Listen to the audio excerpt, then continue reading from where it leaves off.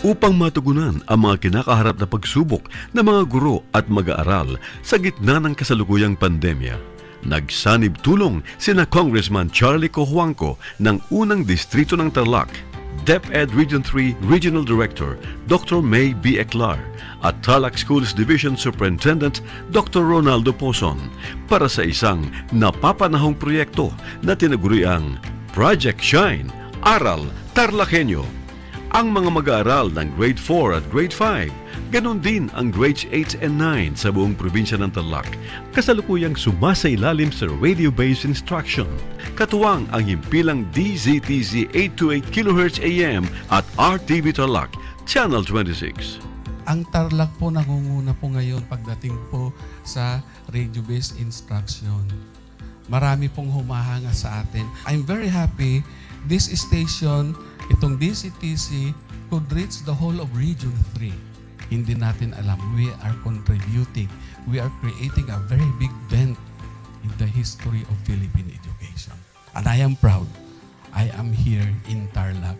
This is the noble cause of education in which you and I, without you knowing it, we are bound to do.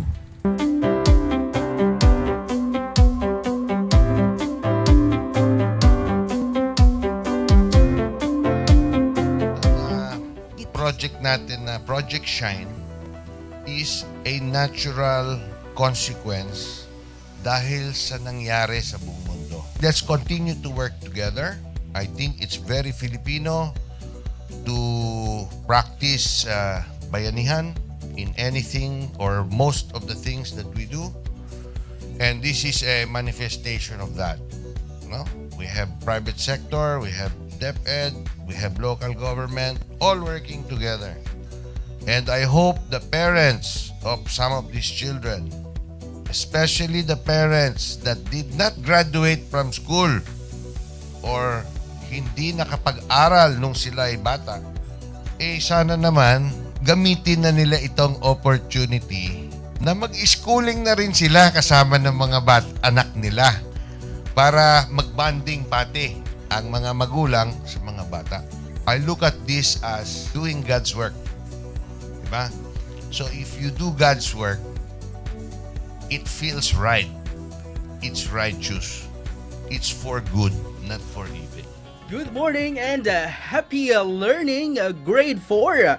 Welcome to Aral TarlakHenyo here on RTV Tarlac, Channel 26. Simulcast over DZTZ 828. Radyo Pilipino Tarlac. I am Teacher Mercy Pacheco Bognot. This is Alistair Aidatu. I am Marie Josephine B. Andrade. I am Teacher Princess Marie Andueñas, and I will be your teacher broadcaster for today.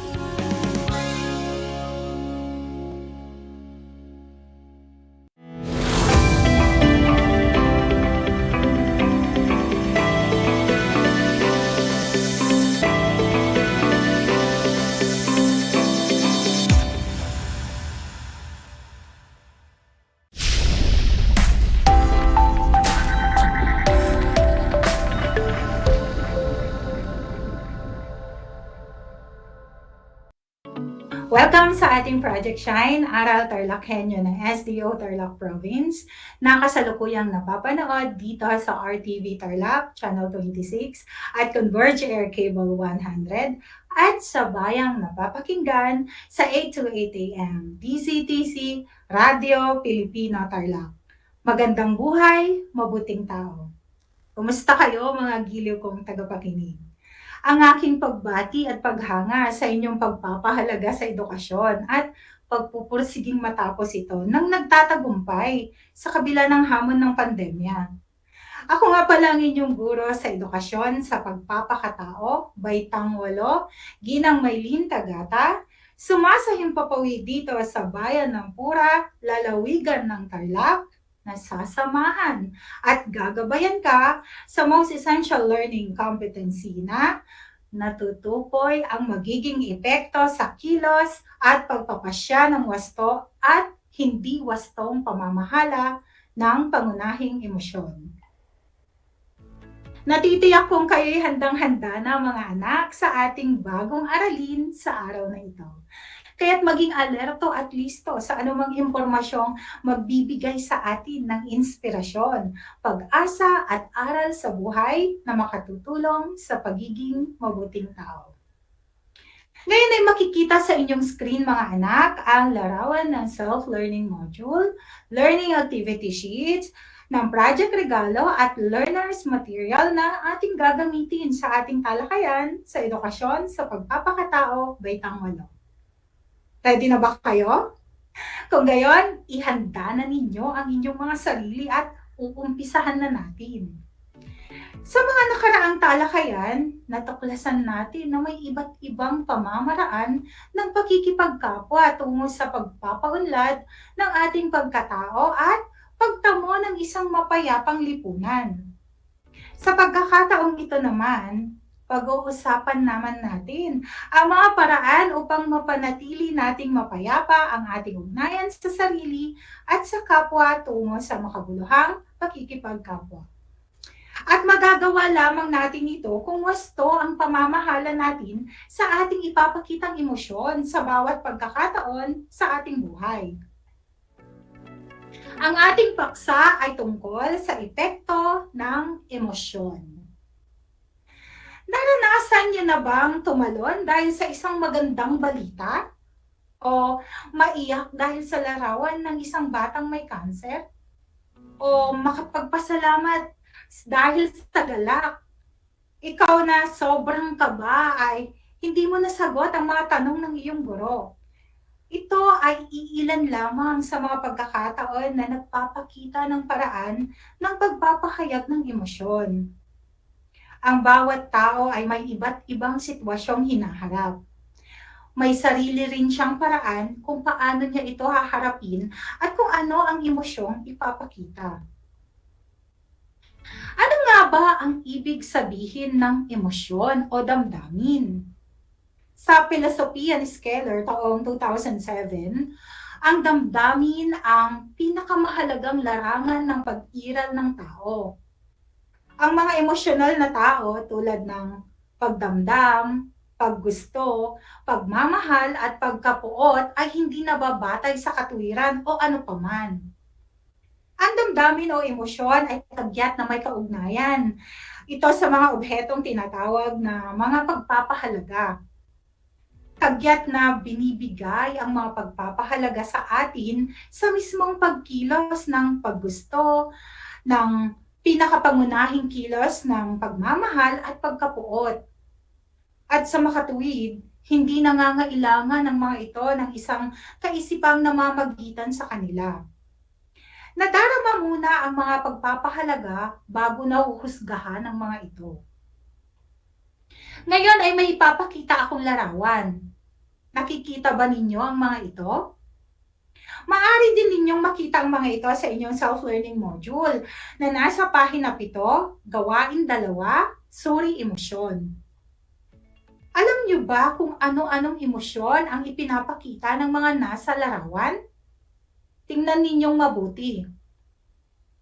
Para sa unang bilang, anong emosyon ang ipinapakita rito? Kung ang sagot ninyo ay larawan ng pagkamasaya, tama mga anak, napakagaling. Ang ikalawa, anong emosyon ang nasa larawan? Ang emosyon na nasa larawan ay pagkagalit. Ano naman ang nasa ikatlong larawan? Ang emosyon o anong emosyon ang ipinapakita rito? Dito ang sagot natin ay pagkadismaya. At ang ika-4 na larawan, anong emosyon naman ito? Kung ang sagot ninyo ay pagkalungkot, magagaling mga anak. At ang panghuling larawan, anong emosyon ito? Ang sagot para rito ay pagkatakot. Ang mga nabanggit nating mga emosyon ay may malaking epekto kung papaano kikilos ang isang tao. Ngayon, ating alamin kung bakit kaya nakaapekto ang mga ito sa pagkilos at pagdedesisyon ng tao. Tara na at talakayin na natin ang mga epekto ng mga ito sa buhay ng isang tao. Ang mga nabanggit na emosyon ay nararamdaman sa araw-araw na pakikibaka ng tao. May mga karanasang nag-uudyok sa individual na magpasaya ng naaayon sa kanyang pagkilos at pagtugon sa emosyon. Kadalasan ay nakaapekto ito sa ating pagdedesisyon o paggawa ng isang bagay. Ano-ano nga ba ang mga pangunahing emosyon na makaaapekto sa pagkilos? Ang mga pangunahing emosyon na makaaapekto sa pagkilos ng isang individual ay ang mga sumusunod. Una ang pagkatakot, pagkagalit, pagkadismaya, pagkalungkot, pagkagalak, at ang pagkamasaya. Isa-isahin natin kung ano-ano ang pakahulugan at paano nakaapekto ang mga ito sa pagkilos ng tao. Unahin natin ang pagkatakot o fear. Ano nga ba ang pagkatakot o fear? Ang pagkatakot o fear ay ang pagkabahala sa sarili na masaktan sa totoo o haka-hakang panganib. Inuulit ko na ang pagkatakot o fear ay ang pagkabahala sa sarili na masaktan sa totoo o haka-hakang panganib. Paano ba ito nakaapekto sa pagkilos ng isang individual? Kung ang tao ay takot, madalas ay hindi nagagawa ng maayos ang mga tungkulin at nagiging hindi kaaya-aya ang kilos ng isang ito. Ang susunod naman na emosyon ay ang pagkagalit o anger. Ang pagkagalit o anger ay damdaming may matinding sama ng loob at pag-ayaw sa isang tao o bagay dahil nakapagdudulot ito ng sama ng loob. Madalas nararamdaman ito kapag may tao o bagay na nakapanakit ng iyong damdamin. Paano naman nakaapekto ang ganitong emosyon? Kapag ang tao ay may galit sa puso niya, nasisira ang kanyang diskarte at may nagagawang nakakasakit o nakasasakit na bagay o kung minsan ay nakakapagbitaw ng mga hindi kanais-nais na mga salita sa kanyang kapwa. Madalas nangyayari yan, hindi ba? Kapag hindi na kontrol ang galit, may nagagawa o nasasabi na hindi kaaya-aya. Ang sumunod naman na emosyon ay ang pagkadismaya o disappointment sa wikang Ingles. Ang pagkadismaya o disappointment ay ang hindi pagiging masaya o pagkakaroon ng negatibong pakiramdam sa isang bagay o sitwasyon dahil hindi ito nagresulta ng maganda o sa inaasahan mong mangyari. Ang taong dismayado, nawawalan siya ng tiwala sa sarili at maging sa iba. Madalas, resulta ito ng isang pangyayaring hindi inaasahan o maging mga kapalpakan sa pag-aaral, pamilya, pwede rin sa trabaho at marami pang iba. Nakakasunod pa ba kayo? Okay, ngayon ay dumako naman tayo sa pagkalungkot o yung tinatawag natin sa Ingles na sadness. Ano nga ba ang pagkalungkot o sadness na ito? Ang pagkalungkot o sadness ay ang pagkahapis o pagdadalamhati kaugnay ng pagkawala ng mahal sa buhay o isang mahalagang bagay. Halimbawa nito kapag ang iyong pinakaiingatang gamit tulad halimbawa ng cellphone ay biglang nawala o nasira. Lalo na sa ngayong panahong ito na nag-online class tayo. Natural lamang na makakaramdam tayo ng pagkalungkot kapag nangyari iyon. O di kaya halimbawa, yung pinakamamahal mong kaibigan ay lilipat na ng tirahan na itinuturing mong parang kapatid na. Kapag nagkaganoon, panigurado lamang na hindi natin maayos na nagagampanan ng gawain o iniaatas sa atin. Dahil sa sobrang pagkalungkot, madalas nawawala sa konsentrasyon at nalilihis sa nais. Kahit sino naman siguro, mawawalan ng mahalagang bagay o mahal sa buhay, for sure, sobrang sakit at sobrang hirap. Ang susunod naman na emosyon ay ang pagkagalak o joy sa Ingles. Ano nga ba ang pagkagalak? Ito ay ang masidhing damdamin ng kasiyahan, kaligayahan o katuwaan.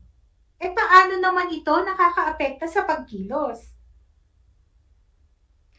Kapag ang tao'y nagagalak, nasisiyahan siya sa paggawa ng takdang gawain sa trabaho, paaralan o sa bahay man, 'di ba? Alam kong alam ninyo ang pakiramdam na ito. Minsan nga kahit sangkatutak ang pinapagawang trabaho sa inyo, kapag ramdam ninyo ito, walang reklamong maririnig. Yung ngiting abot hanggang tenga. Tama ba ako? At ang panghuli ay ang pagkamasaya. Tulad sa pagkagalak, kapag ang tao ay masaya, determinado siyang matapos ang isang gawain at nagiging makabuluhan ang bawat pagkilos niya.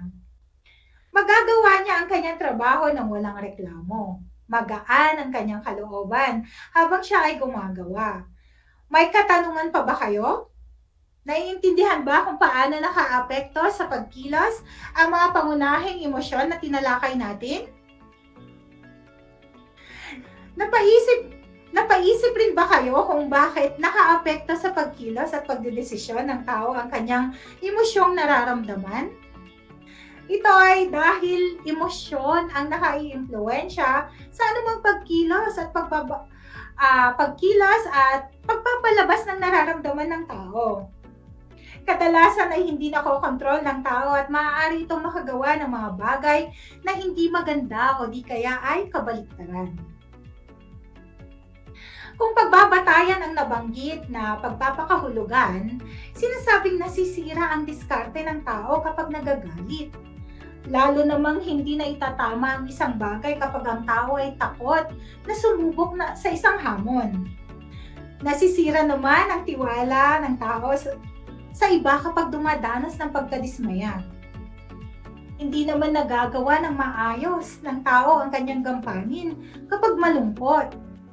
Sa kabilang banda, nasisiyahan sa paggawa ang individual kapag siya ay nagagalak at lalong masigasig kapag nasisiyahan. Kung gayon, sadyang may kaugnayan ng emosyon ng tao sa kanyang ikinikilos at pagdedesisyon. Maliban sa mga emosyon na nabanggit na natin, ay mayroon pang ilan sa mga itinuturing na pangunahing emosyon ayon sa aklat ni Esther Esteban taong 1990. Ang mga ito ay ang una, pagmamahal o love. Ang ikalawa ay ang paghahangad o desire. Ikatlo ay ang pag-asa o hope. Ikaapat, pagkamuhi o hatred. Ikalima ay ang pag-iwas o aversion. Ika-anim ang pagdadalamhati o sorrow. Ikapito ang pagkawala ng pag-asa o despair. At ang ikawalo ay ang pagkamatatag o courage. Kagaya ng mga nabanggit natin kanina, ang mga emosyon ding ito ay may malaking kaugnayan sa kung paano kikilos at magdidesisyon ang isang tao. Ngayon ay umaasa ako na naiintindihan ninyo ang ating talakayan.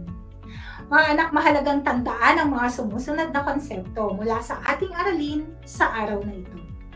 Una, sa bawat pagkilos ng isang tao ay nakadepende sa kung anong emosyon ang nararamdaman. Once na ang tao ay naramdaman ng isang partikular na emosyon, ibabase niya ang kanyang pagkilos dito. Ikalawa, patunay lamang na may malaking kinalaman ang ating damdamin sa kung paano natin magagawa ang isang bagay. Nasasalamin nito ang kabuuang kalalabasan ng ating kilos at gawin. Ang ikatlo, mahalaga na mapamahalaan ng wasto ang ating mga emosyon upang maging angkop at akma ang pagkilos. Mahalaga pa rin na alam nating kontrolin ang ating kanya-kanyang mga sarili upang hindi makagawa ng mga desisyong pagsisisihan sa bandang huli. Maliwanag po ba? Klaro ba ang lahat? Ngayon ay isang talakayan na naman ang malapit ng matapos. At ako ay masayang-masaya sa ipinapakita ninyong aktibong pakikibahagi sa ating aralin ngayong araw. Higit sa lahat, ang inyong pagmamahal sa edukasyon. Ipagpatuloy ang kagandahang asal na ito, mga anak. Akbang ito tungo sa katuparan ng inyong mga pangarap sa hinaharap. At sa puntong ito, Panahon na upang alamin kung kayo ay may natutunan mula sa ating aralin sa pamamagitan ng munting pagsusulit. Sa lahat ng mga nanonood sa FB Live, gamitin lamang ang FB chat box para sa inyong mga kasagutan. Ihanda naman ang panulat at sagutang papel sa lahat ng nanonood sa telebisyon at nakikinig sa radyo. Meron tayong 5 katanungan. Isulat lamang ang titik ng tamang sagot sa bawat bilang. Ready na ba kayo? Para sa ating unang bilang, napagsabihan ni Rose si Candy ng mga masasakit na salita dahil sa ginawa nitong hindi pagsasabi ng totoo. Anong emosyon ito? Uulitin ko, napagsabihan ni Rose si Candy ng mga masakit na salita dahil sa ginawa nitong hindi pagsasabi ng totoo. Anong emosyon ito? Ang ating mga pagpipilian para rito sa titik A, pagkamasaya, sa titik B, pagkalungkot, sa titik C, pagkagalit, o sa titik D, pagkagalak. Ang tamang sagot para rito ay titik C, pagkagalit. Sa ikalawa, hindi nagawa ni Carl ng maayos ang kanyang proyekto sa edukasyon sa pagpapakatao sapagkat namatay ang kanyang lola noong nakaraang linggo. Anong emosyon ang maaaring naramdaman ni Carl? Uulitin ko, hindi nagawa ni Carl ng maayos ang kanyang proyekto sa edukasyon sa pagpapakatao sapagkat namatay ang kanyang lola noong nakaraang linggo. Anong emosyon ang maaaring naramdaman ni Carl? Ang ating mga pagpipilian, sa titik A, pagkamasaya, sa titik B, pagkagalak, sa titik C, pagkagulat, o sa titik D, pagkalungkot. Alin kaya sa mga ito ang tamang sagot? Kung ang inyong naging sagot ay titik D, pagkalungkot, magagaling mga anak. Kadalasan, kapag naranasan ang ganitong emosyon, hindi tayo makapag-concentrate. Ang gusto lamang natin ay mapag-isa o magkulong sa kwarto. Sa ikatlong bilang, napatalon si Cherry nang mabalitaan niyang naipasa niya ang pagsusulit sa kanyang papasukang eskwelahan para sa kanyang kolehiyo. Anong emosyon ito? Napatalon si Cherry nang mabalitaan niyang naipasa niya ang pagsusulit sa kanyang papasukang eskwelahan para sa kanyang kolehiyo. Anong emosyon ito? Ang ating mga pagpipilian sa titik A, pagkalungkot, sa titik B, pagkagulat, sa titik C, pagkagalak, at sa titik D, pagkatakot. Ang tamang sagot para sa bilang na ito ay titik C, pagkagalak. Ikaapat, naging matagumpay si Brian sa kanyang pag-aaral sapagkat nasisiyahan siya sa mga gawain sa paaralan. Ang ating mga pagpipilian sa titik A, pagkamasaya, sa titik B, pagkatakot, sa titik C, pagkabigla, o sa titik D, pagkadismaya. Dito ang tamang sagot ay titik A, pagkamasaya. Sa ikalima at panghuling bilang, nagdesisyon si Jenny na huwag nang ipagpatuloy ang pagsali sa dance contest dahil ayaw niyang mapahiya. Ano kayang emosyon ang naramdaman ni Jenny? Sa titik A, pagkamasaya. Sa titik B, pagkadismaya. Sa titik C, pagkatakot. At sa titik D, pagkalungkot. Dito ang tamang sagot ay titik B, pagkadismaya. Ngayon ay binabati ko kayong lahat mga anak sapagkat natitiyak kong nakuha ninyong lahat ang tamang sagot sa ating pagsusulit. Mula sa akin, tanggapin ninyo ang mga salitang magaling at mahusay, mabuting tao. Mga bata, ako ay naghanda ng mga gawain at refleksyon sa inyong learning activity sheets. Inaasahan ko na ito ay inyong sasagutan ng buong sigasig at sa abot ng inyong makakaya. At sakali man na kailanganin ninyo ang patnubay ng inyong kapamilya at guro, huwag kayong mag-atubiling sila ay tawagan upang kayo ay magabayan ng tama. Panalangin ko na anumang konsepto, higit lalo ang mga aral sa buhay na inyong natutunan sa araw na ito ay inyong maisa sa buhay sa araw-araw. Muli, ako ang inyong guro sa edukasyon sa pagpapakatao, Baitang 8, Ginang Maylin Tagata, kasama ang manunulat ng script na si Ginang Evelyn A. Ramos na nagpapaalala sa inyo na piliing maging mabuting tao sa lahat ng panahon at pagkakataon. Maligayang bagong taon hanggang sa muli. Paalam!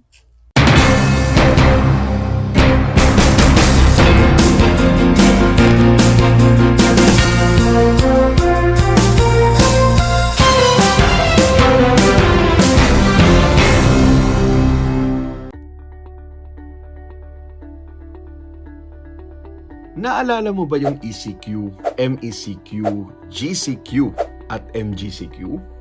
Ngayon, dalawa na lang ito, ECQ at GCQ na lamang. Sa ilalim ng GCQ, meron tayong tinatawag na COVID-19 Alert Level System. Ito ay bahagi ng pinakabagong Community Quarantine Classification, kung saan may alert level system na nahahati sa 5. Ang level ay nababase sa case transmission, total bed utilization rate at ICU utilization rate ng isang syudad o munisipalidad. Ang bagong classification system ay binuo ng IATF upang mapigilan ang pagkalat ng COVID-19. Ito ay nakabase sa mga alituntunin ng 3C strategy na closed, crowded at close contact. Ang bagong sistema ay sinusubukan pa lang sa Metro Manila gamit ang Alert Level 4. Pero ano nga ba ang mangyayari sa level na ito? Tulad ng dati, mayroon pa ring mga bawal lumabas. Ito ay ang mga taong ang edad ay mababa sa 18 taong gulang. Mga may edad na higit sa 65. Mga may immunodeficiency, comorbidities o iba pang mga health risk. At mga buntis, maliban kung lalabas sila para sa essential goods at services. At kung sila ay nagtatrabaho sa mga industriya o opisina na pinapayagang mag-operate. Maari namang lumabas ang mga authorized persons outside residence o APOR at ang mga nagtatrabaho sa mga pinapayagang opisina o establishmento. Ang intrazonal o interzonal travel ay pinahihintulutan lamang depende sa LGU ng pupuntahang lugar. Maari namang mag-ehersisyo ang mga residente sa labas ng kanilang bahay.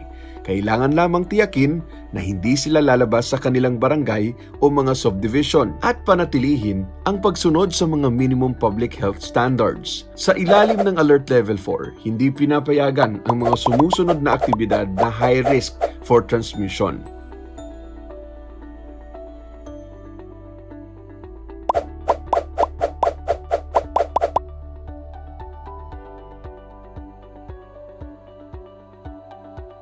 Pinapayagan pa rin namang mag-operate ang ilang essential stores tulad ng grocery at butika.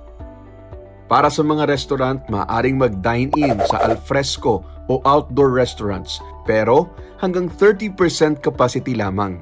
Pinapayagan naman ang indoor dine-in ng 10% capacity pero para lamang sa mga bakunado. Samantala, upang matiyak ang seguridad ng customers, kailangan maglagay pa rin ng acrylic divider sa mga lamesa, magsagawa ng regular na disinfection, at magpatupad ng tamang seating arrangement ang bawat restaurant. Tungkulin rin ng restaurant na tiyakin na ang lahat ng kanilang empleyado ay fully vaccinated. Kagaya ng ibang alert levels, 100% fully operational ang lahat ng take-out delivery services. Anumang oras ay maaaring magpatupad o magrekomenda ang LGU ng pagbabago sa kapasidad ng kada restaurant depende sa kaso ng COVID-19 sa kanilang bayan. Pinapayagan ang 10% capacity para sa mga indoor barbershop o salon, samantalang 30% capacity naman para sa mga outdoor shops. Kailangan ding tiyakin na lahat ay fully vaccinated at laging sumusunod sa minimum public health standard. Maaari pa ring magsagawa ng lamay, misa, at iba pang religious at necrological activities sa ilalim ng Alert Level 4. Tiyakin lamang na sundin ang 30% capacity para sa outdoor na pwedeng itaas hanggang 40% capacity para sa mga bakunado. Samantalang ang mga pari, pastor, imam o sino mang mag-assist sa simbahan ay kinakailangang fully vaccinated at ang mga lamay ay limitado lamang sa mga immediate family members. Patuloy ding hinihikayat ang mga kumpanya na ipatupad ang work-from-home arrangement. Habang nananatiling fully operational naman ang mga government agencies, ngunit papayagan lamang ito hanggang 20% on-site capacity. Tandaan, ang mga granular lockdown o alert levels ay pansamantala lamang. Laging sundin ang minimum public health standards para maiwasan ang pagkalat ng virus. Magpabakuna rin tayo kapag nabigyan ng pagkakataon. Makipagtulungan tayo sa ating pamahalaan upang magtagumpay sa ating laban sa pandemyang COVID-19. Stay safe, stay at home. Para sa mga karagdagang impormasyon, i-follow ang mga social media platform ng gobyerno tulad ng DOH, NTF COVID-19 at PCOO.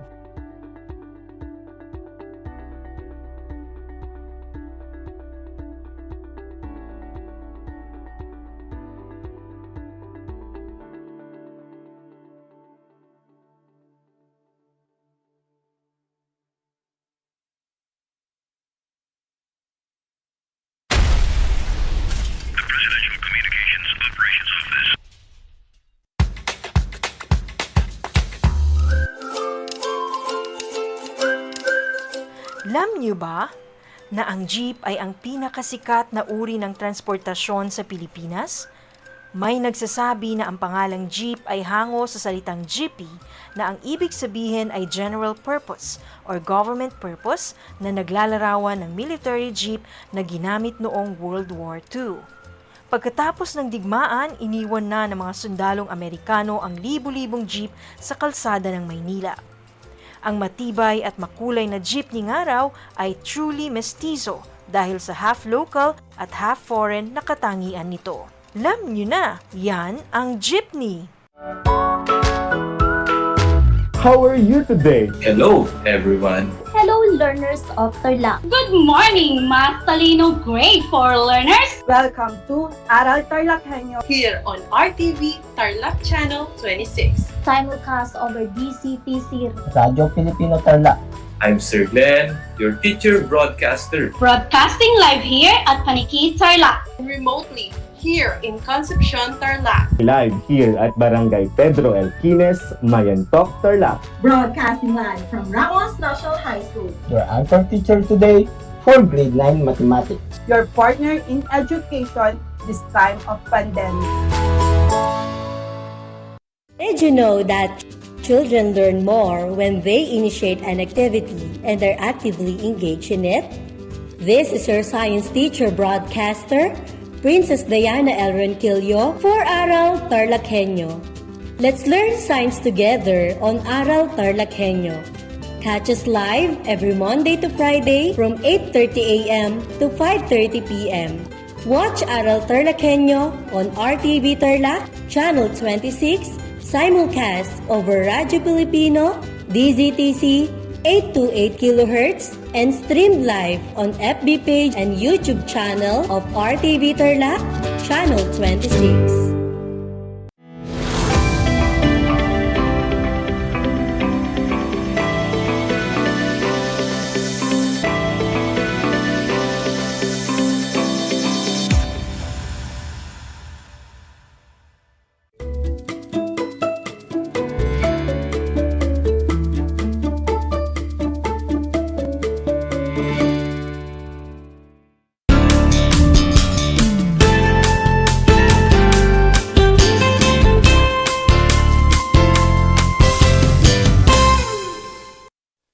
New Year, everyone! Welcome to Aral TarlakHenyo, here on RTV Tarlac, Channel 26, simulcast over DZTC, Radio Filipino Tarlac. We are also live on Channel 100 of Converge Cable TV. I am teacher Princess Diana L. Ronquillo, and I will be your teacher broadcaster for today. Streaming live from Lawangkupang, La Paz, Tarlac. Today, we are about to embark on our new lesson for the second quarter in Science 8. This new year, allow me to deliver new science ideas and concepts at its finest in an enjoyable ways of learning. So get your modules and join me in this lifelong learning journey. For those who have questions or clarifications about our lesson for today, feel free to send me a message at 0916-574-5202. Let me repeat, it's 0916-574-5202. And for those who are watching via FB Live, just type in your message at the comment section. I am glad to be your guide in taking up the lesson for today and learn to meet the competency for this week while you are at the comfort of your home. Are you guys ready to learn with me, my dear grade 8 students?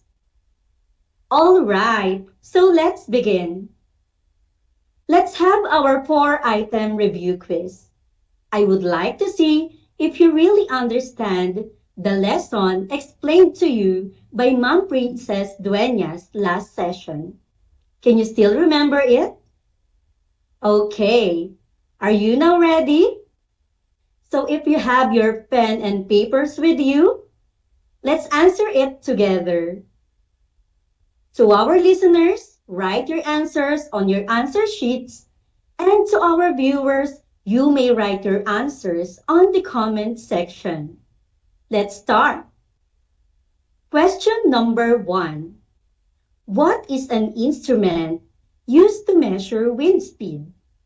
A. Anemometer. B. Rain gauge. Letter C. Wind vane. Or letter D. Theodolite. Now write down your answer. The correct answer is very good. It's letter A, anemometer. Let's have question number 2. What is this common instrument used to measure the amount of rainfall? A. Anemometer. B. Rain gauge. Letter C. Wind vane. Or letter D. Theodolite. Now write down your answer. The correct answer is, yes, you got it right. It's letter B, rain gauge. Good job, students. Let's have number 3. What do you call this instrument used to determine wind direction? A. Anemometer. B. Rain gauge. Letter C. Wind vane. Or letter D. Theodolite. Now take down your answer.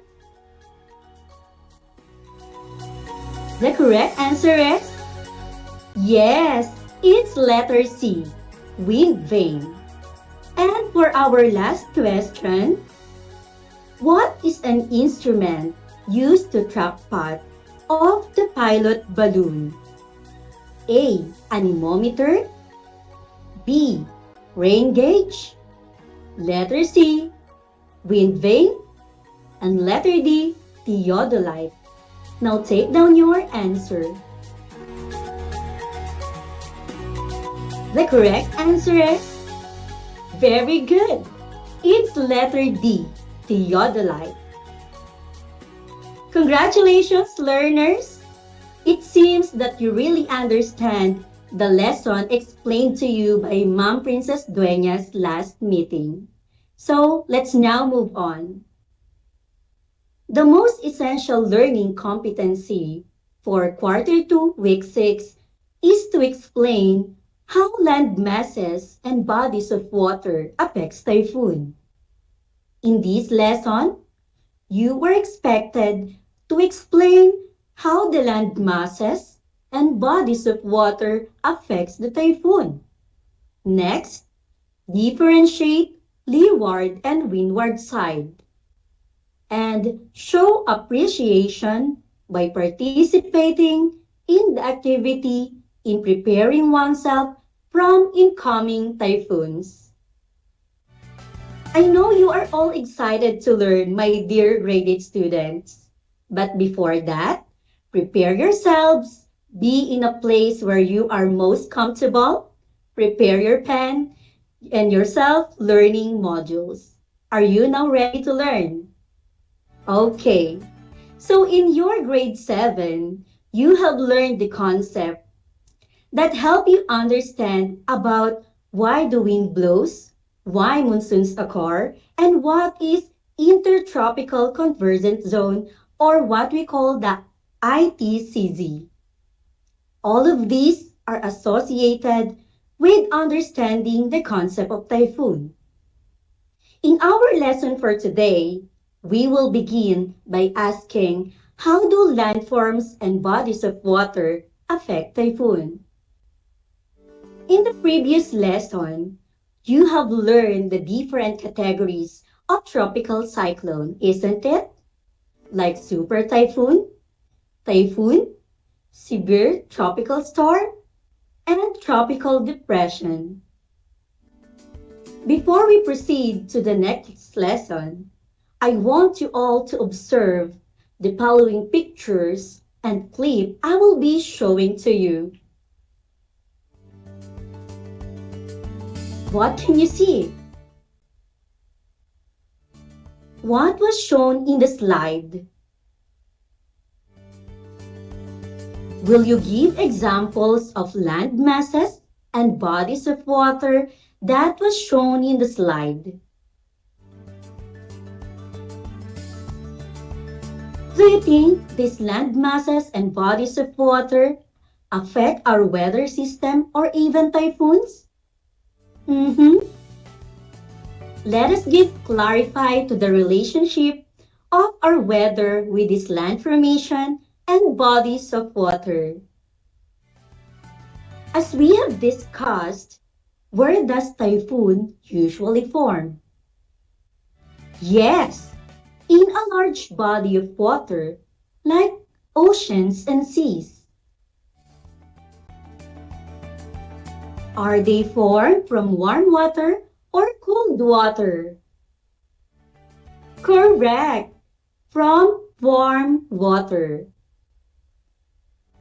And what do we call the area in which we can call the typhoons is in our territory? Very good. It is the Philippine Area of Responsibility, or what we call the PAR. So now, let us clarify to the relationship of our weather with this land formation and bodies of water. A tropical cyclone can only form over oceans of the world, except in the South Atlantic Ocean and the Southeastern Pacific, due to its lower air temperature. Oceans in the tropics and landforms in nearby countries can affect the formation of typhoons. Landforms affect wind directions and therefore disrupt the spin of a typhoon. Typhoon weakens because of lack of water to supply the needed moisture in the air. When this happens, the air temperature drops. As the water vapor cools, fog forms, and rain may fall on the windward side of the mountain. The windward side has more precipitation and more vegetation. When the same atmosphere descends on the other side of the mountain, it brings a minimal amount of water vapor. A rain shadow or dry climate develops on the leeward side of the mountain. As the air continues to descend toward sea level, atmospheric pressures increases, which causes a temperature increase. Because of this, The leeward side is generally warmer and drier. Leeward side has less vegetation because moist in the air is accumulated in the windward side. The bodies of water help in the formation and development of a typhoon.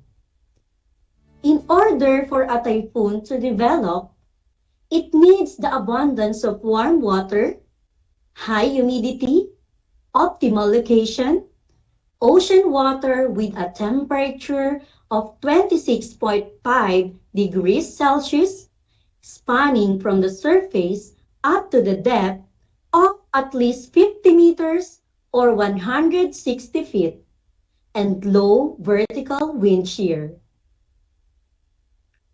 Warm bodies of water are the main factors in the formation of a typhoon.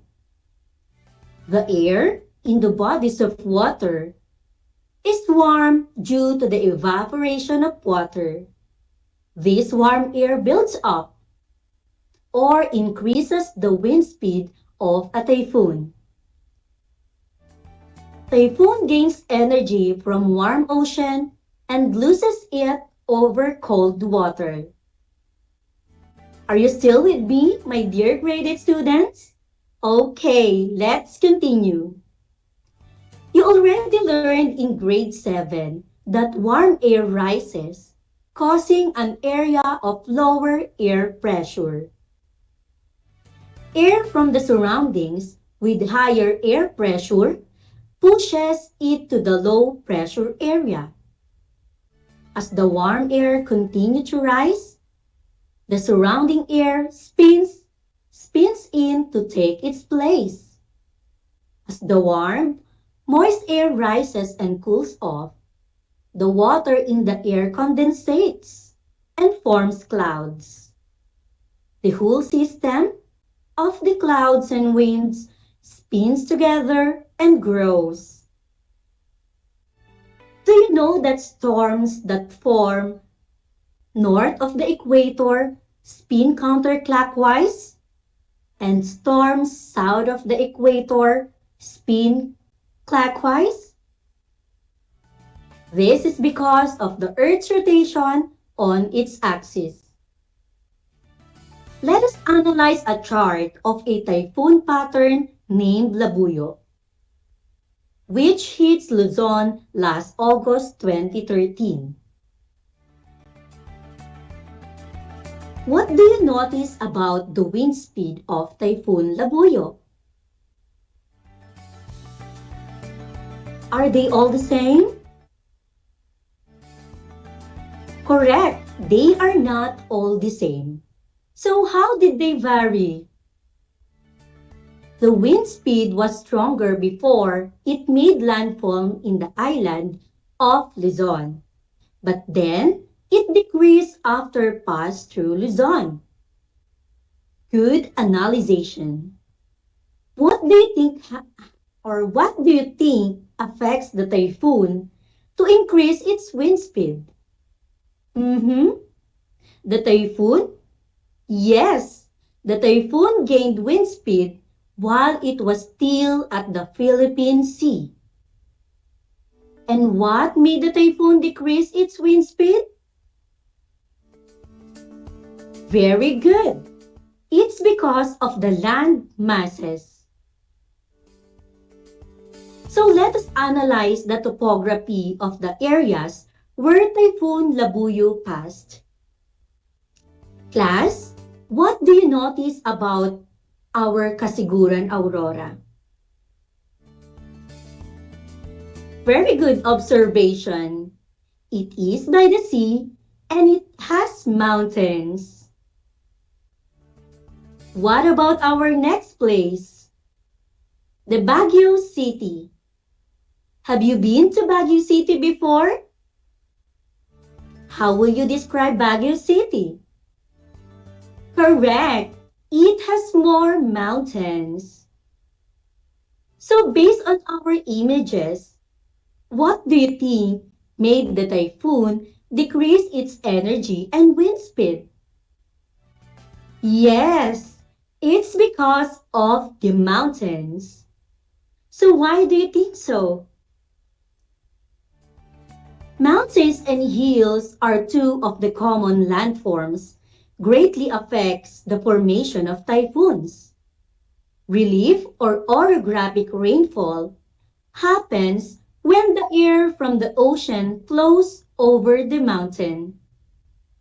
When the warm air rises, it cools and condenses to form clouds, which bring rain. Once the air has passed over the mountains, it descends and warms. This creates drier conditions known as rain shadow. So what about the small bodies of water? How did they affect the typhoon? Like for example in Baguio City. Correct! It's the temperature of the small bodies of water. Since typhoon need warm water to develop, it can lose energy with cold water. Do you think we can depend on our land formations and cold bodies of water to protect us from strong typhoons? Yes or no? And why or why not? Yes, the answer is no, because as we can see in the weather chart, the typhoon lost some of its energy, but it still remained as a typhoon with strong winds. Did you understand that? That's great. Are you learning, my dear graded students? And to sum up our lesson for today, again, how can landforms and bodies of water affect typhoons? Yes, typhoons gain energy with warm water but loses energy with cold water. It will also weaken its interaction with landforms. Did you understand our lesson for today, class? All right. So now that you have learned that land masses and bodies of water affect typhoons, it's time for a simple activity. Are you now ready? Okay. So for the instruction, you will be answering 5-item questions. You will write your answer on your activity sheet. I will be giving you 3 seconds to answer each number. Are you ready? That's great. For question number 1, what happens to a typhoon when it makes a landfall? A. Gets weaker. B. Stays longer. Letter C. Moves faster. And letter D. Gets stronger. Now write down your answer. The correct answer is? You got it right. The correct answer is letter A. It gets weaker. Question number 2. How do landforms affect typhoon? A. No effect at all. B. Increase wind direction. Letter C. Serve as a fuel to traveling air masses, making typhoon stronger. Or letter D. Serve as an obstacle for traveling air masses, making typhoon weaker. Now take down your answer. The correct answer is? Very good. The correct answer is letter D. It served as an obstacle for traveling air masses, making typhoon weaker. Let's have number 3. Which statement is incorrect? A.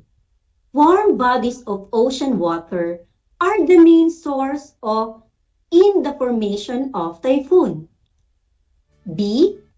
Warm bodies of ocean water build up, increasing the wind speed of typhoon. Letter C. Air from surrounding areas with lower air pressure pushes to high pressure area. And letter D, tropical cyclone does not form in the South Atlantic Ocean due to its lower temperature.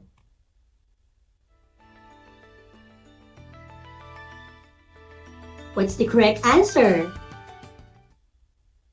The correct answer is very good. The correct answer is letter C. Air from surrounding areas with lower air pressure pushes to high pressure area. Let's have question number 4.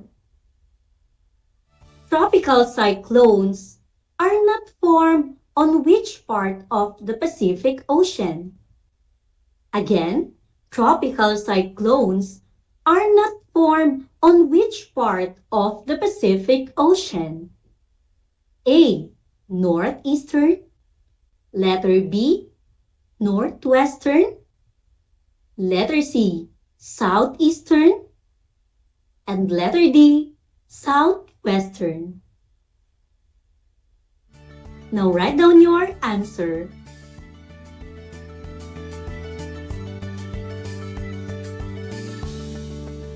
The correct answer is, you got it right. The correct answer is letter C, Southeastern. And for our 5th question, which best describes leeward side? Again, which best describes leeward side? A. Leeward side has abundant life forms. Letter B. Leeward side receives a lot of precipitation.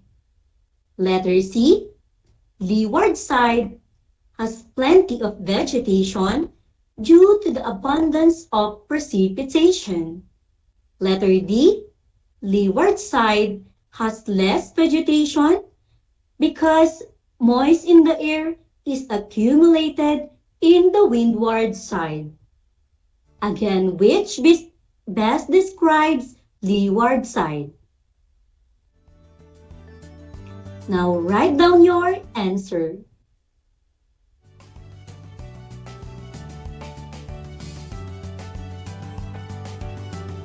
The correct answer is very good. The correct answer is letter C. Leeward side has plenty of vegetation due to the abundance of precipitation. Did you get all the correct answers, my dear grade 8 students? Very good. And for those who have answered all the questions correctly, congratulations, my dear students. You did a fruitful job today. It seems that you really listened to our discussion for today. And for your assignment, I want you to write down the things to do before, during, and after a typhoon.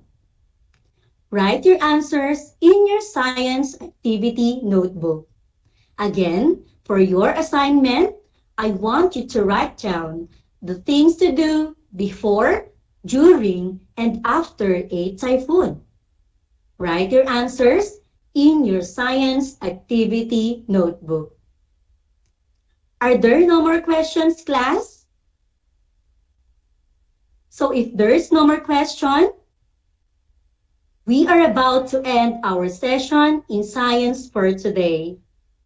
I am encouraging all of you to give some feedbacks regarding the flow of our discussion for today. Your feedbacks will be a great help for the next session to come. Stay tuned with us in our next session on Wednesday, January 5, 2022. Just keep on tuning to our radio station, DZTC Radio Filipino Tarlac, and keep watching on RTV Tarlac, Channel 26. I hope you learned a lot today. Once again, this is Mom Princess Diana Elrencillo, your science anchor teacher for today, saying, there is always a storm, There is always rain. Some experience it, some live through it, and others are made from it. Thank you for listening and God bless us all. I'll see you next time. Bye.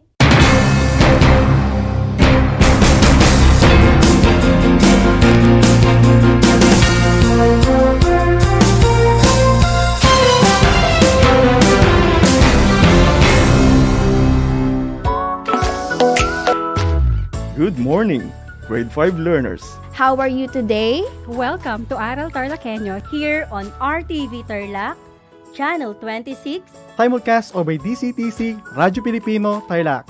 I am Sir Joshua Evaristo, your teacher broadcaster, aiming to give you another fun-filled learning experience, Serving you with the different skills learn and have fun together.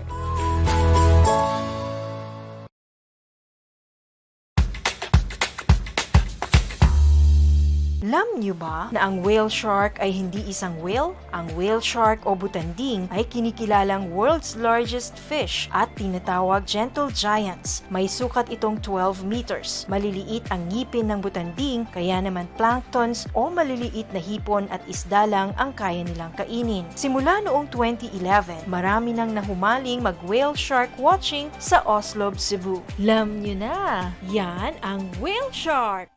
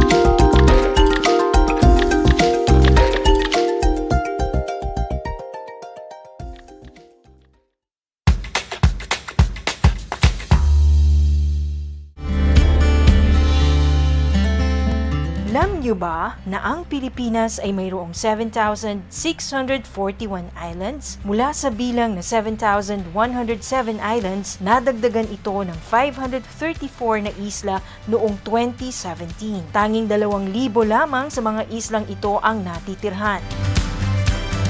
Alam niyo na! Yan ang mga isla sa Pilipinas. Multiply 1,089 by 9, you will get an answer, the exact reverse, which is 9,801. My name is JRP Duldulao, your teacher broadcaster on Aral TarlakHenyo. For more math trivia and answers to your math questions, catch Aral TarlakHenyo every Monday to Friday from 8:30 a.m. to 5:30 p.m. Learning math is so much fun!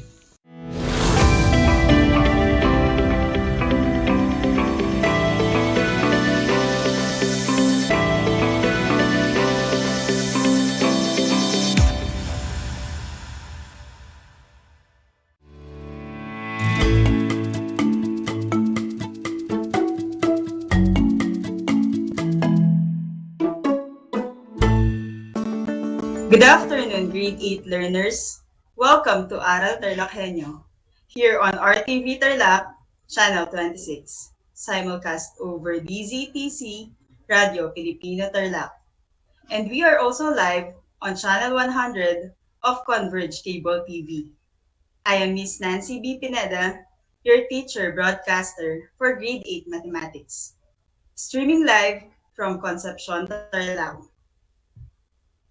Before we start today's lesson, kindly prepare your learner's material, learner's activity sheet, your pen and paper to write your answers as we progress with our discussion. And most importantly, Look for a place in your home where you feel safe and comfortable. It is Monday again. Beginning a new year is a hopeful time. It is a time when many of us reflect on the visions, dreams, and goals we have for our life. Some of those goals materialize into a type of resolution for the new year. Many of us start out the year determined that we will follow through on our resolutions. It's time to get back to school with raised spirits after the wonderful Christmas and New Year holidays. This brand new year gives us all a chance to achieve whatever our goals are. And we are now beginning the first full week of January. I hope that you are all excited to start the year filled with love and enthusiasm. Before we start the lesson, let us have a brief review of our previous lesson as discussed by Sir Elmer Isla. In our previous episode, you have learned how to identify the hypothesis and the conclusion of a given conditional statement. A conditional statement or if-then statement is composed of two clauses, the if clause and the then clause. We can denote a letter for each clause. P for the if clause and Q for the then clause. The statement is in the form of if P, then Q. Conditional statements are formed by joining two statements P and Q using the words if and then. The P statement is called the hypothesis, the part of a conditional statement that follows if, when written in if-then form. It is the given information or premise. The Q statement is the conclusion, the part of an if-then statement that follows then, when written in if-then form. It is the result of the given information. In some conditional statements, conclusions are written before the hypothesis. Will you be able to tell correctly which one is the hypothesis and which one is the conclusion? Let us find out by activating your prior knowledge in identifying the hypothesis and conclusion of a given conditional statement written in if-then form. If you're ready, then comment a heart.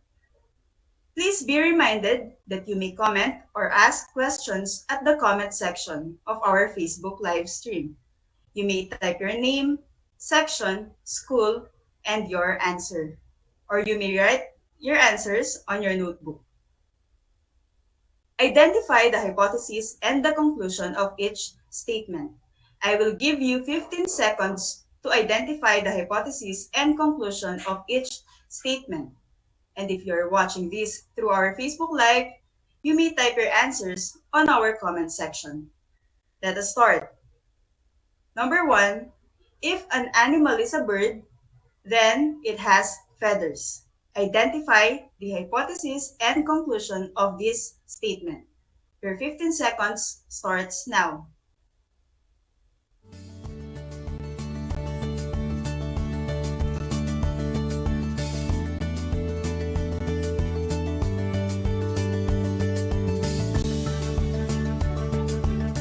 The hypothesis of the statement is an animal is a bird, and the conclusion is it has feathers.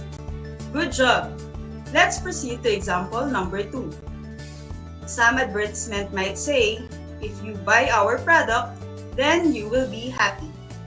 Identify the hypothesis and conclusion of this statement. Your 15 seconds starts now.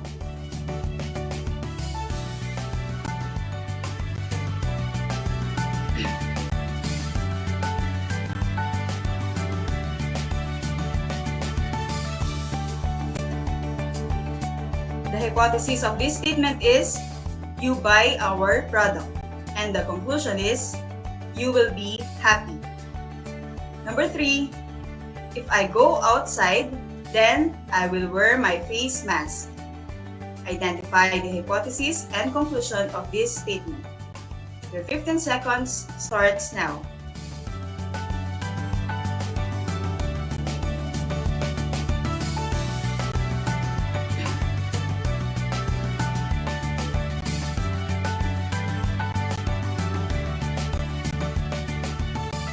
The hypothesis is, I go outside. And the conclusion is, I will wear my face mask. Number 4, if a number is even, then it is divisible by 2. Identify the hypothesis and conclusion of this statement. Another 15 seconds starts now.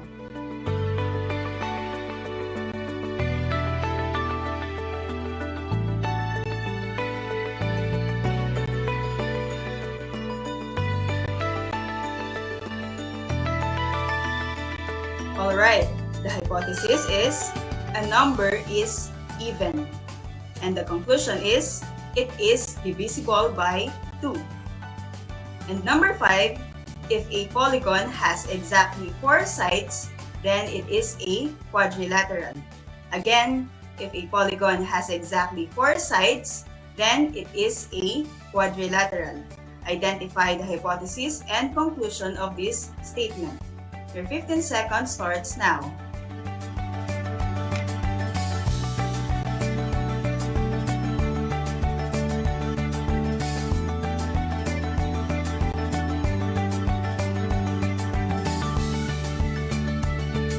If your hypothesis is a polygon has exactly 4 sides and your conclusion is it is a quadrilateral, then you are correct. You learned how to identify the hypothesis and conclusion of a given conditional statement. The if statement is the hypothesis and the then statement is the conclusion. Furthermore, you also learned that in the conditional statement written in if-then form, the part of the conditional statement that follows the if clause is the hypothesis and the part of the conditional statement that follows the then clause is the conclusion. Again, the part of the conditional statement that follows the if clause is the hypothesis, and the part of the conditional statement that follows the then clause is the conclusion. In this radio-based instruction, I will be guiding you in the week 6 lesson for the second quarter of grade 8 mathematics. At the end of this lesson, you are expected to transform a statement into an equivalent if-then statement. For example, in the statement, if a polygon is a triangle, then it has 3 sides. The hypothesis is a polygon is a triangle, while the conclusion is it has 3 sides. If we are going to rewrite the given statement in this way, a triangle is a polygon with 3 sides. This statement is also considered a conditional statement. However, it is not written in if-then form. So let us take note that not all conditional statements are written in if-then form. Again, not all conditional statements are written in if-then form. These are the kinds of conditional statements that needs to be converted to if-then form. We may reward the hypothesis and conclusion depending on how it is being stated. Let us have the following examples. Number 1, vertical angles are congruent. The hypothesis of the statement is 2 angles are vertical, and the conclusion is they are congruent. Therefore, joining these 2 statements using the words if and then, we get the if-then form. If 2 angles are vertical, then they are congruent. As I've mentioned earlier, we may reward the hypothesis and conclusion depending on how it is being stated. Next, we have the statement, an obtuse triangle is a triangle with an obtuse angle. The hypothesis is the phrase, an obtuse triangle, while the conclusion is a triangle with an obtuse angle. Combining these 2 phrases, we have the if-then form. If it is an obtuse triangle, then it has an obtuse angle. Number 3, 2 angles are complementary if the sum of their measures is 90 degrees. The hypothesis of this statement is 2 angles are complementary. And the conclusion is the sum of their measures is 90 degrees. The if-then form of the statement will be if two angles are complementary, then the sum of their measures is 90 degrees. Number 4, the conditional statement is all prime numbers are odd. The hypothesis of this conditional statement is all prime numbers, while the conclusion is are odd. The if-then form will be if all numbers are prime, then they are odd. Remember, we may reward the hypothesis and conclusion depending on how it is being stated. Number 5, the conditional statement is 4x plus 5 equals 29 when x equals 6. The hypothesis of this kind of statement is 4x plus 5 equals 29, while the conclusion is when x equals 6. Combining these two statements using the if and then, we have the if-then form. If 4x plus 5 equals 29, then x equals 6. Number 6, you are safe if you stay at home. The hypothesis is you stay at home, and the conclusion is you are safe. The if-then form of this statement is if you stay at home, then you are safe. Number 7, conditional statement is I will pass the course if I pass the exam. The hypothesis of this statement is I pass the exam. The conclusion is I will pass the course. And combining these two statements, we have the if-then form. If I pass the exam, then I will pass the course. Number 8, the conditional statement is Anna will bring umbrella when it is raining. The hypothesis is it is raining, while the conclusion is Anna will bring umbrella. The if-then form is if it is raining, then Anna will bring umbrella. Notice that in examples 1 to 5, you can easily identify the hypothesis and conclusion of each given statement. The hypothesis is found in the first part of the conditional statement, while the conclusion is in the second part of the statement. However, in examples 6 to 8, the hypothesis is found on the last part, while the conclusion is found on the first part of the conditional statement. Therefore, we can conclude that a hypothesis is not always found in the first part of the statement. Sometimes, we have to interpret the statement to determine the hypothesis and conclusion first before we can rewrite the statement in if-then form.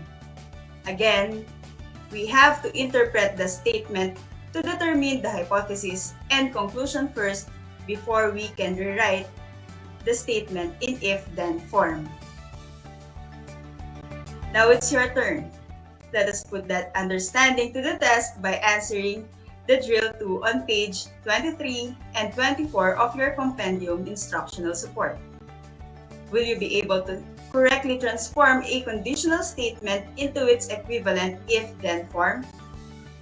Again, I will give you 15 seconds to transform each statement into an if-then form statement. You can write your answers on your math notebook, and if you're watching this through our Facebook Live, you may type your answers on our comment section. Let us start. For number 1, the hypothesis and the conclusion is already given. The hypothesis is a triangle has no congruent sides. I repeat, the hypothesis is a triangle has no sides congruent. And the conclusion is the triangle is Euclid. Transform this into an if-then statement. I will give you 15 seconds to write your answer. Number 1, the hypothesis and the conclusion is already given. The hypothesis is a triangle has no congruent sides. I repeat, the hypothesis is a triangle has no congruent sides. And the conclusion is the triangle is Euclid. Transform this into an if-then statement. I will give you 15 seconds to write your answer.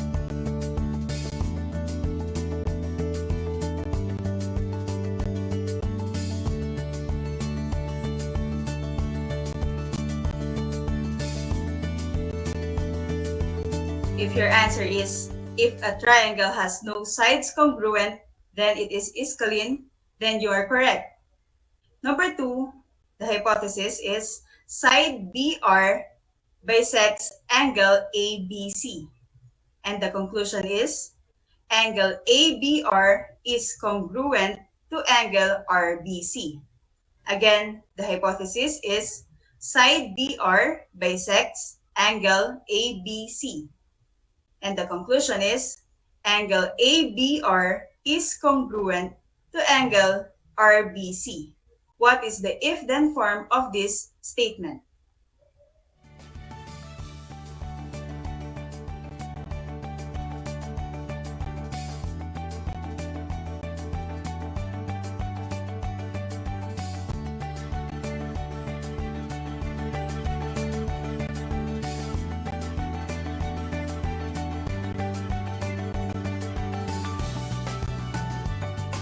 The if-then form is if side BR bisects angle ABC, then angle ABR is congruent to angle RBC.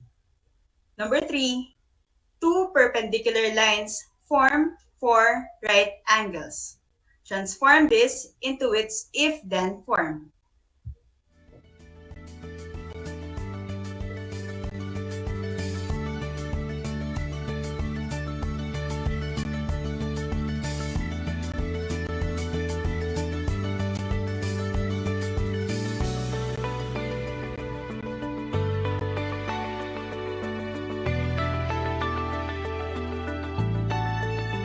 The if-then form is, if two lines are perpendicular, then they form four right angles.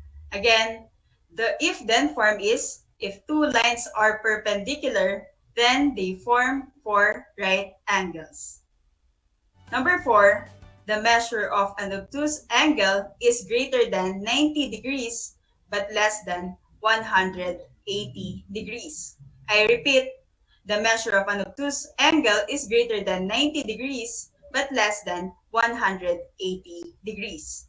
Transform this into its if-then form. You have 15 seconds to answer.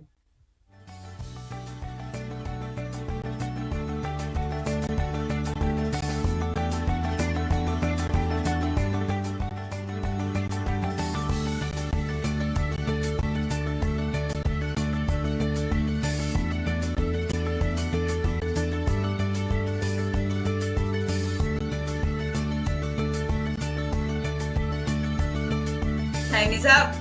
The answer is, if an angle is obtuse, then the measure of the angle is greater than 90 degrees but less than 180 degrees.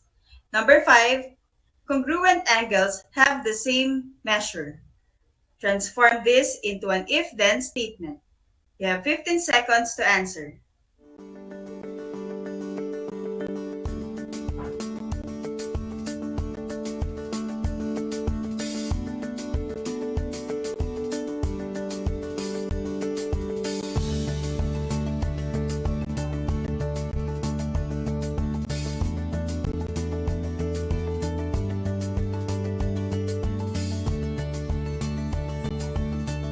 The answer is, if two angles are congruent, then they have the same measure. Congratulations, grade 8 learners! Now that you have learned how to identify the hypothesis and conclusion of a conditional statement, and also learned how to transform these statements into an if-then form, let me leave you this short activity, and this will be your assignment. Answer the following. Complete me on your notebook. Copy and answer the following. Convert each conditional statement into if-then form. Number 1, all squares are rectangle. Complete the statement if blank, then blank. Number 2, a polygon with 9 sides is a nonagon. Complete the statement if blank, then blank. Number 3, collinear points lie on the same line. Complete the statement if blank, then blank. Number 4, come here and you will get a reward. Complete the statement if blank, then blank. Number 5, equilateral triangles are equiangular. Complete the statement if blank, then blank. I repeat, convert each conditional statement into if, then form. Number 1, all squares are rectangle. Complete the statement if blank, then blank. Number 2, a polygon with 9 sides is a nonagon. Complete the statement if blank, then blank. Number 3, collinear points lie on the same line.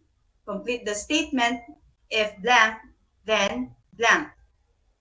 Number 4, come here and you will get a reward. Complete the statement if blank, then blank. Number 5, equilateral triangles are equiangular. Complete the statement if blank, then blank. You did great today, grade 8 learners. Don't forget to send your answers to your respective math teacher. And if you have questions, feel free to ask on the comment section or your math teacher. Before we end our episode today, let me leave you with this thought to ponder. Let us follow God's ifs in order to see God's thens carried out in our lives. That is all for now. I hope you learned and enjoyed our lesson for today. Don't forget to send your answers to your respective math teacher. Tune in every Mondays and Wednesdays here on RTV Tarlac, Channel 26, and on Channel 100 of Converge Cable TV. Again, this is Miss Nancy B. Pineda, your teacher broadcaster. Until next time, have a nice day, be safe, and God bless us all.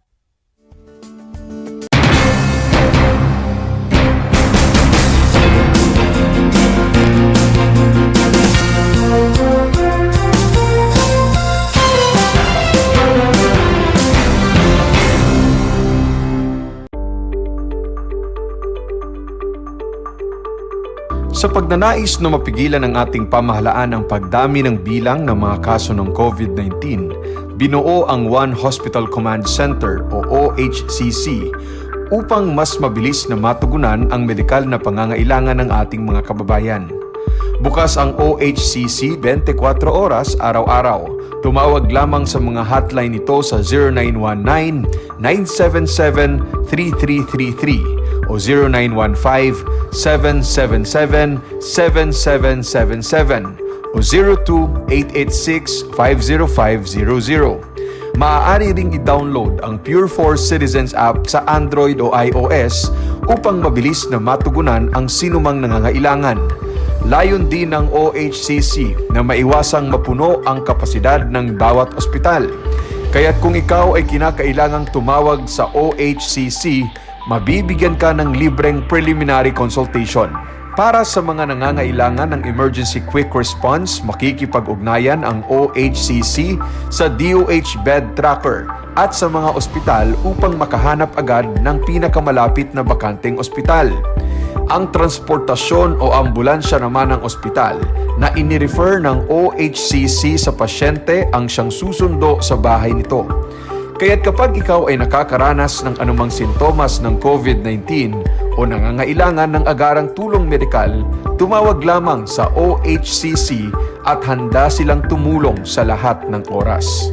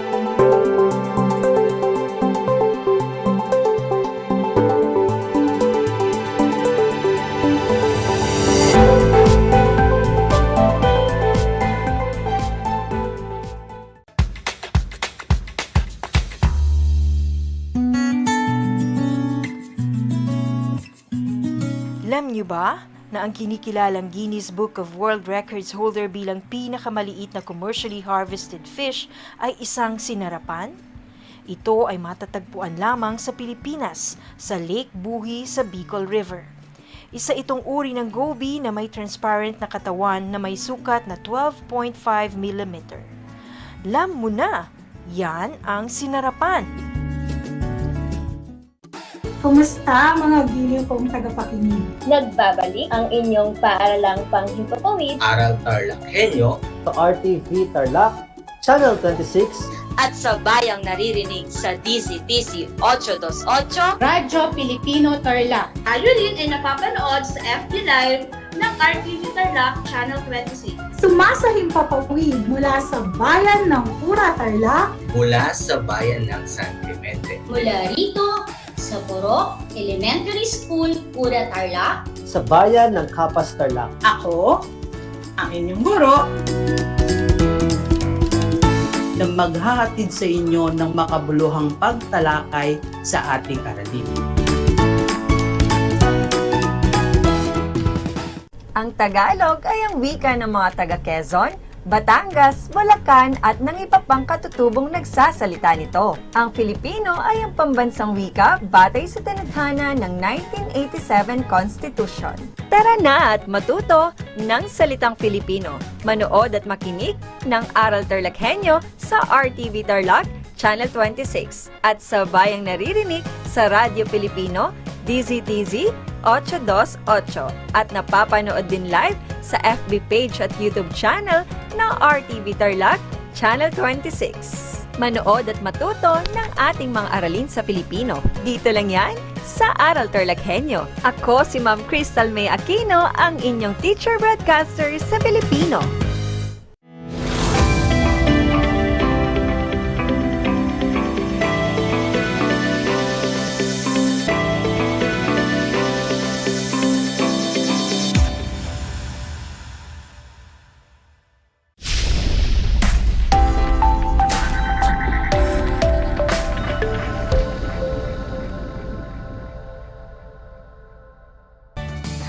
Manigong Bagong Taon Tarlac. Manigong Bagong Taon mga kapantas. Live mula dito sa Tarlac, Project Shine Aral TarlakHenyo ng SDO Tarlac Province. Tayo ay napapanood sa RTV Tarlac Channel 26, Converge Cable Channel 100, Facebook page, YouTube channel at sa bayang naririnig sa DZTC 828 Radyo Pilipino Tarlac. Ako ang inyong kapantas, teacher broadcaster Binibining Angelica R. Agustin ng San Clemente Central Integrated School. Samahan ninyo ako sa 25 minutong pagtatalakay sa asignaturang Filipino, Baitang 8. Kamusta? Naway maayos at matiwasay ang simula ng inyong bagong taon.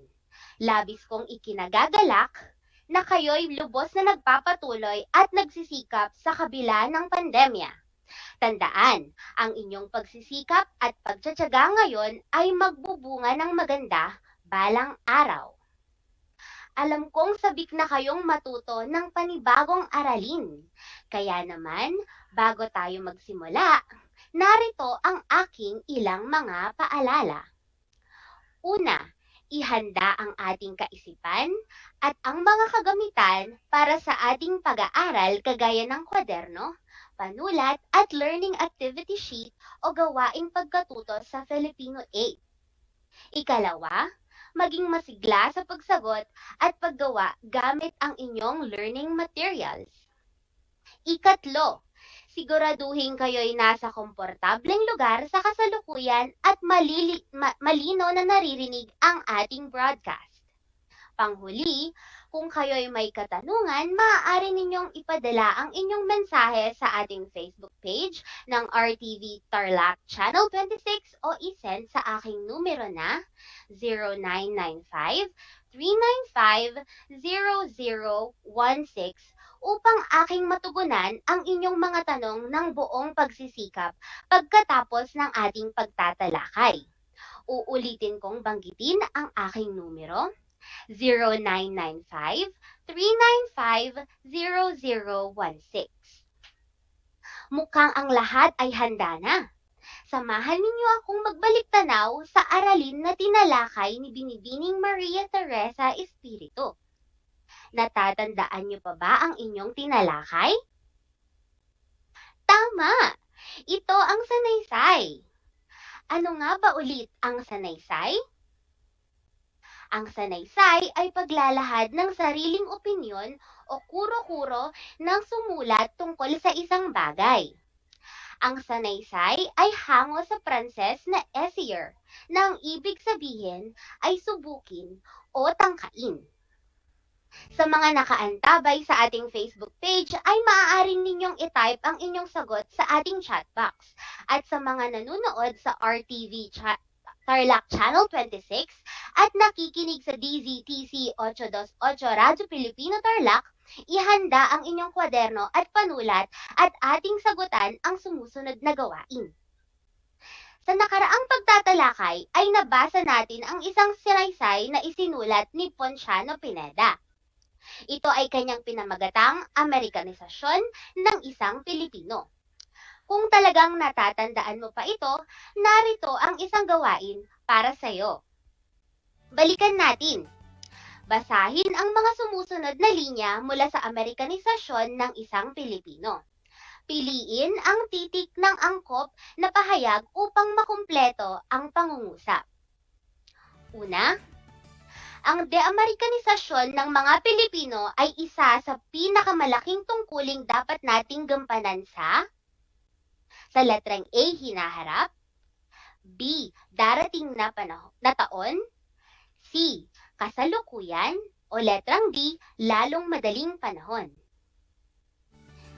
Ikalawa, laganap ang Amerikanisasyon sa bansa sapagkat ang pangunahing ugat o dahilan nito ay ang sistema ng ating A, edukasyon, B, pamahalaan, C, lipunan, o letrang D, pagkamamamayan.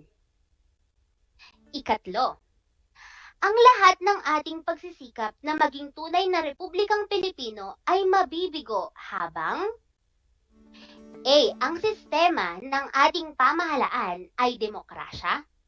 B, ang mga Pilipino ay patuloy na pupunta ng Amerika upang magtrabaho. C, ang mga Amerikano ay nananatili sa ating bansa. O letrang D, ang sistema ng ating panturoang pambansa ay dayuhan. Ikaapat, habang di ganap ang pagka-Pilipino ng sangkapilipinuhan, ay hindi tayo, sa letrang A, magkakaroon ng sariling wika at kultura. Sa letrang B, makapagtatayo ng lipunang tunay na Pilipino. Sa letrang C, makikilala sa buong mundo. O letrang D, magiging kagaya ng bansang Amerika. Panghuli, isang kababawan kung di man katungkagan ang mag-akalang tunay na A, ninais ng mga Amerikanong tayo'y hanguin sa kulturang barbarism. B, nagmalasakit ang mga Amerikanong gawin tayong estado ng Amerika. C, nagbuhos dito ng salapi at panahon ang mga Amerikano para sa ating sariling kapakanan. O letrang D, di nakinabang ang Amerika sa mga likas na yaman ng bansa. Kung ang sagot mo sa unang bilang ay letrang C, sa ikalawang bilang ay letrang A, sa ikatlo ay letrang D, sa ikaapat ay letrang B, at panghuli ay letrang C, mahusay! Nakuha mo ang lahat ng tama. Palakpakan mo ang iyong sarili. Dumako na tayo sa ating paksa ngayong hapon. Mula ito sa Most Essential Learning Competency na ipapaliwanag ng maayos ang pansariling kaisipan, pananaw, opinyon at saloobin kaugnay sa akdang tinalakay. Mahuhulaan niyo ba kung ano ang akdang pampanitikan ang ating tatalakayin ngayong hapon gamit ang mga sumusunod na simbolo? Magbabasa ako ng komento. Babasahin ko ang komento ni Daniel Reyes ng Tarlac City. Maikling kwento po. Mahusay, Daniel! Tama ka! Ang ating tatalakayin ngayon ay isang maikling kwento. Tara, pag-aralan natin kung paano maipapaliwanag ng maayos ang ating pananaw, kaisipan, opinyon o saloobin tungkol sa anyo ng panitikan sa araling ito. Ang maikling kwento. Ano nga ba ang maikling kwento? Ang maikling kwento ay isang genre ng pasalaysay na akdang pampanitikan na umiinog sa paglalahad ng isang pangyayari. Tinataya ito sa pamamagitan ng pagsusuri sa mga elemento nito: pananaw, tauhan, tagpuan, banghay, tunggalian, at tema. Mahalagang bahagi ng ating pagbabasa sa mga maikling kwento ang pagkakaroon ng sariling pananaw o opinyon. Ito ay nagpapakita lamang na ang iyong binasa ay naintindihan mong mabuti. Kaya naman, mahalagang malaman natin ang mga pahayag na ginagamit sa pagpapaliwanag ng ating pansariling kaisipan o opinyon. Kung kaya't sa bahaging ito ay marapat na bigyang linaw muna natin kung ano nga ba ang opinyon. Ang opinyon ay pumapatungkol sa paniniwala, paghuhukom o paraan ng pag-iisip ng isang individual ukol sa isang paksang nabasa. Sa pagpapaliwanag ng pansariling kaisipan o opinyon tungkol sa akdang binasa, mahalagang isaalang-alang ang mga sumusunod. Una, mahalagang nabasa at naintindihan mo ng maayos ang akda upang makapagbigay ng angkop na opinyon tungkol dito. Tiyaking alam mo ang mga elemento ng maikling kwentong iyong binasa. Makakatulong ito upang mas mapalawak ang iyong ideya at mas maging katanggap-tanggap ang iyong opinyon. Ikalawa, gumamit ng mga kataga o pariralang nagpapahiwatig ng saloobin upang mas maging malinaw at maayos ito. Maaari nating gamitin ang mga katagang, sa aking pag-unawa, ang aking paniniwala tungkol dito ay, ayon sa nabasa kong akda, sa aking pananaw, sa aking palagay, kung ako ang tatanungin, ako ay sang-ayon o hindi ako sang-ayon sa, ang aking maimumungkahi ay, at iba pa. Panghuli, siguraduhing tama at magkakaugnay-ugnay ang iyong mga ideya na nagpapahayag ng iyong opinyon. Maaaring magsaliksik ng impormasyon upang mas maging epektibo at wasto ang iyong pananaw.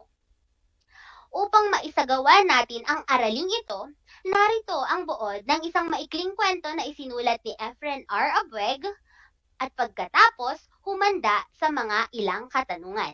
Makinig at unawaing mabuti ang kwento. Ating kilalanin ang may akda. Si Efren R. Abueg ang isa sa mga ginagalang na nobelista, kwentita, mananaysay at kritiko ng kanyang panahon.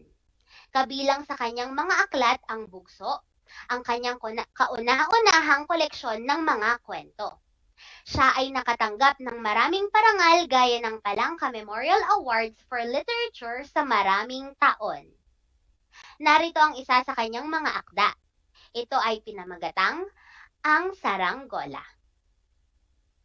Ito ay nagsimula sa mag-amang nagkwakwentuhan. Sinabi ng ama sa kanyang mga anak, may isang batang lalaki na humiling sa kanyang ama na bilhan siya ng isang guryon. Ngunit sinabihan lamang siya ng kanyang ama na bumili ng kawayang papel at gumawa ng kanyang sariling guryon. Hindi marunong ang bata, kaya tinuruan siya ng kanyang ama na gawin ito. Sa halip na matuwa ang batang lalaki, nagalit ito at humiling ulit siya sa kanyang ama na bilhan siya ng guryon. Kinakantsawan siya ng kanyang mga kalaro sa pagkakaroon ng maliit na saranggola. Kahit meron silang perang pambili ng isang guryon, hindi pa rin siya binilhan ng kanyang ama. Bagkus ay tinuruan niya ito kung paano magpalipad ng saranggola. Lumipas ang mga araw, ang batang lalaki ay natuto ng magpalipad ng saranggola at nalagpasan na niya ang mga guryon ng kanyang mga kaibigan. Isang araw, napatid ang tali ng kanyang saranggola at nasapid sa isang balag, ngunit hindi pa rin ito nasira. Sinabihan siya ng kanyang ama na ang taas ng pagpapalipad ng saranggola ay wala sa laki nito, ngunit nasa husay, ingat at tiyaga. Ang malaki ay madalingang tumaas, pero kapag nasa itaas na, mahirap patagalin doon at kung babagsak, laging nawawasak. Lumipas ang mga taon, hindi pa rin nawala ang galit ng batang lalaki sa kanyang ama. Pakiramdam nito ay kinawawa siya ng kanyang ama dahil maliban sa di pagbili ng guryon, hindi ito bumibili ng bagong sapatos at damit ng batang lalaki kahit ito'y sobrang luma na. Lumipas ang maraming araw, hindi pa rin naunawaan ng batang lalaki kung bakit siya pinahihirapan ng kanyang sariling ama. Hanggang sa pagpili ng kursong aaralin sa kolehiyo, ang pasya pa rin ng ama ang nanaig dahil sa tingin ng kanyang ama ay iyon ang makabubuti para sa kanya. Nag-aral ng mabuti ang batang lalaki at nakatapos ng kolehiyo. Binigyan siya ng pera ng kanyang ama para sa pagpapatayo ng isang machine shop. Noong unay, hindi niya ito tinanggap dahil iniisip niyang mamanahin niya naman ang machine shop nila. Ngunit sinabihan siya ng kanyang ama na kaya pa niyang hawakan ang negosyo at mas makabubuti na tumindig siya sa kanyang sariling paa. Kaya tinanggap niya ng masama ang loob ang pera at nagpatayo ng sariling machine shop malapit sa negosyo ng kanyang ama. Isang araw, pinuntahan siya ng kanyang ama para kamustahin at sabihan na ipatayo ang kanyang machine shop sa ibang lugar upang kumita ito. Sa tindi ng kanyang galit sa ama ay pinaalis niya ito. Lumipas ang ilang buwan ay nalugi ang negosyo ng batang lalaki at humingi siya ulit ng puhunan sa kanyang ama. Hindi siya binigyan nito, kaya ang galit na nadarama ng kanyang anak ay lalong tumindi. At dahil doon ay nakalimutan niya ang paggalang sa magulang. Lumipas ang maraming taon at umasenso ang kanyang negosyo. Dahil nagpatayo siya sa ibang lugar. Isang araw, dinalaw siya ng kanyang ina at sinabi sa kanya na gusto siyang makita ng kanyang ama at ang kanyang mga apo. Ngunit hindi ito pumayag dahil kinalimutan na niya na mayroon siyang ama. Sa hindi inaasahang pagkakataon sa kanyang pag-uwi galing sa trabaho, ay hindi niya nadatnan ang kanyang mga anak at asawa. Nabalitaan na lamang niya na pumunta pala ito sa mga probinsya ng kanyang mga magulang. Labis ang kanyang nadaramang galit sa ginawa ng kanyang asawa. May puot na sumiklab sa kanyang dibdib. Nanlambot siya saglit. Ngunit sa pagkaunawang patawarin ang kanyang ama, nagbalik sa kanyang isip ang masasayang sandali sa piling nito. Nagunitan niya ang pagpapalipad nila ng saranggola. Wala sa laki ng saranggola ang pagpapalipad at pagpapatagal niyon. Iyon ay nasa husay, tiyaga, at ingat iyan. Dali-dali siyang pumunta sa kanilang probinsya pero huli na ang lahat dahil patay na ang kanyang ama. Sinabi ng kanyang ina na huwag siyang umiyak dahil namatay ang kanyang ama na walang hinanakit sa kanya. Natupad nito ang kanyang pangarap na marating ng anak ang itaas at nakatiyak siyang makakapanatili ang anak roon. Nang lapitan niya ang kabaong ng ama at tunghayan ang mga labi nito, parang lumundag ang kanyang puso at humalik sa pisngi ng yumao. Kasunod nyon, nagunita na naman niya ang pagpapalipad at pagpapatagal ng saranggola sa itaas. Hayaan mo, tuturuan kita, paliwanag ng ama. Nagtapos ang kwento nang aminin ng amang nagkukwento sa mga bata na ito ay kwento nila ng kanyang ama. Mga kapantas, ano ang masasabi ninyo sa kwentong ating binasa? Magbabasa ako ng mga mensahe. Ayon kay Mary Ann Valdez ng Paniki Tarlac, nasa huli po ang pagsisisi dahil huli na nang maisip ng anak ang magandang hangarin ng kanyang ama para sa kanya. Mahusay, Mary Ann! Kaya nga mga kapantas, ibigin at respetuhin natin ang ating mga magulang habang sila'y nabubuhay pa. Ngayon naman, ating subukan kung naunawaan ninyo ang ating tinalakay ukol sa pagpapaliwanag ng inyong opinyon. Nawa ay nakinig kayo ng mabuti sa kwento upang masagot ninyo ang gawain ng tama. Kunin ang inyong kwaderno at panulat sa mga nakaantabay sa ating Facebook page at maaaring mag-comment. I-type lamang ang inyong mga sagot. Narito ang batuto. Gawin natin. Piliin ang pinakaangkop na pananaw sa mga kinuhang bahagi ng akdang Ang Saranggola. Una, magpundar ka ng iyong sariling negosyo. Mabuti yung nakatindig ka sa sarili mong mga paa. Ano ang ibig sabihin ng tatay dito? Sa letrang A, sa aking palagay, lumpo ang hindi nakakatindig sa sariling paa. Sa letrang B, para sa akin, lahat ng tao ay dapat magnegosyo.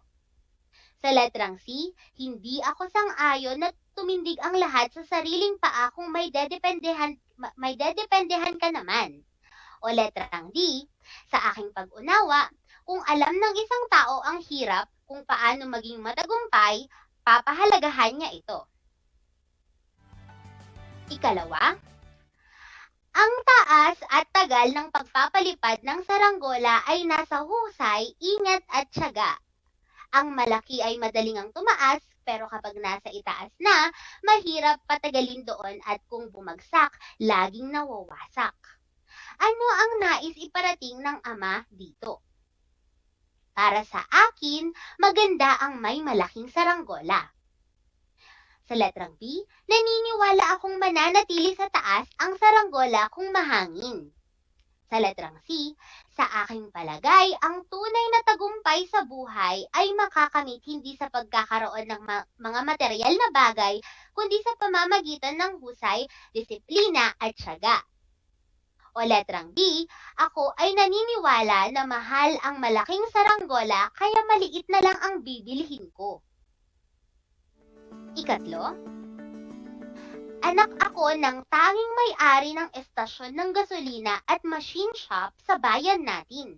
Pero ang hitsura ko ay parang anak ng pobre. Ano sa iyong palagay ang nadarama ng bata? Sa letrang A, siya ay masaya dahil mukha siyang pobre, ngunit siya'y totoong mayaman. Sa letrang B, masama ang kanyang loob dahil pakiramdam niya'y hindi siya pinapahalagahan ng kanyang tatay. Sa letrang C, siya ay nagsisisi dahil naging anak siya ng isang negosyante. O letrang D, malungkot siya dahil wala siyang bagong gamit. Ika-4, magtiwala ka sa amin, anak. Wala kaming gagawin sa iyong ama kundi makabubuti sa iyong hinaharap.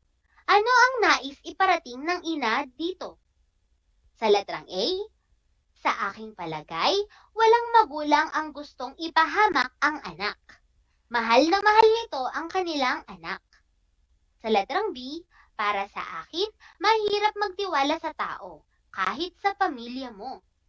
Sa letrang C, naniniwala akong kung may tiwala, may nilaga. O letrang D, sa aking pag-unawa, mabait ang nanay. Panghuli, ano kayong klaseng ama? Bakit ninyo natitiis ang inyong anak? Kasiyahan ba ninyong makitang nahihirapan ako? Anong klase ng ama ang nasa kwento? Sa letrang A, para sa akin, siya ay isang ama at ina. Sa letrang B, hindi ako naniniwalang tunay na ama ito ng batang nasa kwento. Sa letrang C, sa aking palagay, isa itong madisiplina at mapagmahal na ama dahil ipinaparanas nito sa anak ang lahat ng dapat niyang matutunan sa buhay. O letrang D, sa tingin ko, ang ama ay nagtitipid dahil sa pagkabaon sa utang. Kung ang sagot mo sa unang bilang ay letrang D, sa ikalawang bilang ay letrang C, sa ikatlo ay letrang B, sa ikaapat na bilang ay letrang A, at sa ikalimang bilang ay letrang C, napakagaling! Nakuha mo ang lahat ng tama. Palakpakan mo ang iyong sarili. Tandaan, ang isang opinyon ay hindi mapapatunayang tama o mali sapagkat ito ay batay sa sariling pananaw na bunga ng imahinasyon, karanasan at pagkaunawa ng mambabasa. Ngunit tandaan din na ang epektibong pagpapaliwanag ng opinyon ay nakabatay sa katotohanan. Para sa karagdagang gawain, ito ang panuto.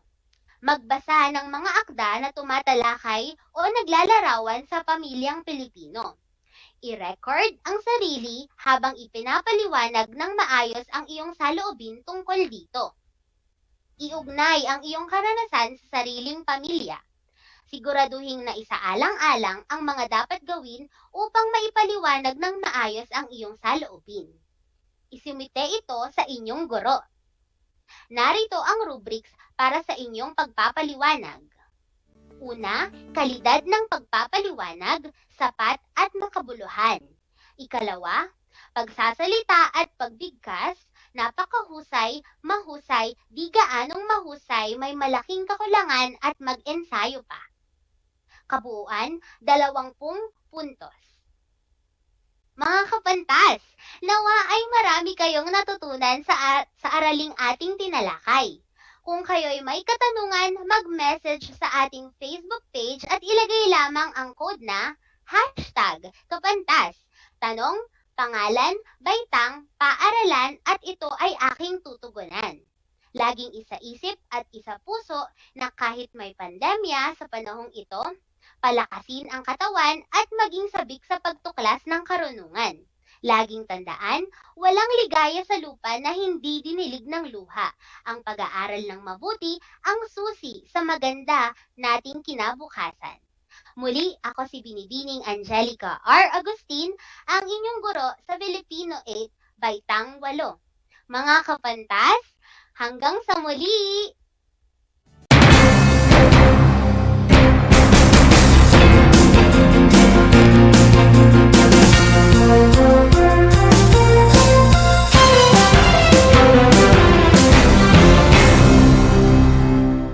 Bahagi mo Radyo Pilipino saan mang bahagi ng Pilipinas, saan mang bahagi ng mundo, anumang uri ng pamumuhay, kabahagi mo Radyo Pilipino. Radyo Pilipino, sumasahim papawid sa DWPR 1296 Dagupan, DZTC 828 Tarlac, DZLT 1188 Lucena, DZYM 1539 Mindoro, DWRL 1080 Legazpi, DWRN 657 Naga, DYRB 540 Cebu, DYRL 1035 Bacolod, DYRN 1134 Dumaguete, DXCO 1044 Cagayan de Oro, DXGS 765 General Santos, DXOC 1494 Ozamis, DXOW 981 Davao at Radio Filipino Podcast Center Manila. Ito ang kabahagi mo Radyo Pilipino, napapakinggan on air and online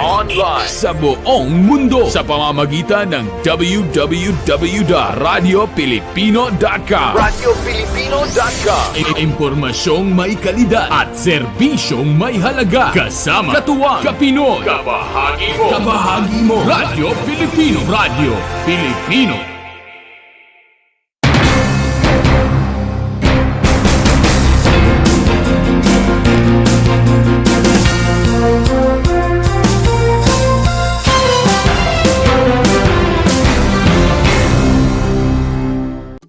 Kumusta mga giliw kong tagapakinig. Nagbabalik ang inyong paaralang panghimpapawid. Aral TarlakHenyo Sa RTV Tarlac, Channel 26, at sa bayang naririnig sa DZTC 828 Radyo Pilipino Tarlac. Tayo rin ay napapanood sa FB Live ng RTV Tarlac Channel 26. Sumasahimpapawid mula sa bayan ng Pura Tarlac, mula sa bayan ng San Clemente. Mula rito, sa Purok Elementary School, Pura Tarlac. sa bayan ng Kapas Tarlac. Ako, ang inyong guro,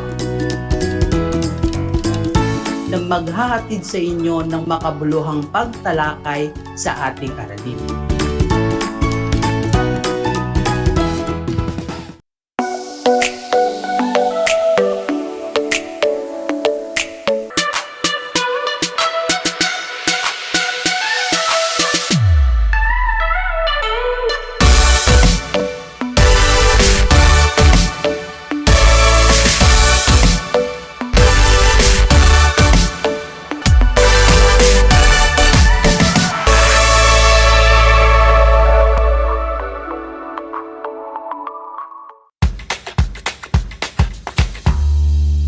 Alam niyo ba na ang whale shark ay hindi isang whale? Ang whale shark o butanding ay kinikilalang world's largest fish at tinatawag gentle giants. May sukat itong 12 meters. Maliliit ang ngipin ng butanding, kaya naman planktons o maliliit na hipon at isda lang ang kaya nilang kainin. Simula noong 2011, marami nang nahumaling mag-whale shark watching sa Oslo, Cebu. Alam niyo na, yan ang whale shark!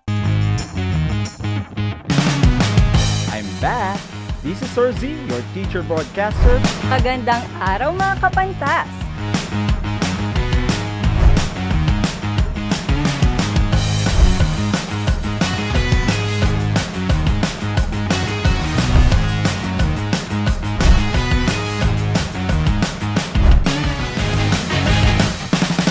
Welcome to Aral TarlakHenyo.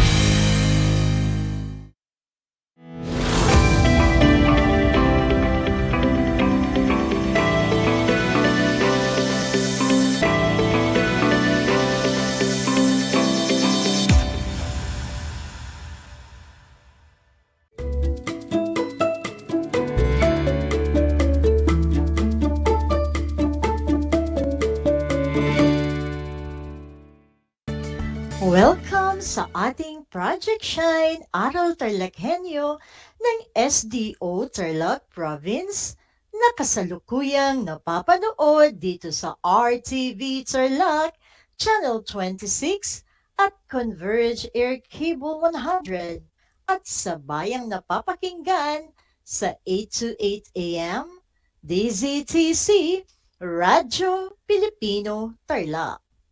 Magandang buhay! Mabuting tao. Kamusta kayo mga giliw kong tagapakinig? Ang aking pagbati at paghanga sa inyong pagpapahalaga sa edukasyon at pagpupursiging matapos ito ng nagtatagumpay sa kabila ng hamon ng pandemya. Ako ang inyong guro sa edukasyon sa pagpapakatao, Baitang Siyam, Ginang Margie M. Pilingon, sumasahimpapawid mula sa bayan ng Bamban, lalawigan ng Tarlac. Sasamahan at gagabayin ka sa Most Essential Learning Competency na napatutunayan na sa pamamagitan ng paggawa na pagpapamalas ang tao ng pagpapahalaga na makatutulong upang patuloy na maiangat bunga ng kanyang paglilingkod ang antas kultural at moral ng lipunan at makamit niya ang kaganapan ng kanyang pagkatao. Natitiyak kong kayo ay handang-handa na mga anak sa ating pagpapatuloy ng ating aralin sa araw na ito. Maging alerto at listo sa anumang impormasyong magbibigay sa atin ng inspirasyon, pag-asa at aral sa buhay na makatutulong sa pagiging mabuting tao. Ihanda ang inyong ballpen at sulatang papel upang maitala ninyo ang mga mahahalagang impormasyon na aking mababanggit. Sabi nga ni Jim Rohn sa kanyang quote, "Be a collector of good ideas. Keep a journal. If you hear a good idea, capture it. Write it down. Don't trust your memory." Bago tayo magsimula sa ating paksa, sagutin muna natin ang mga katanungan mula sa gawain 1, ikalawa. Ang pagsusuri ng talata mula sa pahina 5 ng inyong module.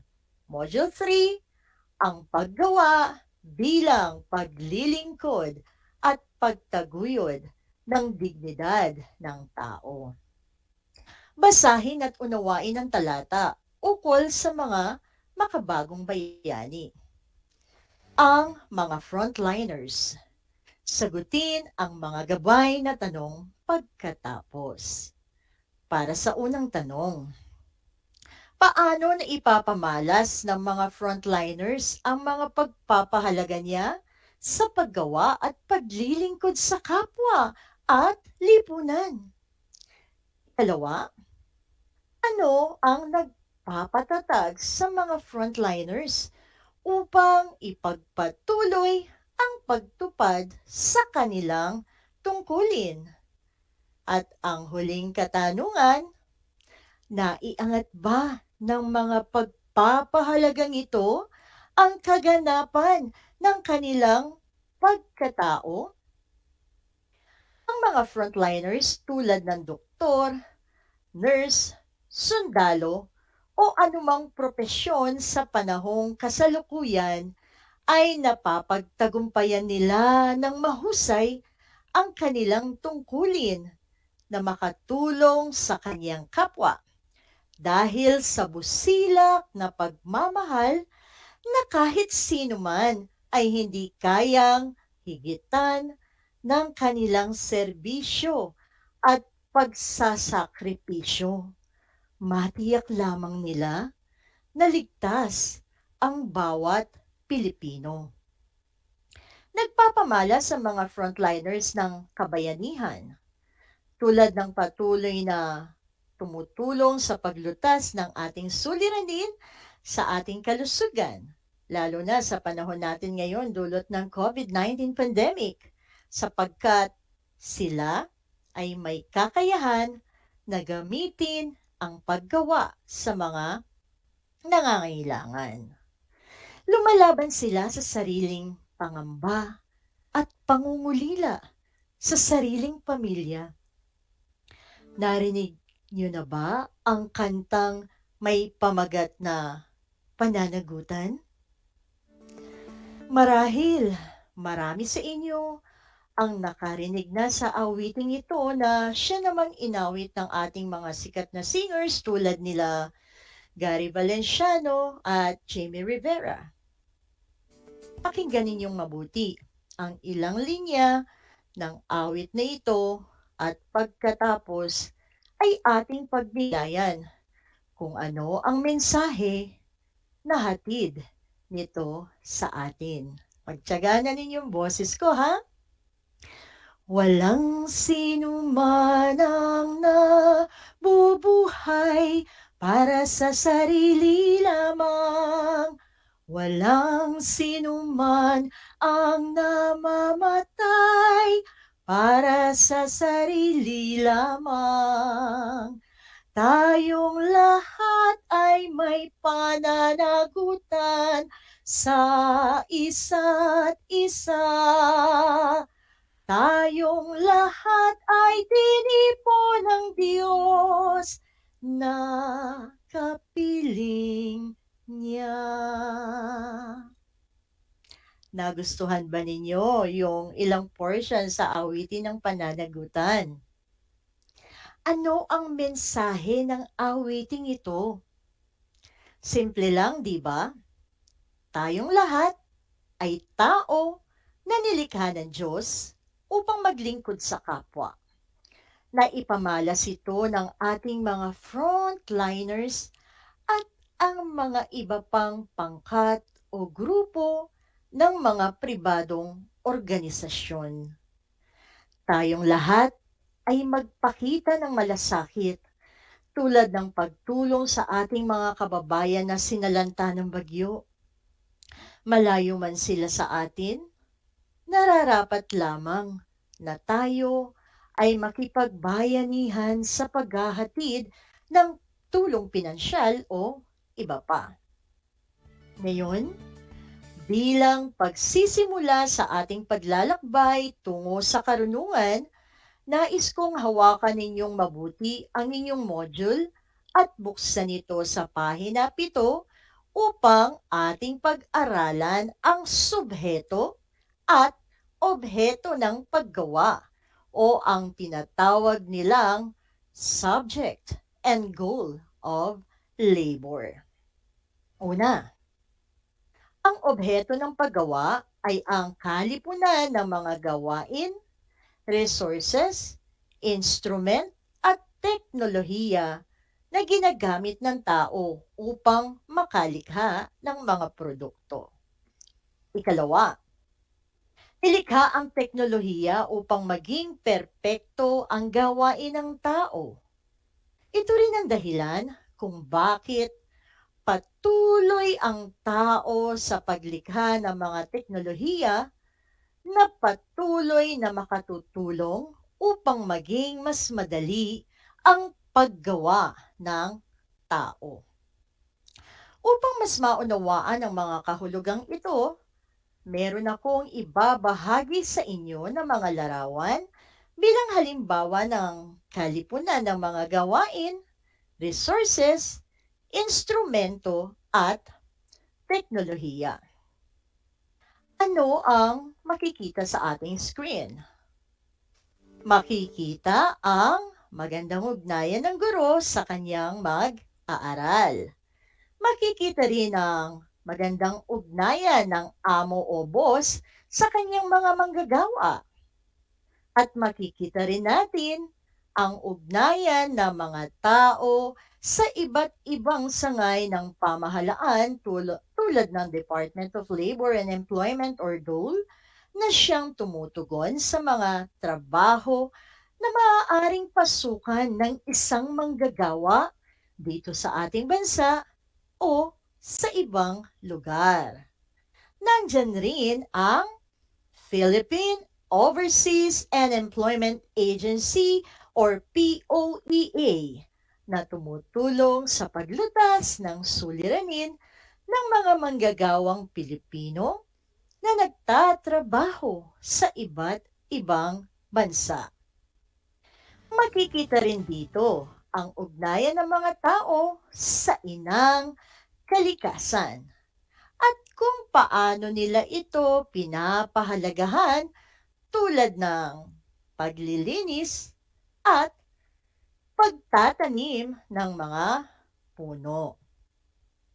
Mga anak, ang mga larawan na inyong nakita sa bawat screen ay tumutukoy sa kalipunan ng mga gawain. Naintindihan niyo ba mga anak ang mga gawain na ito? Mahusay kung ganun. Para sa pagpapalawak ng ating kaisipan, dumako naman tayo sa mga resources at instrumento ng paggawa. May mga iba't ibang kasangkapan na ginagamit ng tao sa kanyang paglikha ng magandang produkto. Ito ay ang teknolohiya. Ito ay isang paraan o proseso sa pagsulong at paglalapat ng mga kasangkapan, makina, upang tumulong sa paglutas ng mga suliranin ng tao. Tulad ng pangkalahatang problema sa kalusugan dulot ng COVID-19 at iba pang sakit na maaaring kumitil sa buhay ng tao. Hindi tumitigil ang mga siyentipiko at dalubhasang doktor sa pagtuklas ng tamang bakuna at gamot upang mapuksa ang sakit na ito. Meron din tayong iba pang suliranin na pang-agrikultura katulad ng mahina o maliit na ani ng mga iba't ibang produkto dulot ng mga sakit, kaya patuloy na gumawa or gumagawa o nag-iimbento ang tao ng maganda at mahusay na instrumento o gamot para sa mga problemang ito. Nauunawaan niyo ba, mga anak? Okay, atin namang suriin at alamin ang subheto o subject ng paggawa. Ang subheto ng paggawa ay ang tao mismo. Ang tao ay nabubuhay sa mundo upang gumawa. Ngunit, binibigyang diin na ang paggawa ay para sa tao at hindi ang tao para sa paggawa. Hindi maaaring ituring ang tao bilang isang kasangkapan. Kinakailangan para magpagyaman ang paggawa, bagkus kailangan niya ang paggawa upang makamit niya ang kanyang kaganapan. Ang tunay na halaga ng tao ay nakabatay sa kung paano niya pinagsisikapang hubugin ang kanyang mabuting pagkatao. May mga gawain ng bawat tao para hubugin ang kanyang pagkatao. Sabi nga nila, action speaks louder than words. Una, ang pagiging makadiyos. Ang makadiyos ay pananalig, paggawa ng mabuting gawain, pagtulong sa kapwa ng bukal sa loob, at pagtupad sa responsibilidad natin sa Panginoon. Ikalawa, ang maging makatao. Pagiging makatao ay may paggalang sa kultura, paniniwala at tradisyon ng kapwa. Gayon din sa mga may kapansanan, tumutulong sa mga nangangailangan ng may pagkukusa, at marunong tumanggap ng kanyang pagkakamali at handang matuto sa mga pagkakamaling nagawa. Ikatlo, makakalikasan.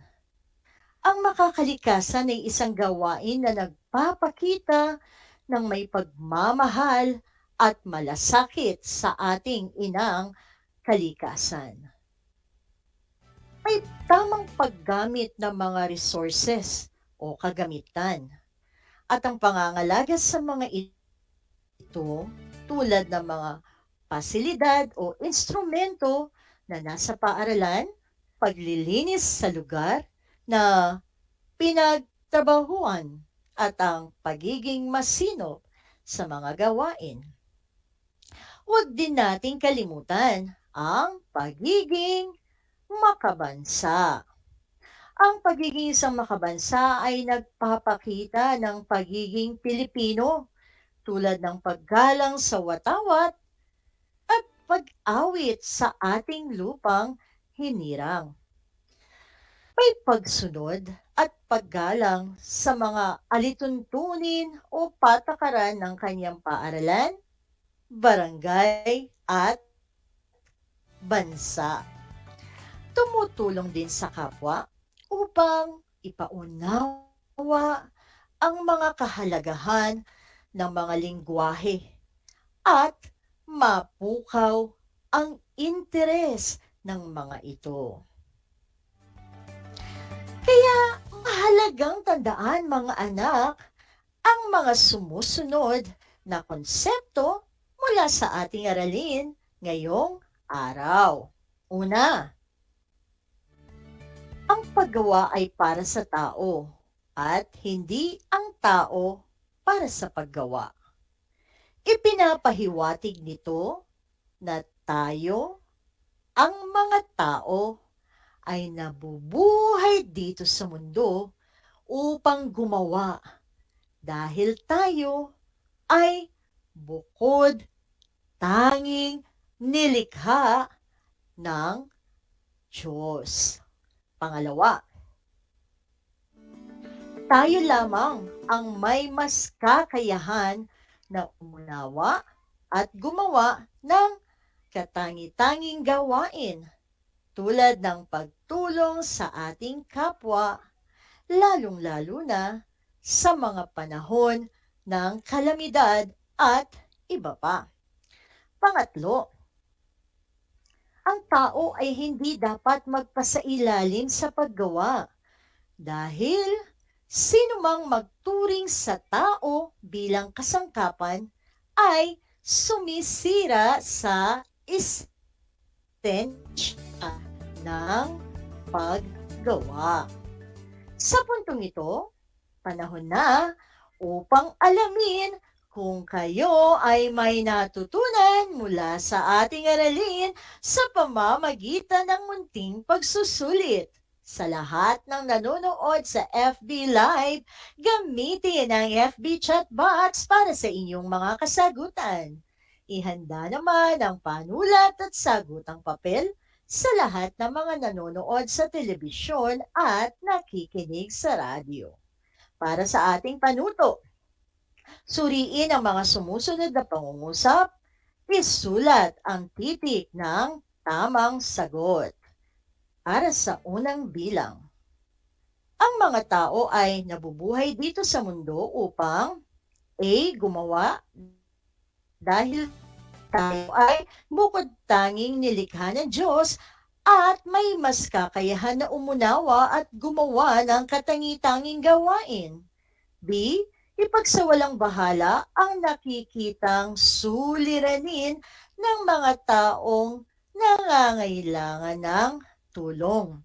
And letter C, gumawa ng mga hindi kanais-nais na gawain sa kapwa. Letter D, gumawa mga kasalanan. Ang ating tamang sagot ay letrang A. Okay, para sa ikalawang katanungan. Ano ang obheto ng paggawa? A. Kalipunan ng mga gawain, resources, instrument, at teknolohiya na ginagamit ng tao upang makalikha ng mga produkto. B. Mga taong nalayuning gagamit ng mga produktong nilikha. C. Tunay na layunin ng tao sa kanyang paglikha ng mga produkto. Or letter D, kakayahang kakailanganin ng tao upang makalikha ng isang produkto. Ano kaya ang ating tamang kasagutan para sa ikalawang katanungan? Ang tamang sagot ay letrang A.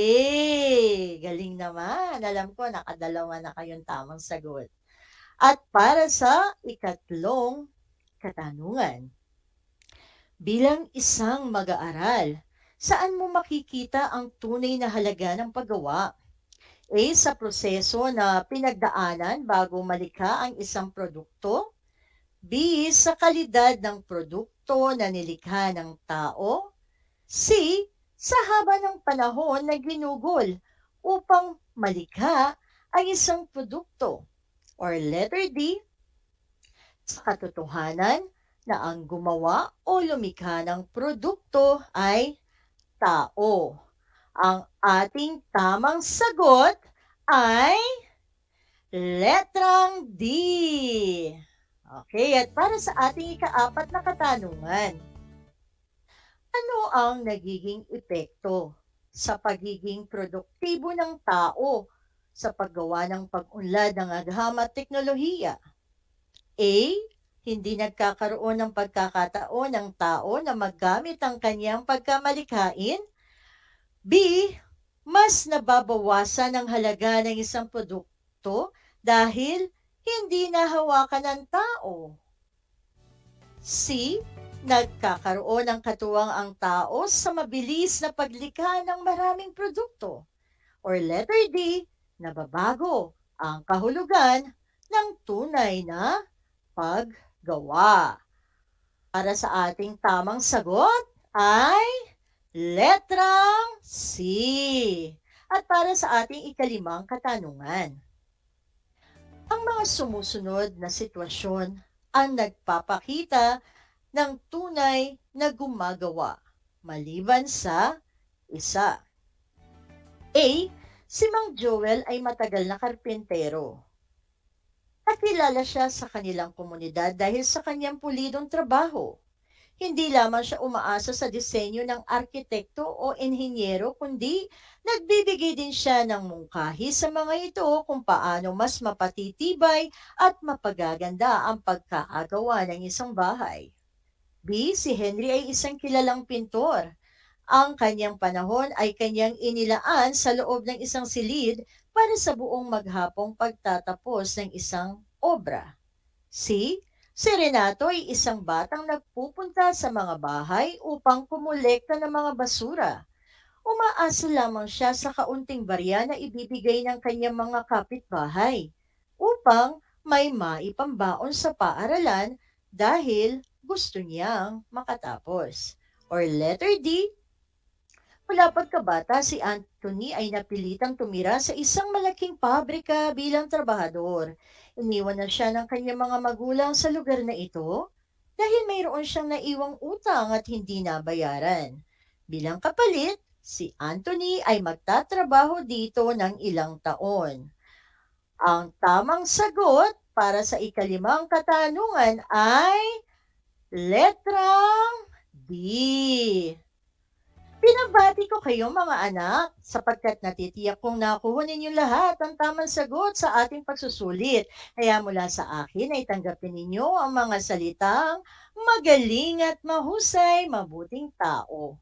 Ako ay naghanda din ng mga gawain at refleksyon sa inyong learning activity sheets, kaya inaasahan ko na ito'y inyong sasagutan ng buong sigasig at sa abot ng inyong makakaya. Sakali man na kailangan ninyo ang lumay na inyong kapamilya at guro, huwag kayong magatubiling sila ay tawagan upang kayo ay magabayan ng tama. Panalalo ang mga aral sa buhay na inyong natutuhan sa araw na ito ay inyong maisas sa buhay araw-araw. Muli ako ang inyong guro sa edukasyon sa pagpapakatao, Baitang Siyam, Ginang Margie M. Pilingons, kasama ang manunulat ng script na sige ng Alalin C. Antonio na nagpapaalala na piliing maging mabuting tao sa lahat ng panahon at pagkakataon. Hanggang sa muli!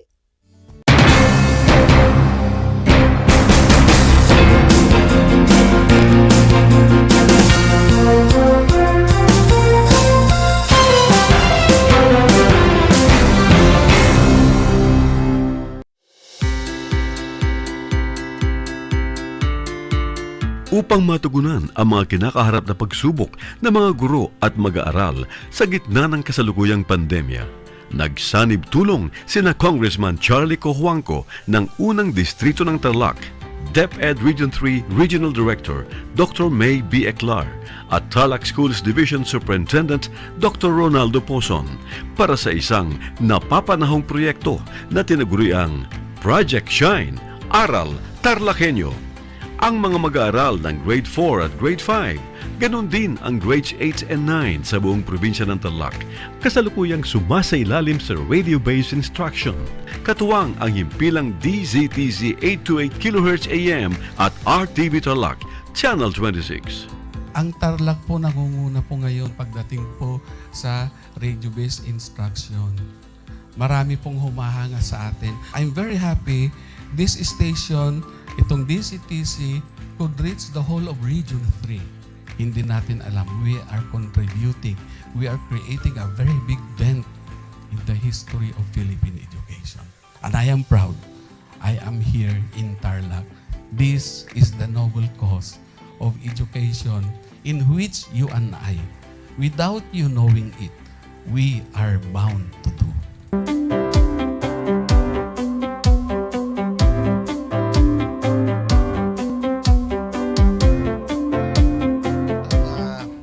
Project natin na Project Shine is a natural consequence dahil sa nangyari sa buong mundo. Let's continue to work together. I think it's very Filipino to practice bayanihan in anything or most of the things that we do. And this is a manifestation of that. No? We have private sector, we have DEPED, we have local government, all working together. And I hope the parents of some of these children, especially the parents that did not graduate from school or hindi nakapag-aral nung sila ay bata, sana naman gamitin na nila itong opportunity na mag-schooling na rin sila kasama ng mga anak nila para mag-bonding pati ang mga magulang sa mga bata. I look at this as doing God's work.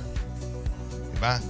So if you do God's work, it feels right. It's righteous. It's for good, not for evil. Good morning and happy learning, grade 4.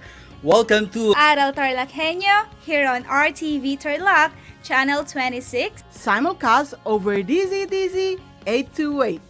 Radio Filipino Tarlac. I am Teacher Mercy Pacheco Bognot. This is Alistair Aidatu. I am Marie Josephine B. Andrade. I am Teacher Princess Marie Dueñas, and I will be your teacher broadcaster for today.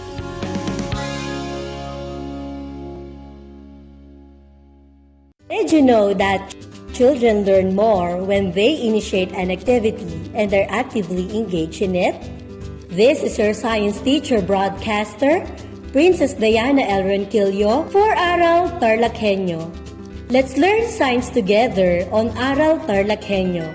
Catch us live every Monday to Friday from 8:30 a.m. to 5:30 p.m.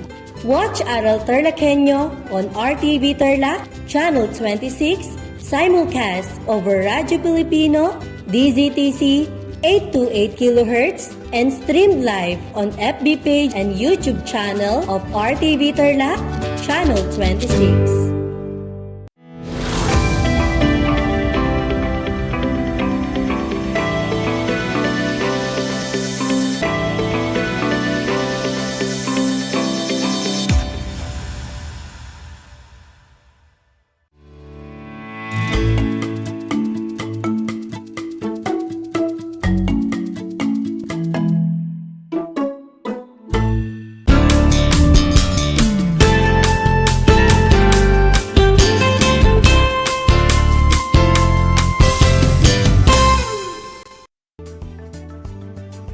Blessed day, Tarlakenyos! Hello, Science Empire! And good afternoon, grade 9 students. Welcome to Aral TarlakHenyo here on RTV Tarlac, Channel 26, telecast over Converged Cable Channel 100 and DZTC Radio Filipino Tarlac. Gear up as we explore the captivating world of science. I am Sir Peter Beltran, your teacher broadcaster for grade 9 science, transmitting here at La Paz, Tarlac via remote live broadcast.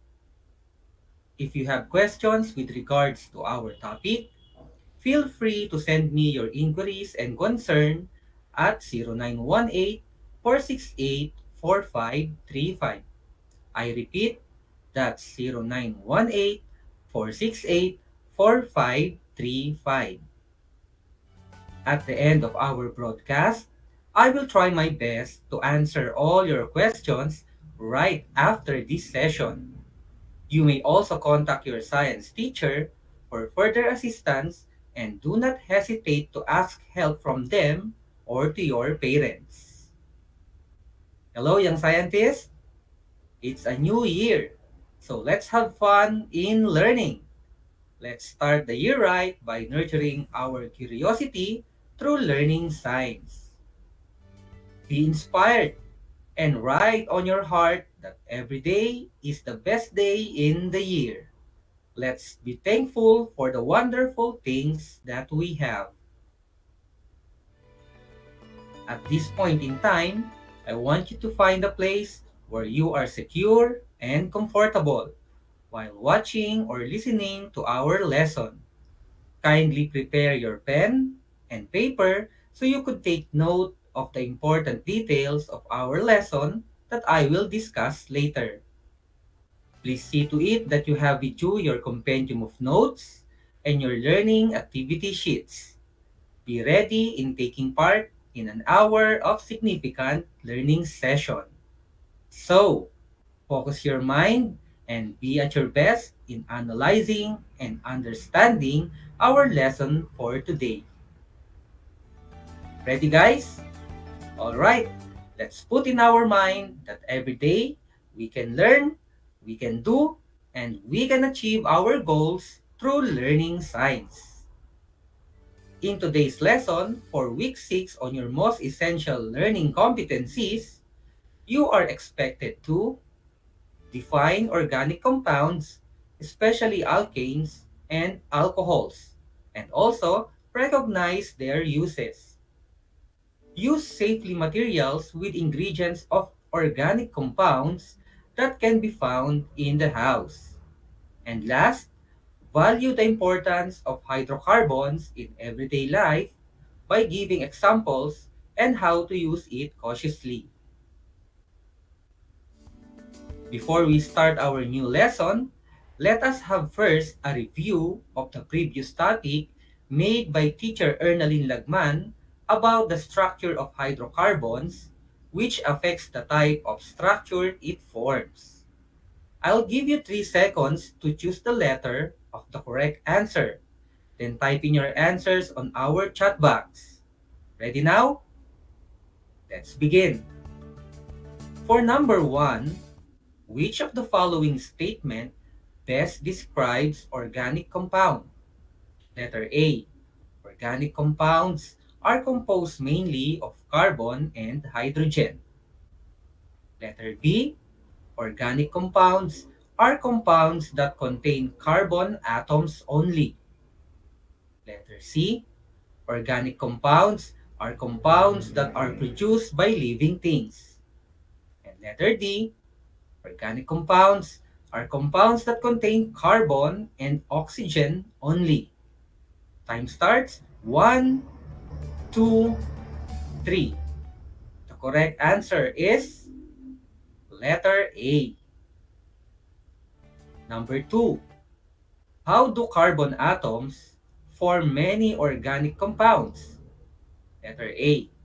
By attracting other elements toward themselves to form bond. Letter B.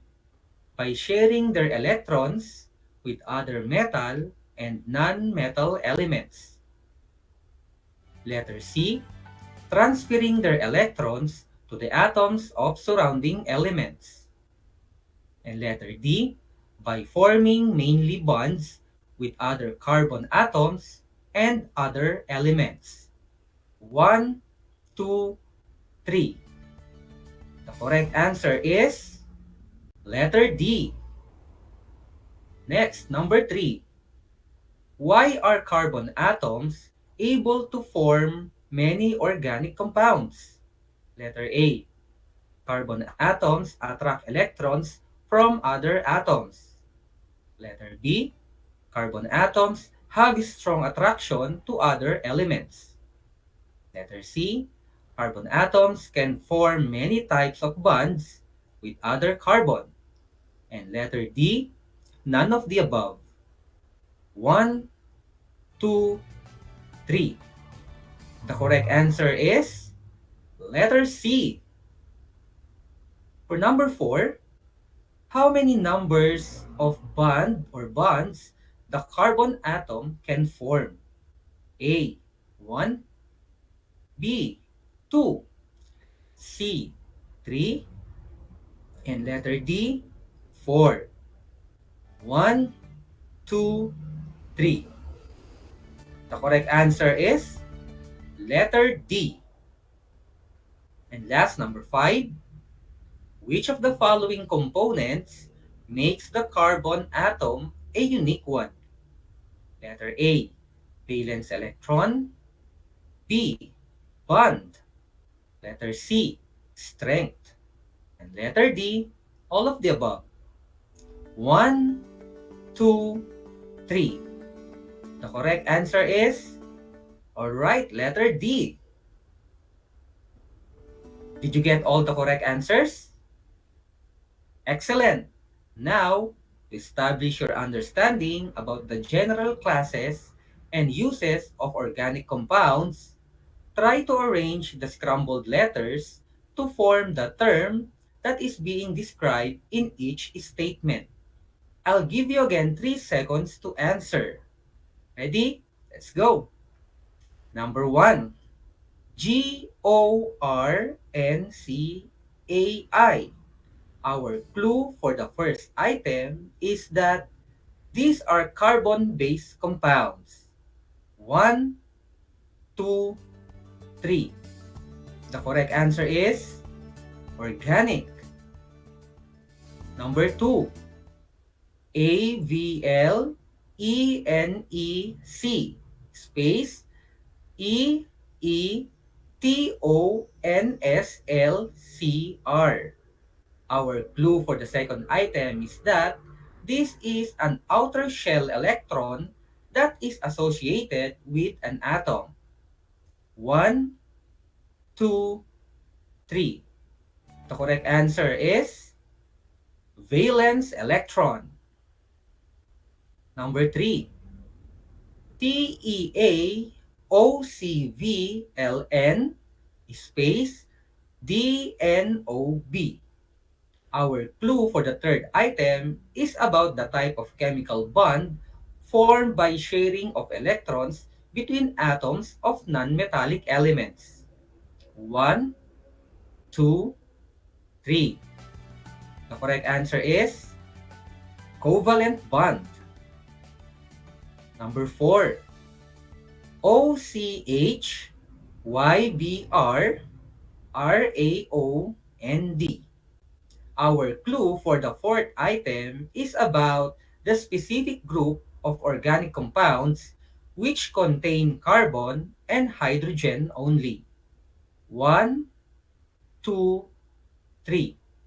The correct answer is hydrocarbon. And last, number 5. E, T, T, O, C, space, R, L, U, E.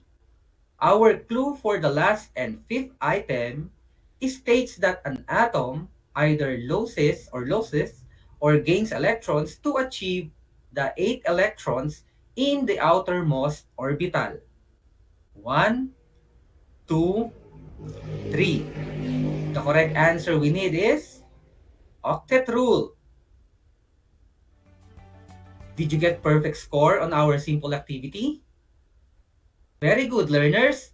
Keep it up.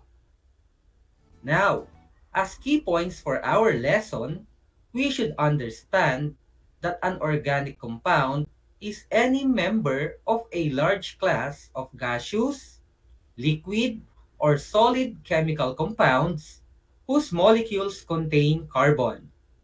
And you must always remember that organic chemistry is the science concerned with all the aspects of organic compounds, and organic synthesis is the methodology of their preparation. Carbon forms the basis of organic life due to its ability to form large and complex molecules via covalent bonding.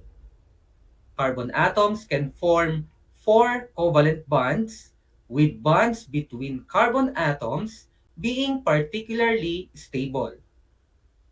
Likewise, as a key point in our lesson, take note that with 4 electrons in its outer energy level, carbon can form 1 covalent bond with each of these electrons. As you already know, carbon is in group 14, period 2, and is the first element in its column, according to periodic table. Organic compounds may be classified in a variety of ways. The major distinction is between natural and synthetic compounds. Be sure to take notes, okay? When we say natural compounds, it is a chemical compound or substance produced by a living organism that is found in nature. Examples include most sugars, carbohydrates, and proteins. When we say synthetic compounds, these are compounds that are prepared by reaction of other compounds that do not occur naturally. Examples are most polymers, that includes plastics and rubbers. At this point, as you read your module, we shall relate our session on knowing hydrocarbons, starting with alkanes. Alkanes are compounds that consist entirely of atoms of carbon and hydrogen bonded to one another by carbon to carbon and carbon to hydrogen single bonds. Alkanes are also saturated hydrocarbons and the least reactive hydrocarbon species containing only carbons and hydrogen. Examples of alkanes are methane, ethane, propane, butane, pentane, hexane, heptane, octane, nonane, and decane.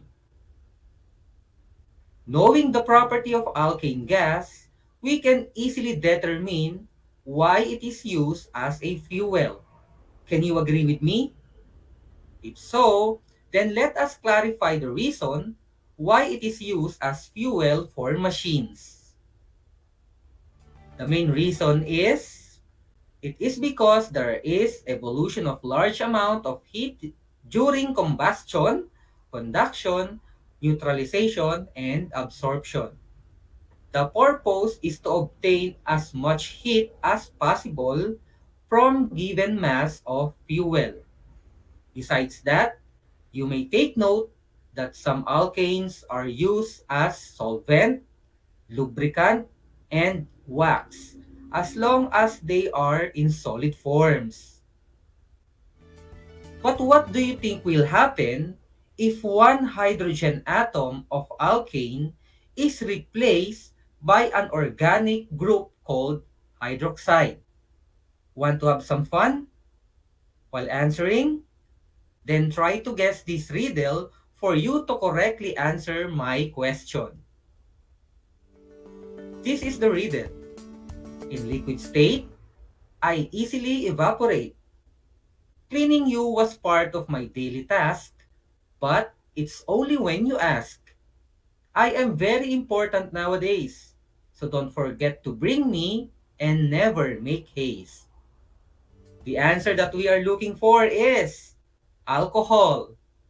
Alcohols are all derivatives of hydrocarbons in which one or more of the hydrogen atoms in the hydrocarbon have been replaced by a hydroxyl group. The hydroxyl group is also responsible for imparting certain chemical and or physical properties to the compound.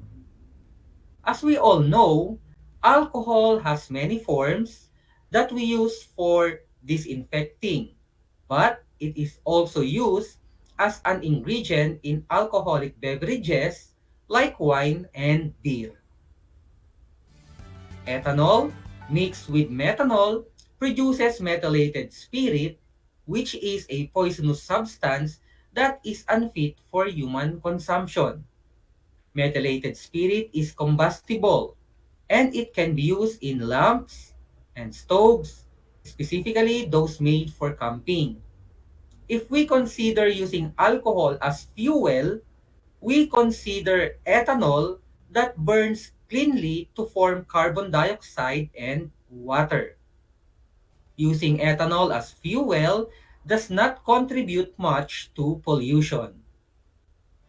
You may take for granted the power of alcohol, especially ethanol, but if you think clearly, you are using it every day. How? Well, mixing ethanol to other substances produces organic solvent that is beneficial to us humans. Organic compounds that are not soluble in water may easily dissolve using a right amount of ethanol. Some examples of these are in cosmetics, disinfectants, and toiletry products. And that's it. Thank you, my dear grade 9 learners, for participating with our discussion. To understand further, let us now assess your learning so that you can fully comprehend our lesson. Ready? Excellent. Let's do it. Type in the chat box the word agree if you think the sentence is correct, or disagree if it is not. I'll give you 3 seconds to think about your answers, okay? Let's do. Number 1. Natural compound is a chemical compound or substance produced by a living organism that is found in nature. Examples include most sugars, carbohydrates, and proteins. Would you agree or disagree? 3, 2, 1. In this first statement, we all should agree. Number 2. Synthetic compounds are compounds that are prepared by reaction of other compounds that do not occur naturally. Examples are most polymers, that includes plastic and rubbers. Agree or disagree? Time counts. 3, 2, 1. In item number 2, we need to agree. Number 3. Alkanes are compounds that have inconsistent composition of other atoms and of carbon and hydrogen, bonded to one another by carbon-carbon and carbon-hydrogen single bonds. Would you agree or disagree? Time counts. 3, 2, 1. For this sentence, we all disagree. Number 4. Alcohols are all derivatives of hydrocarbons in which one or more of the hydrogen atoms in the hydrocarbon have been replaced by a hydroxyl group. Agree or disagree? 3, 2, 1. In these stages of processes, we can all agree. Number 5. Ethanol mixed with methanol produces methylated spirit, which is a combustible material and a poisonous substance that is unfit for human consumption. Agree or disagree? 3, 2, 1. And for the last item, we should all agree. Is it clear to you now some general classes and uses of organic compounds? Very good. We can now wrap up today's lesson. Thank you, grade 9 learners, for your efforts. To basically understand the organic compounds, realize that it is any member of a large class of gaseous, liquid, or solid chemical compounds whose molecules contain carbon. Learn once again that carbon forms the basis of organic life due to its ability to form large and complex molecules via covalent bonding. Carbon atoms can form 4 covalent bonds, with bonds between carbon atoms being particularly stable. Keep in mind that with 4 electrons in its outer energy level, carbon can form 1 covalent bond with each of these electrons. As you already know, carbon is in group 14, period 2, and is the first element in its column in the periodic table of elements. Alkanes are compounds that consist entirely of atoms of carbon and hydrogen, bonded to one another by carbon-carbon and carbon-hydrogen single bonds. Alkanes are also saturated hydrocarbons and the least reactive hydrocarbon species containing only carbons and hydrogens. Examples of alkanes once again are methane, ethane, propane, butane, pentane, hexane, heptane, octane, nonane, and decane. Some alkanes are used as solvent, lubricant, and wax as long as they are in solid forms. Synthesize in your mind that alcohols are all derivatives of hydrocarbons in which one or more hydrogen atoms in the hydrocarbon have been replaced by a hydroxyl group. If we consider using alcohol as fuel, we consider ethanol that burns cleanly to form carbon dioxide and water. Using ethanol as fuel does not contribute much to pollution. Okay, so since we still have time, let me read to you some of the questions asked by our grade 9 viewers sent through text messages. Let me read you some questions. So this one came from Michael of Paniki, Tarlac. He is asking, Sir, how do alkanes pose threat to our environment? Well, that is a good question, Michael. And the answer for that is branch alkanes that has a lower biodegradability, just like methane, which is very flammable, uh, were considered to be a greenhouse gas, wherein a greenhouse gas, which is a compound in the atmosphere that is capable of absorbing infrared radiation, thereby trapping and holding heat in our atmosphere. I hope you understood that, right? Okay. So, there you have it, guys. A significant lesson broadcast about some general classes and uses of organic compounds, specifically alkanes and alcohol. If you want to know more about our topic, I suggest that you explore and read chemistry books from basics to advanced so that you would appreciate organic chemistry.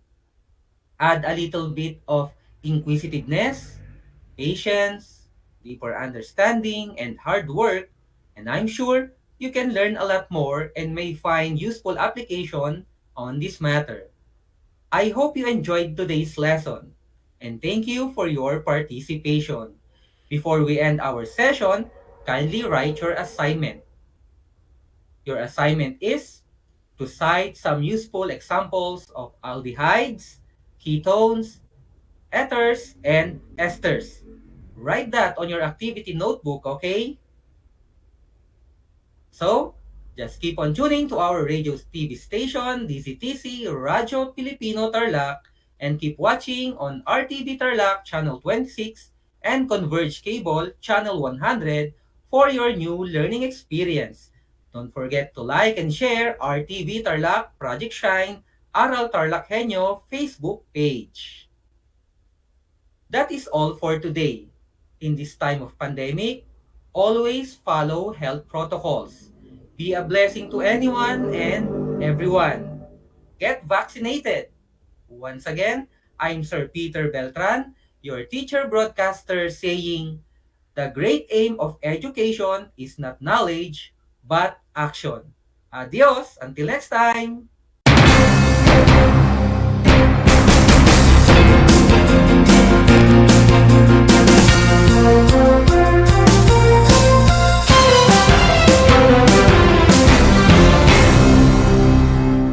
Nais mo bang magpabakuna? Alam mo bang may mga tinatawag na priority eligible groups? Sa bawat priority group, may mga sektor na nakahanay. Kung ikaw ay kabilang dito, wag nang magdalawang isip pa. Halina't magpabakuna na.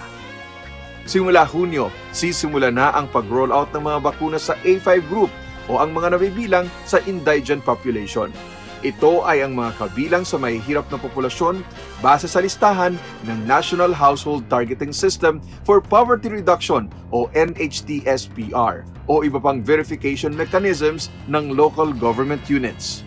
Kaya kung ikaw ay nabibilang sa grupo na ito, tumawag o makipag-ugnayan sa inyong LGU upang malaman ang mga detalye tungkol sa inyong vaccination program katulad ng petsa, oras at lugar kung saan ka magpapabakuna. Humingi ng medical clearance sa inyong doktor kung ikaw ay may autoimmune disease, HIV, cancer, malignancy, dumaan sa organ transplant, kasalukuyang dumadaan sa steroid treatment o nakaratay sa higaan. Huwag kalimutan ang iyong proof of eligibility o mga dokumentong nagpapatunay na ikaw ay kasama sa priority group na ito. Huwag din kalimutang dalhin ang iyong government ID, pati na ang face mask, face shield, sanitizer at ballpen bago ang iyong vaccination. At paalala, pagkatapos ng pagbabakuna, huwag mag-atubiling magtanong na makaragdagang impormasyon tungkol sa bakuna na ginamit sa iyo. Hingin at itago ang contact information ng personnel na tatawagan kung sakaling ikaw ay makaramdam ng seryosong side effects. Huwag rin kalimutan ang vaccination card at alamin ang petsa ng iyong second dose ng pagbabakuna. Higit sa lahat, ugaliin pa rin sundin ang minimum public health standards tulad ng wastong paghuhugas ng kamay, pagpapanatili ng safe physical distancing, at pagsusuot ng face mask at face shield. Ano pang hinihintay mo? Tara na sa Vida Vaccination!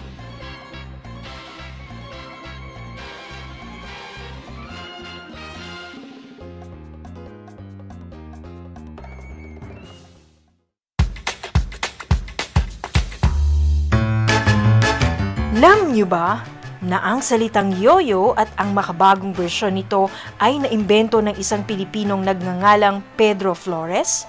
Taong 1920s nang dinala ni Flores ang laruang ito sa Estados Unidos. Sinimulan niya ang paggawa nito sa kanyang maliit na pabrika sa California at ipinakita sa mga tao ang iba't ibang tricks ng paggamit nito. Alam mo na, yan ang yoyo! Multiply 1089 by 9, you will get an answer, the exact reverse, which is 9,801. My name is JRP Duldulao, your teacher broadcaster on Aral TarlakHenyo. For more math trivia and answers to your math questions, catch Aral TarlakHenyo every Monday to Friday from 8:30 a.m. to 5:30 p.m. Learning math is so much fun!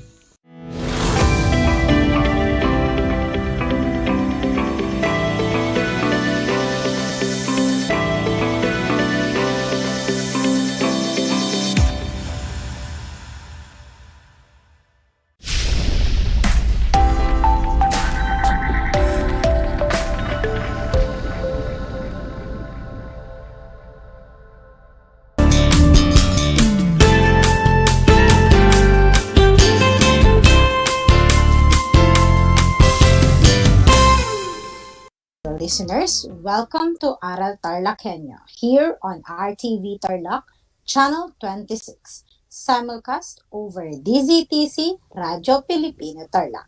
This is Teacher Erzel Mileta Mundong, your teacher broadcaster for today's Mathematics 9 radio-based lessons, remotely airing from Mungkada Tarlac. And I will be with you for the next 25 minutes. So try to be focused and be at its best. Before we begin, find a comfortable place, have your pen and paper with you, and make sure you have your learner's material. Let us start. First, let's have some quick recap of our last lesson, which is simplifying radical expressions using the laws of radicals. In the previous lesson, you learned how to simplify radical expressions using the laws of radicals. First, removal of perfect nth powers from a radical.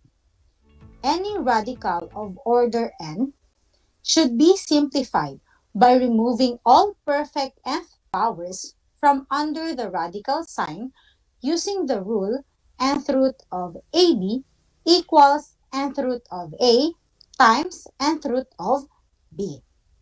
Second is the reduction of the index of the radical. We note that the process involves converting to exponential notation and then converting back again to radical expression. Third, the rationalization of the denominator. Fractions may be removed from under a radical sign by rationalizing the denominator. To rationalize the denominator of a radical of order n, multiply the numerator and denominator of the radicand by such a quantity as will make the denominator a perfect nth power, and then remove the denominator from under the radical sign. Lastly, rationalization of the denominator in fractions with binomial irrational denominators. In one form of fraction, the denominator is a binomial, which one term is a square root of a rational number or expression, and the other term is of the same form or is rational.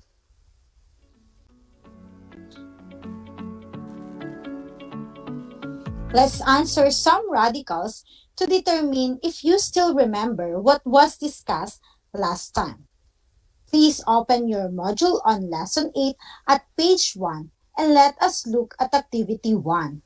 In this activity, you will be able to simplify radical expression using laws of exponent and radical.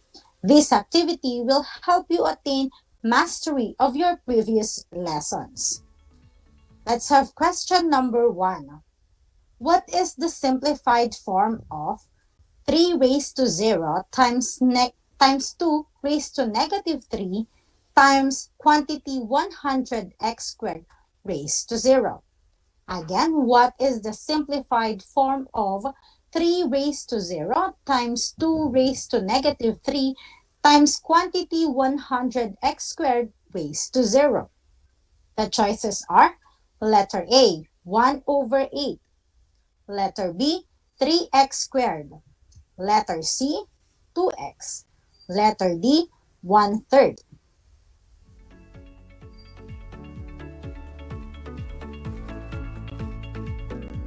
The correct answer is letter A, 1 over 8. Next question. Simplify quantity negative 3 raised to 4. Simplify quantity negative 3 raised to 4. Letter A, negative 12. Letter B, 12. Letter C, 81. Letter D, 1 over 81. You have 10 seconds.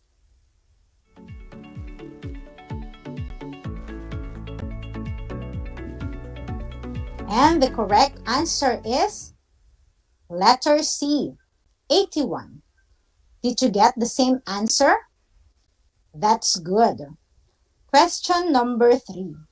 What is the reduced form of cube root of 8? What is the reduced form of cube root of 8? Letter A, 2. Letter B, square root of 2. Letter C, 3. Letter D, cube root of 2. 10 seconds.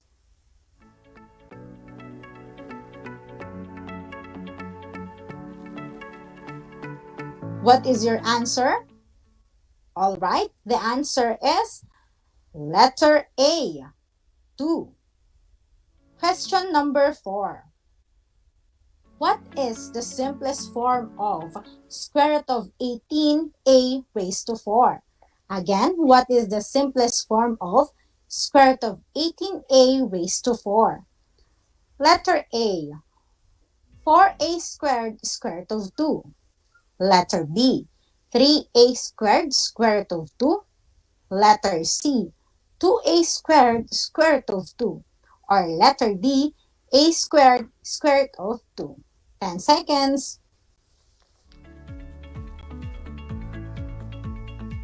9, 10. Alright, the correct answer is letter B, 3a squared square root of 2. Last question.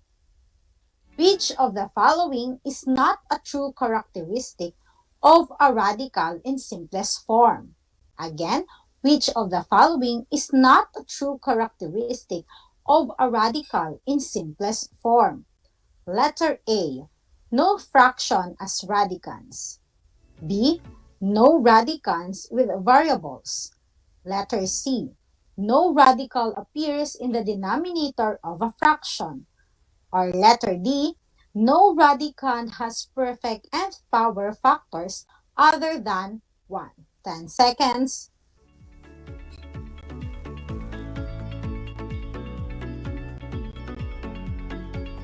What's your answer? You're right. Letter B. No radicands with variables.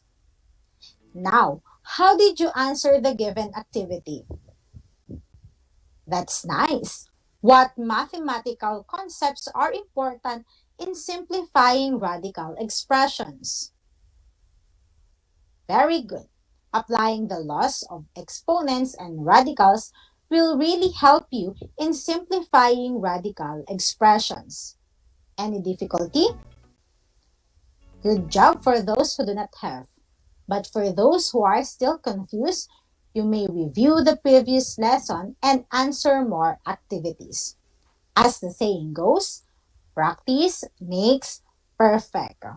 Now, let us begin with our new lesson for today. Open your compendium of notes on page 32. Our topic for today is adding and subtracting radicals. Before doing the adding and subtracting of radicals, we must compare first which are similar and dissimilar radicals. Similar radicals or like radicals are expressions with the same index and radicand, such as square root of 2, 3 square root of 2, and negative 4 square root of 2. While dissimilar radicals does not have the same index and radicands like square root of 10, cube root of 5, and fourth root of 2.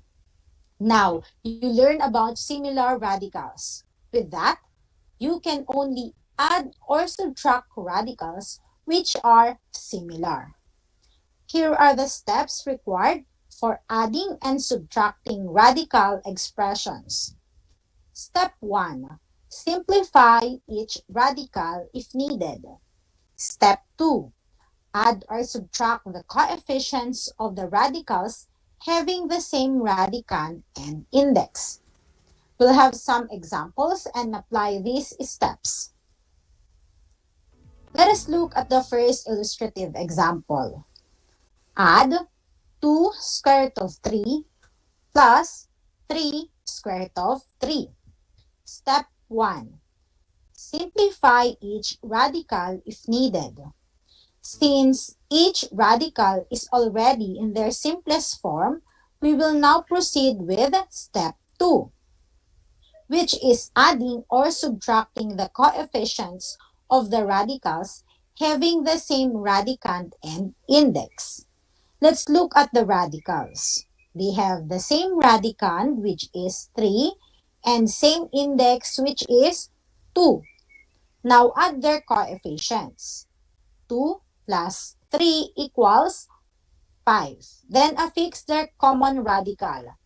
The answer is 5 square root of 3. Quite easy, right? Let's have another example.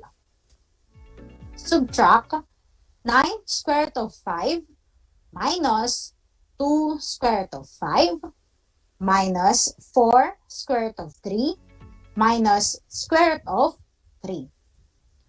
For step 1, are the radicals in their simplest form? That's right. All the radicals are already in their simplest form. So we will now proceed with the second step. Add or subtract the coefficients of the radicals having the same radicand and index. Since 9 square root of 5 and negative 2 square root of 5 have the same radicand, as well as negative 4 square root of 3 and negative square root of 3, So we can now combine the terms with like radicals such as quantity 9 minus 2 square root of 5 minus quantity 4 plus 1 square root of 3. The answer is 7 square root of 5 minus 5 square root of 3. Did you have the same answer as shown? Good job. Another example. Simplify square root of 98 plus square root of 50 minus square root of 18. Step 1. Simplify each radical if needed. So, square root of 98 is equal to the square root of 49 times 2. That would be 7 square root of 2. Next, square root of 50 equals square root of 25 times 2, which is also equal to 5 square root of 2. And square root of 18 is equal to square root of 9 times 2. Its simplest form is 3 square root of 2. We will now proceed to step 2. So our radical expression now is 7 square root of 2 plus 5 square root of 2 minus 3 square root of 2. Add or subtract the coefficients of the radicals having the same radicand and index. Remember that we can only combine like radicals. So 7 plus 5 minus 3 is equal to 9. Affixing the common radical, the final answer is 9 square root of 2. Can you follow? I hope so. Example number 4. Simplify 3 square root of 20 minus 6 square root of 125 plus 5 square root of 45. For step 1, let's simplify each term. 3 square root of 20 is equal to 3 square root of 4 times 5. That would be 6 square root of 5. Next term, negative 6 square root of 125 is equal to negative 6 square root of 25 times 5. It will become negative 30 square root of 5. And 5 square root of 45 is equal to 5 square root of 9 times 5, which is also equal to 15 square root of 5. For step 2, add or subtract the coefficients of the radicals having the same radicand and index. Our radical expression will now be 6 square root of 5 minus 30 square root of 5 plus 15 square root of 5.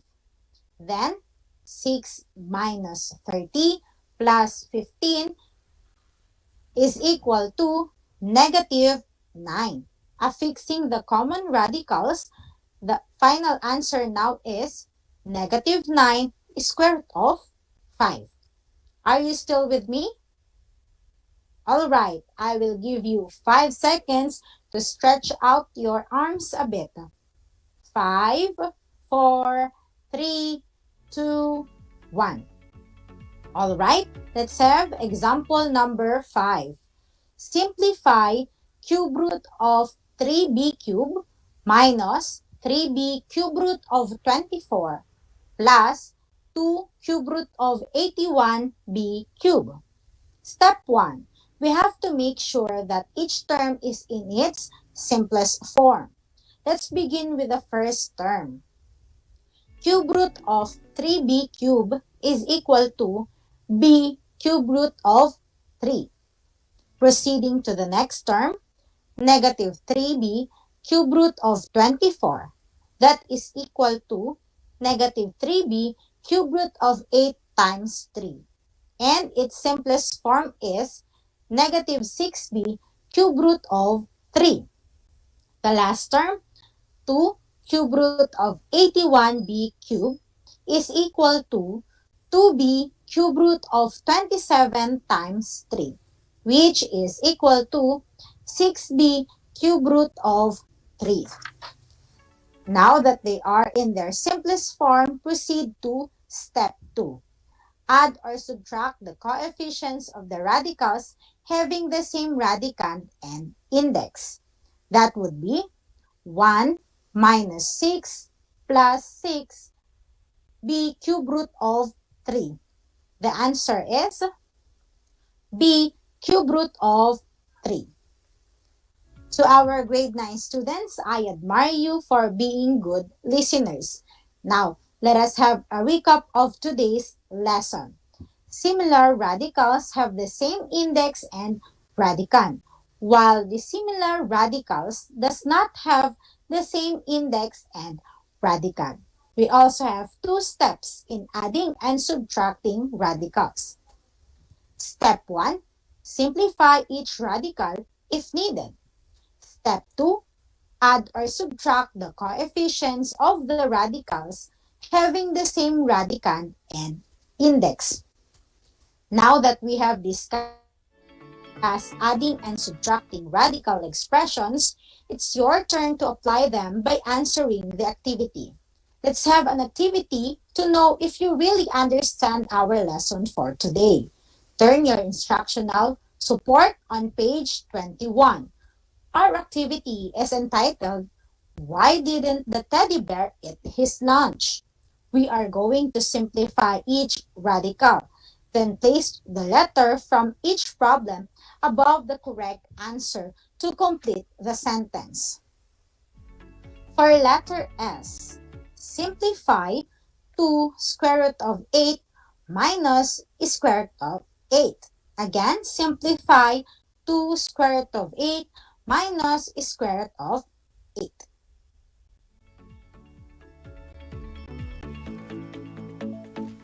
The answer is 2 square root of 2. Let's put S on every 2 square root of 2. Next is letter E. Simplify negative 3 square root of 5 plus 2 square root of 5.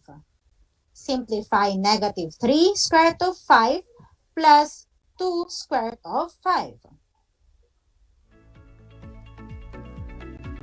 The answer is negative square root of 5. Put E on every negative square root of 5. Alright. Next is letter F. Simplify 4 fourth root of A raised to 5 plus 2 fourth root of A raised to 5. Simplify 4 fourth root of A raised to 5 plus 2 fourth root of A raised to 5. The correct answer is 6A 4 raised to 6A fourth root of A. Again, the correct answer is 6A fourth root of A. Put letter F. Alright, let's proceed with the next letter. Letter W. Simplify the expression square root of 32 plus square root of 128 plus square root of 18 plus square root of 50. Again, simplify square root of 32 plus square root of 128 plus square root of 18 plus square root of 50.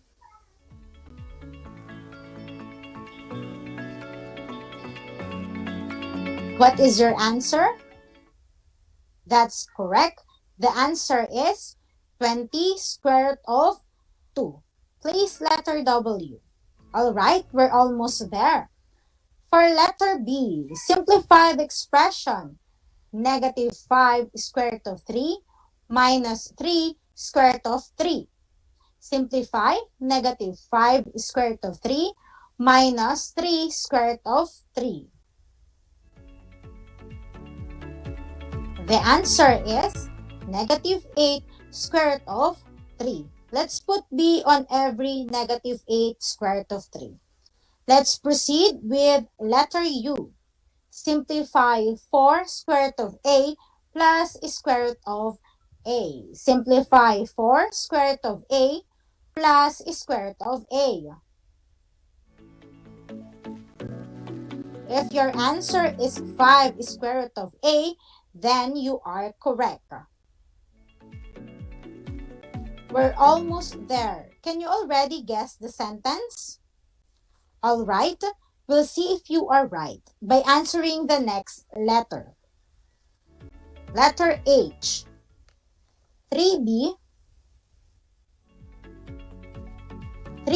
square root of 7 minus b square root of 7 plus b square root of 7. Simplify 3b square root of 7 minus b square root of 7 plus b square root of 7. The answer is 3b square root of 7. There. Next, letter C. Simplify negative 3b square root of 27 minus 3b square root of 27 minus b square root of 27. The correct answer is negative 27b square root of 3. There. For letter A, what is the simplest form of negative 3 square root of 12 plus 3 square root of 3 plus 3 square root of 20?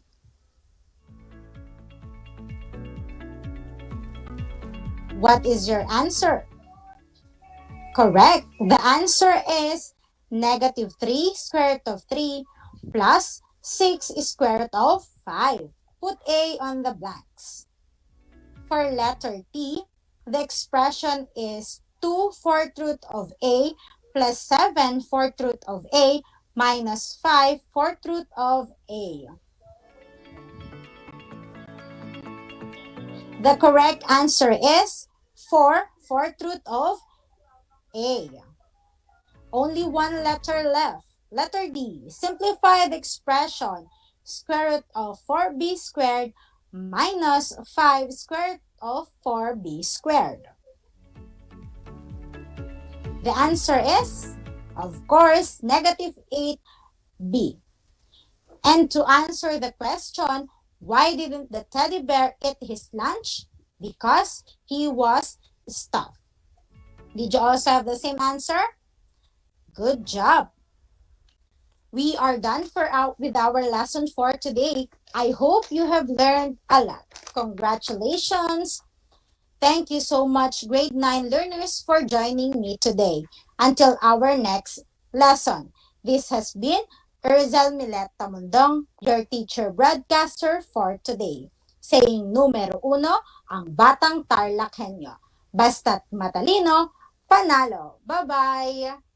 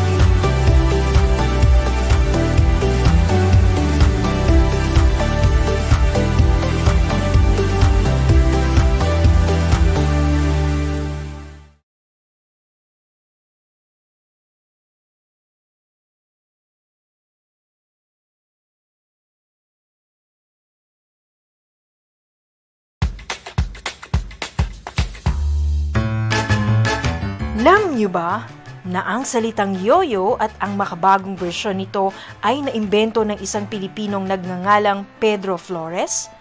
Taong 1920s nang dinala ni Flores ang laruang ito sa Estados Unidos. Sinimulan niya ang paggawa nito sa kanyang maliit na pabrika sa California at ipinakita sa mga tao ang iba't ibang tricks ng paggamit nito.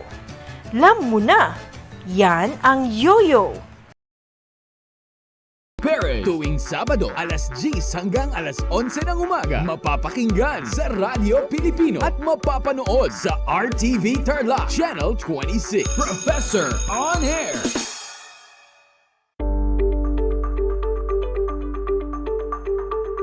Sa pagnanais na mapigilan ng ating pamahalaan ang pagdami ng bilang ng mga kaso ng COVID-19, binuo ang One Hospital Command Center o OHCC upang mas mabilis na matugunan ang medikal na pangangailangan ng ating mga kababayan.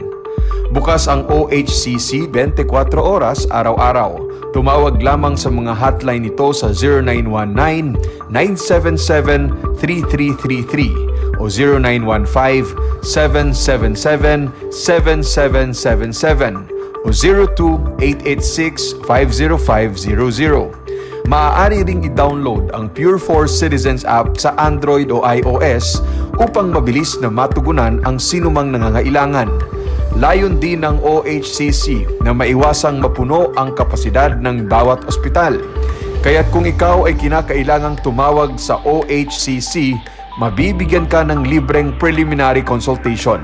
Para sa mga nangangailangan ng emergency quick response, makikipag-ugnayan ang OHCC sa DOH Bed Tracker at sa mga ospital upang makahanap agad ng pinakamalapit na bakanteng ospital. Ang transportasyon o ambulansya naman ng ospital na inirefer ng OHCC sa pasyente ang siyang susundo sa bahay nito. Kaya't kapag ikaw ay nakakaranas ng anumang sintomas ng COVID-19 o nangangailangan ng agarang tulong medikal, tumawag lamang sa OHCC at handa silang tumulong sa lahat ng oras.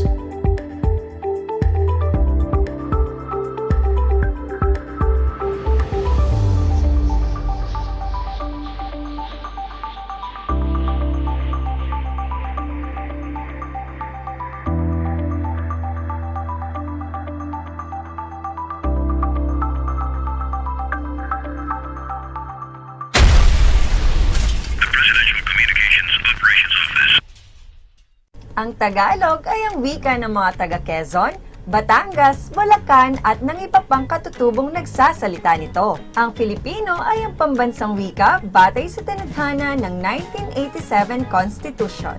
Tara na at matuto ng salitang Filipino. Manood at makinig ng Aral TarlakHenyo sa RTV Tarlac, Channel 26 at sa bayang naririnig sa Radyo Pilipino, DZTZ 828 at napapanood din live sa FB page at YouTube channel ng RTV Tarlac, Channel 26. Manood at matuto ng ating mga aralin sa Filipino. Dito lang yan sa Aral TarlakHenyo. Ako si Ma'am Crystal May Aquino, ang inyong teacher broadcaster sa Filipino.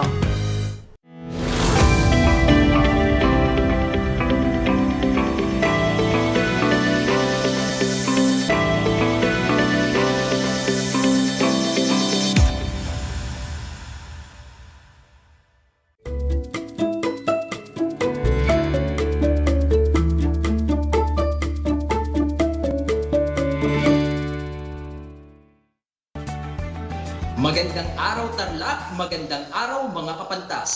Suma sa inyo ang Project Shine Aral TarlakHenyo mula sa RTV Tarlac Channel 26 at sa bayang naririnig sa DZTZ 828 Radyo Pilipino Tarlac at napapanood sa Converge Channel 100. Bago tayo mag-umpisa sa ating talakayan, nais ko muna kayong batiin mga kapantas ng isang masagana at manigong bagong taon. Ako si Sir Ronald Domingo, ang inyong teacher broadcaster sa Filipino ng ikasyam na baitang na maghahatid sa inyo ng panibagong kaalaman at panibagong karanasan. Ako ay inyong naririnig at napapanood mula sa Santa Ignacia, Tarlac sa pamamagitan ng remote live broadcast. Kamusta kayo mga kapantas? Naway nasa maganda kayong kalagayan. Sa panibagong araw na ito, tandaan ang 3 S. Saglit, subalit, sulit. Saglit lamang ang 25 minutong talakayan, subalit sulit naman ang inyong matututuhan na may 3 T. Tumpak, tiyak, at tatatak. Handa ka na ba sa pagsasanay ngayong araw? Panibagong araw, panibagong pagkatuto. Kung gayon ay pumwesto ka na sa isang komportableng lugar upang makinig at matuto at ating tuklasin ang mundo ng Filipino sa ika-9 na baitang. Ang ating tatalakayin ay pinamagatang Sariling Pananaw sa Talumpating May Matibay na Paninindigan. Narito ang mga kasanayan sa pagkatuto. Una, naipapahayag ang sariling pananaw tungkol sa isang napapanahong issue sa talumpating nagpapahayag ng matibay na paninindigan. Pangalawa, nakapagbibigay ng mga napapanahong issue na naririnig, nababasa o napapanood sa iba't ibang media. At ang pangatlo, nalilinang ang kakayahan sa pagpapahayag ng sariling pananaw ang mga mag-aaral ng ika-9 na baitang. Umpisahan natin sa paglalaro ng 4 picks, 1 word. Alam mo ba ang laro ito? Narito ang mechanics. May 4 na larawan na makikita sa screen. Ang mga imaheng ito ay naglalarawan ng isang salita o mga salitang magkakaugnay. Hulaan ang salitang inilalarawan ng mga imahe. Ito ay mga napapanahong issue o pangyayari sa ating lipunan. I-type ang iyong sagot sa ating Facebook comment section kasama ng inyong pangalan at paaralan. Handa ka na ba, kapantas? Kung gayon, ito ang unang item. Nag-uumpisa sa letrang H, 2 salita. Halalan 2022 din ba ang sagot mo, kapantas, katulad ni Trixie mula sa Nambalan Integrated School? Kung gayon, ay tama ka. Ito ang ating pangalawang item. Ang clue ay, binubuo ito ng 2 salita at ang unang letra ng unang salita ay C. At sa pangalawang salita naman, 2019. Ano kaya ito, kapantas? Tama ang iyong sagot kung ito ay Coronavirus 2019. Dumako tayo sa pangatlong item. Ito ay binubuo ng 2 salita na ang unang mga letra ay B at T. Sa unang salita, ito ay may 6 na letra at ang panglima at 6 na letra ay N at G. Samantala, ang pangalawang salita naman ay may 4 na letra lamang at ang panghuli nito ay letrang N. Kung ang sagot mo ay bagong taon, mahusay kang tunay, kapantas. Pang-4 na item. Narito ang clue. Ito ay 2 salitang Ingles. Ang unang salita ay binubuo ng 10 letra at ang pangalawang salita naman ay may 7 letra. Ano kaya ito, kapantas? Ang tamang sagot ay face-to-face class. Tumpak ang iyong sagot, kapantas, Therese, mula sa San Bartolome High School. At ang panghuling item, ano ang inilalarawan ng mga imahe? Ito ay isang salita na binubuo ng 9 na letra na ang pangalawa sa mga ito ay A, panglima ay letrang N, at ang pang-6 ay I. Pang-7 naman ay H, at ang panghuli ay N. Ano ito? Bayanihan ba ang sagot mo? Kung gayon ay tama ka, kapantas. Muli, ang mga sumusunod ay mga napapanahong issue sa ating lipunan. Una, halalan 2022 na magaganap sa Mayo ngayong taon. Pangalawa, pagkakaroon ng panibagong variant ng Coronavirus 2019, ang Omicron. Pangatlo, ang selebrasyon ng bagong taon. Pang-4, ang pagbabalik ng face-to-face classes sa piling mga lugar at paaralan. At ang panglima, pagbabayanihan ng mga Pilipino sa panahon ng mga sakuna at pandemya.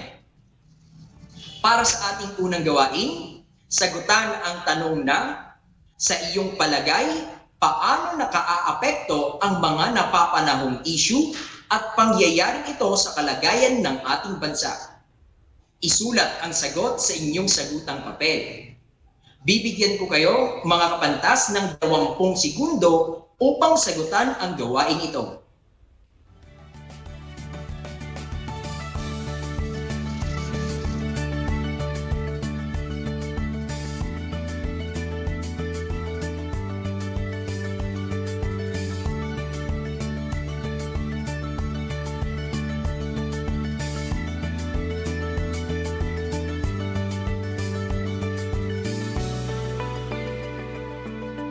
Tapos ka na ba, kapantas? Samantala, para naman sa mga kapantas natin na nakasubaybay sa atin sa Facebook Live, ano ang sariling pananaw mo patungkol sa usaping eleksyon 2022? Dugtungan ang pahayag na ang katangian ng karapat-dapat manalo sa eleksyon ay blank. Mag-comment na sa ating Facebook comment section, banggitin ang inyong pangalan at paaralan, at ito'y aking babasahin.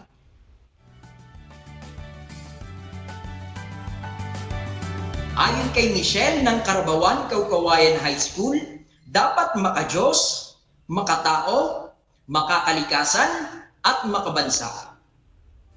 Ikurakot at malinis ang track record naman ang tugon ni Angelo mula sa Nambalan Integrated School. Karamihan sa mga komento ay mabait, maaasahan, matalino at di kurakot. Maraming salamat sa mga kapantas. Sa inyong mga kasagutan, ipinapakita nito na kayo ay may pakialam sa inyong bansa at ito ay nagpapakita rin ng inyong pagmamalasakit at pagmamahal sa inyong kapwa at sa bayan. Laging tandaan, maging matalino sa pagpili ng kandidatong ihahalal upang ang buhay ng mamamayang Pilipino ay mapabuti. Ngayon naman, alamin natin kung ano ang pahayag, sanaysay at opinyon. Ang pahayag ay ang pagsisiwalat ng tao sa kanyang saloobin, paniniwala at lahat ng kanyang mga nalalaman. Ito ay katotohanan kung may suportang datos, pag-aaral, pananaliksik at suportang impormasyong na patunayang tama o mabisa para sa lahat. Samantala, ang sanaysay ay essay sa wikang Ingles. Ito ay isang uri ng sulatin na nagpapahayag ng pananaw o opinyon ng sumusulat. Tumatalakay ito sa iisang paksa lamang. Layunin nitong magbahagi ng impormasyon at magpahayag ng kanyang nararamdaman. Ang sanaysay ay may dalawang uri. Una, ang formal na sanaysay. Ang formal na sanaysay ay may maayos na pagkakasunod-sunod at gumagamit ito ng mga salitang akma sa paksa. Ito ay batay sa pananaliksik at pag-aaral. May seryoso o formal na tono ito ukol sa paksa nito. Pangalawa, ang di-formal na sanaysay. Ito ay batay sa mga opinyon at pananaw ng sumusulat. Ito ay maaaring galing sa karanasan o obserbasyon ng may akda. Ang mga paksa ng mga di-formal na sanaysay ay pangkaraniwan at personal. Bukod dito, hindi kinakailangang seryoso ang di-formal na sanaysay. Ito rin ay mas madaling maintindihan.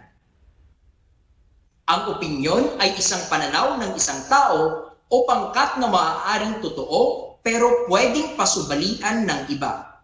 Sa pagbibigay ng opinyon, mahalagang matutuhan ang wastong gamit ng mga salita upang maging kapanipaniwala o kahika-hikayat ang pahayag. Narito ang ilang mga halimbawa. Naniniwala ako, sa aking palagay, ang opinyon ko sa bagay na ito, palagay ko, marahil ang bagay na ito ay, sa tingin ko, para sa akin, ang paniniwala ko ay, ayon sa nabasa kong datos, sa pakiwari ko, at kung ako ang tatanungin. Ilan lamang ito sa mga salitang nagpapahayag ng opinyon o pananaw. Ngayon naman, Dumako na tayo sa dalawang babasahin at tukuyin kung ito ay isang pahayag o sanaysay. At mula sa dalawang babasahin, piliin at isulat ang mga pagpapahayag na nagbibigay ng opinyon. Sa mga kapantas na nanonood sa Facebook Live at telebisyon, maaari ninyo akong sabayan sa pagbabasa. At para naman sa mga kapantas na nakikinig sa radyo, pakinggang mabuti ang pagbabasahin upang ito'y inyong maunawaan. Narito ang unang babasahin. Ito ay pinamagatang ang sakit na coronavirus 2019 o mas kilala bilang COVID-19. Ang sakit na coronavirus 2019, COVID-19, Coronavirus Disease 2019 ay isang sakit sa paghinga ng mga tao na sanhi ng bagong virus. Maaari itong kumalat mula sa bawat tao. Dahil ito ay bagong virus, mayroon pang hindi natin alam, ngunit natututo pa tayo tungkol sa COVID-19 bawat araw. Ang pampublikong kalusugan sa komunidad ng Pilipinas ay nagsisikap upang mapabagal ang pagkalat ng COVID-19 at umaasa ang gobyerno sa tulong ng bawat isa. Ito naman ang pangalawang babasahin. Isang editorial na may pamagat na hinay-hinay muna sa pagtitipon sa Pasko, na ilimbag sa Filipino Star ngayon noong ika-11 ng Disyembre noong nakaraang taon. Pwede na raw mag-Christmas party sa mga lugar na nasa ilalim ng Alert Level 2, sabi ng Department of Interior and Local Government o DILG. Subalit, kailangan ipatupad pa rin daw ang health protocols para hindi magkaroon ng hawaan. Kailangang naka-face mask at may physical distancing ang mga dadalo. Ayon kay DILG Undersecretary Jonathan Malaya, kahit pa pinapayagan na ang in-person Christmas parties, ipatutupad pa rin ang kaukulang pag-iingat at dapat mga lugar na nasa alert level 2 lamang. Kailangan din na 50% lamang ang venue capacity. Mahigpit itong ipatutupad at ang mga lalabag ay papatawan ng kaparusahan. Pero tutol ang Department of Health o DOH. Pwede raw ang Christmas party pero sa pamilya lamang. Hindi pa nila inirerekomenda ang pagdaraos ng Christmas party sa mga tanggapan. Matigas din ang pagtutol ng Philippine National Police o ang PNP ukol dito. Huwag daw munang magdaos ng Christmas party para maiwasan ang hawahan at dumami na naman ang kaso. Ayon sa PNP, dinidiscourage nila ang mga mamamayan na magtipon-tipon ngayong Pasko. Masayang magtipon o magsama-sama ngayong Pasko, pero dapat din namang tingnan kung nakabubuti sa panahong ito ang nalaganap pa ang pandemya at may bago pang variant na nakaambag, ang Omicron. Kahit patuloy ang pagbaba ng kaso ng COVID, hindi pa rin dapat magpakampante sapagkat posibleng tumaas muli ito. Kaya, mas mabuti nang huwag magtipon-tipon ngayong Pasko. Huwag munang mag-Christmas party para iwas sa virus. Hinay-hinay muna sa pagsasaya ngayong Pasko. Base sa inyong napakinggang babasahin, ating sagutan ang mga gabay na katanungan. Una, ano ang nais iparating ng nagsasalaysay sa mga mambabasa? Nais ng nagsasalaysay na tayo ay hikayating manatiling sumunod sa minimum health protocols ng IATF at ng kagawaran ng pangkalusugan. Ito ay upang tayo ay hindi mahawa o makahawa sa sakit na COVID-19. Para sa pangalawang katanungan, bakit kailangang ibahagi ng isang manunulat ang kanyang natutuhan sa pagsulat? Ito ay upang buksan ang kamalayan ng mambabasa patungkol sa paksang kanyang tinatalakay. Napakahusay ng inyong tugon, kapantas. Narito ang pangatlong katanungan. Alin sa dalawang babasahin ang isang pahayag at alin ang sanaysay? Ang tugon ni Jolly mula sa Pitongbayog National High School ay, ang unang babasahin ay isang pahayag, samantalang ang pangalawang babasahin naman ay isang sanaysay. Parehas ba nito ang iyong sagot? Kung oo, napakahusay mong talaga, kapantas. Ngayon naman, dumakot na tayo sa paglilinang ng kabihasaan. Muli akong magbabasa ng isang balita o isyong napapanahon. Narito ang artikulo. Unang araw ng pilot face-to-face classes, tagumpay giit ng DEPED. Inilimbag sa philstar.com noong ika-16 ng Nobyembre noong nakaraang taon. Manila, Philippines. Success kung ituring ng Department of Education, DEPED, ang pilot implementation ng pagbabalik ng harapang klase sa gitna ng COVID-19 sa mga piling elementarya at high school na low risk sa virus nitong Lunes. Ganyan nga ang pagtatasa ni na Education Undersecretary Nepomuceno Malalwan sa pagbabalik kahapon ng in-person classes sa 77 sa 100 pampublikong paaralang unang naaprubahan ng DEPED. Sinasabing nasa 5,000 mag-aaral at 1,000 guro ang lumahok sa unang araw ng mga nasabing klase. Dagdag pa ni Malalwan, ang paghahanda lang ito para sa isang expansion phase. Kampante rin daw ang naturang kagawarang maisagawa ang paunang bahagi ng physical classes habang humahalaw dito ng mga pag-aaral. Ito'y hanggang sa bumalik ang mga harapang klase sa lahat ng mga paaralan sa buong bansa sa 2022.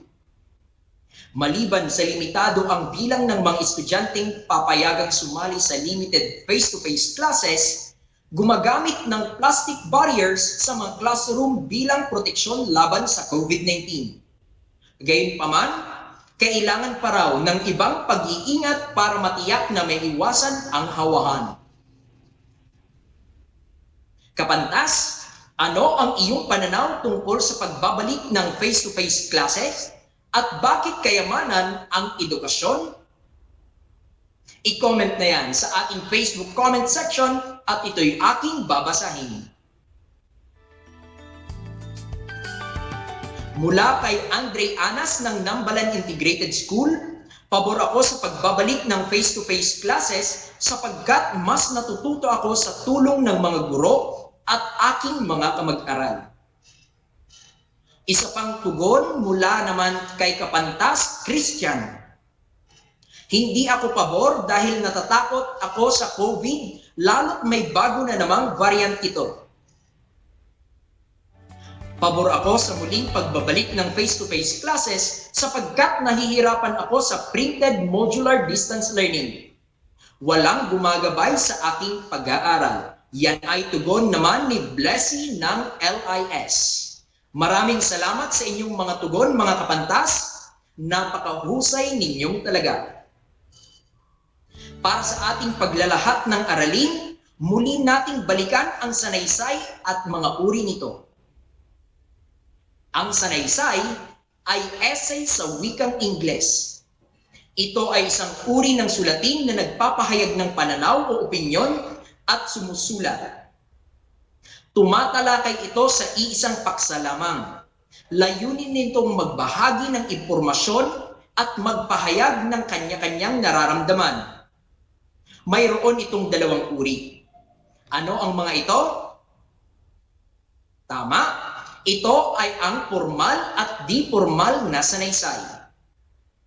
Sa puntong ito, sukatin natin kung hanggang saan na ang inyong nalalaman tungkol sa ating aralin sa puntong ito. Sukatin natin kung hanggang saan. Panghuling gawain sa inyong sagutang papel. Ito ay binubuo ng 5 multiple choice na katanungan. Babasahin ko ng isang beses ang tanong at ang mga pagpipilian. Una, ito ay isang uri ng sulatin na nagpapahayag ng pananaw o opinyon ng nagsulat nito. A. Talumpati. B. Sanaysay. C. Komunikasyon. D. Pananalita. Kung ang kasagutan mo ay B, tama ang iyong sagot, kapantas. Pangalawa, ito ay nagpapahayag ng kaisipan o opinyon tungkol sa isang paksa sa pamamagitan ng pagbibigkas sa entablado. A. Sanaysay. B. Talumpati. C. Pananalita. D. Komunikasyon. Ang sagot mo ba ay B? Kung gayon, kapantas, wasto ang iyong sagot. Dumako tayo sa pangatlong item.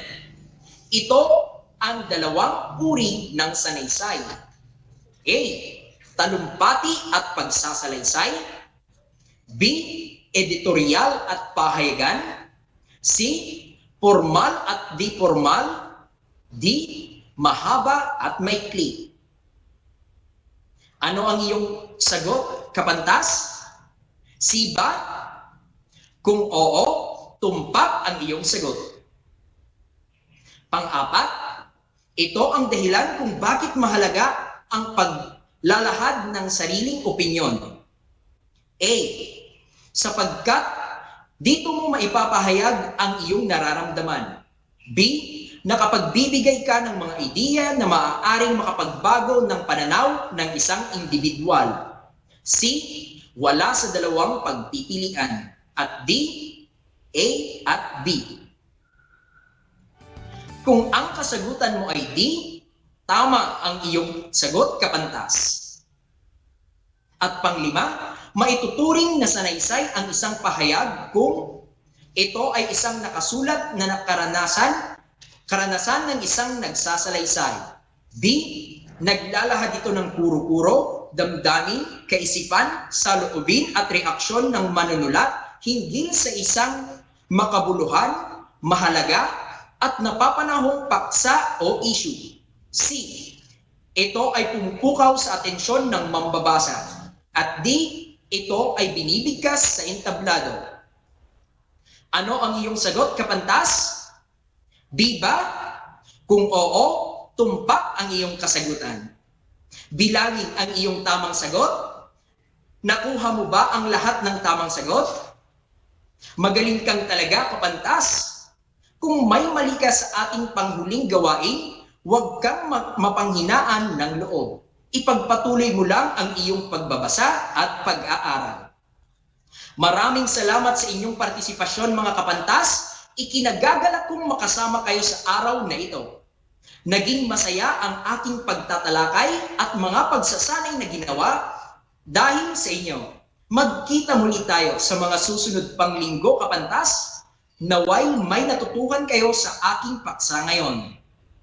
Laging pakatatandaan na walang maling opinyon kapag ang isang tao ay nagpapahayag ng kanyang palagay.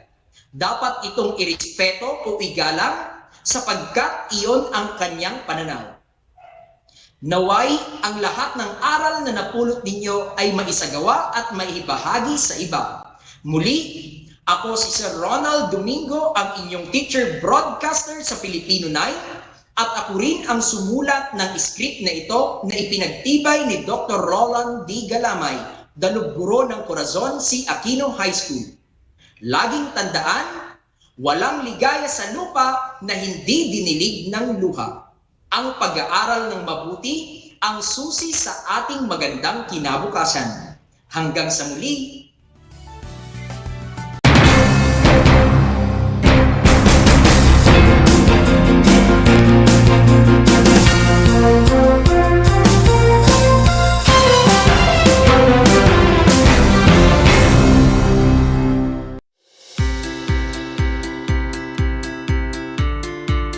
Upang matugunan ang mga kinakaharap na pagsubok ng mga guro at mag-aaral sa gitna ng kasalukuyang pandemya, nagsanib tulong sina Congressman Charlie Cojuangco ng unang distrito ng Tarlac, DEPED Region 3 Regional Director Dr. May B. Eclar at Tarlac Schools Division Superintendent Dr. Ronaldo Pozon para sa isang napapanahong proyekto na tinaguriang Project Shine, Aral TarlakHenyo. ang mga mag-aaral ng Grade 4 at Grade 5. Ganon din ang Grades 8 and 9 sa buong probinsya ng Tarlac, kasalukuyang sumasailalim sa radio-based instruction. Katuwang ang himpilang DZTZ 828 kHz AM at RTV Tarlac, Channel 26. Ang Tarlac po nangunguna po ngayon pagdating po sa radio-based instruction.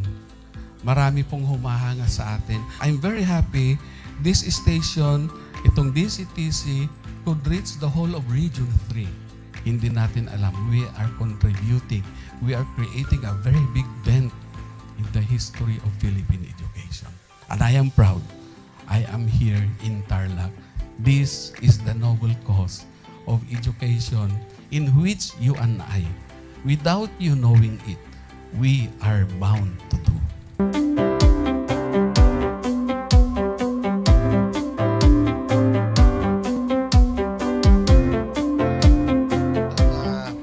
Project natin na Project Shine is a natural consequence dahil sa nangyari sa buong mundo. Let's continue to work together. I think it's very Filipino to practice bayanihan in anything or most of the things that we do. And this is a manifestation of that. No? We have private sector, we have DEPED, we have local government, all working together. And I hope the parents of some of these children, especially the parents that did not graduate from school or hindi nakapag-aral nung sila ay bata, sana naman gamitin na nila itong opportunity na mag-schooling na rin sila kasama ng mga anak nila para mag-bonding pati ang mga magulang sa mga bata. I look at this as doing God's work. Diba? So if you do God's work, it feels right. It's righteous. It's for good, not for evil.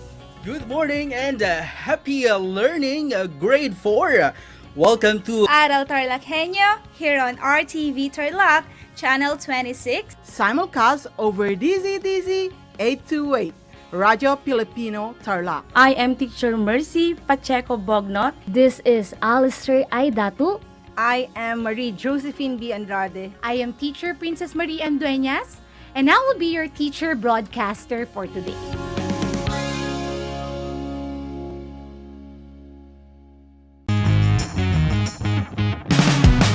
I'm back! This is Sir Z, your teacher broadcaster. Magandang araw mga kapantas!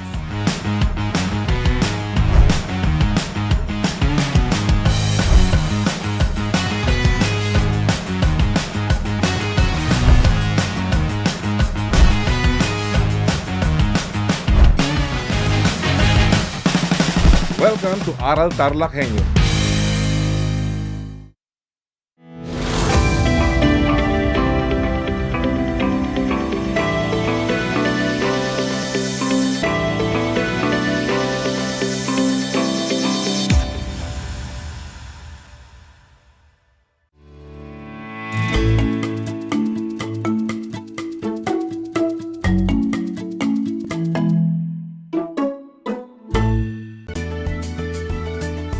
Good day, everyone! It's a buzzing and roaring opening of the Year of the Tiger. We are on the first episode po for this year 2022 of our segment OSDS Hour. Makakasama po natin, of course, ang ating Schools Division Superintendent of our beloved SDO Tarlac Province, Dr. Ronaldo Atalia Pozon. Hello, sir! Happy New Year po! Magandang araw po sa inyo.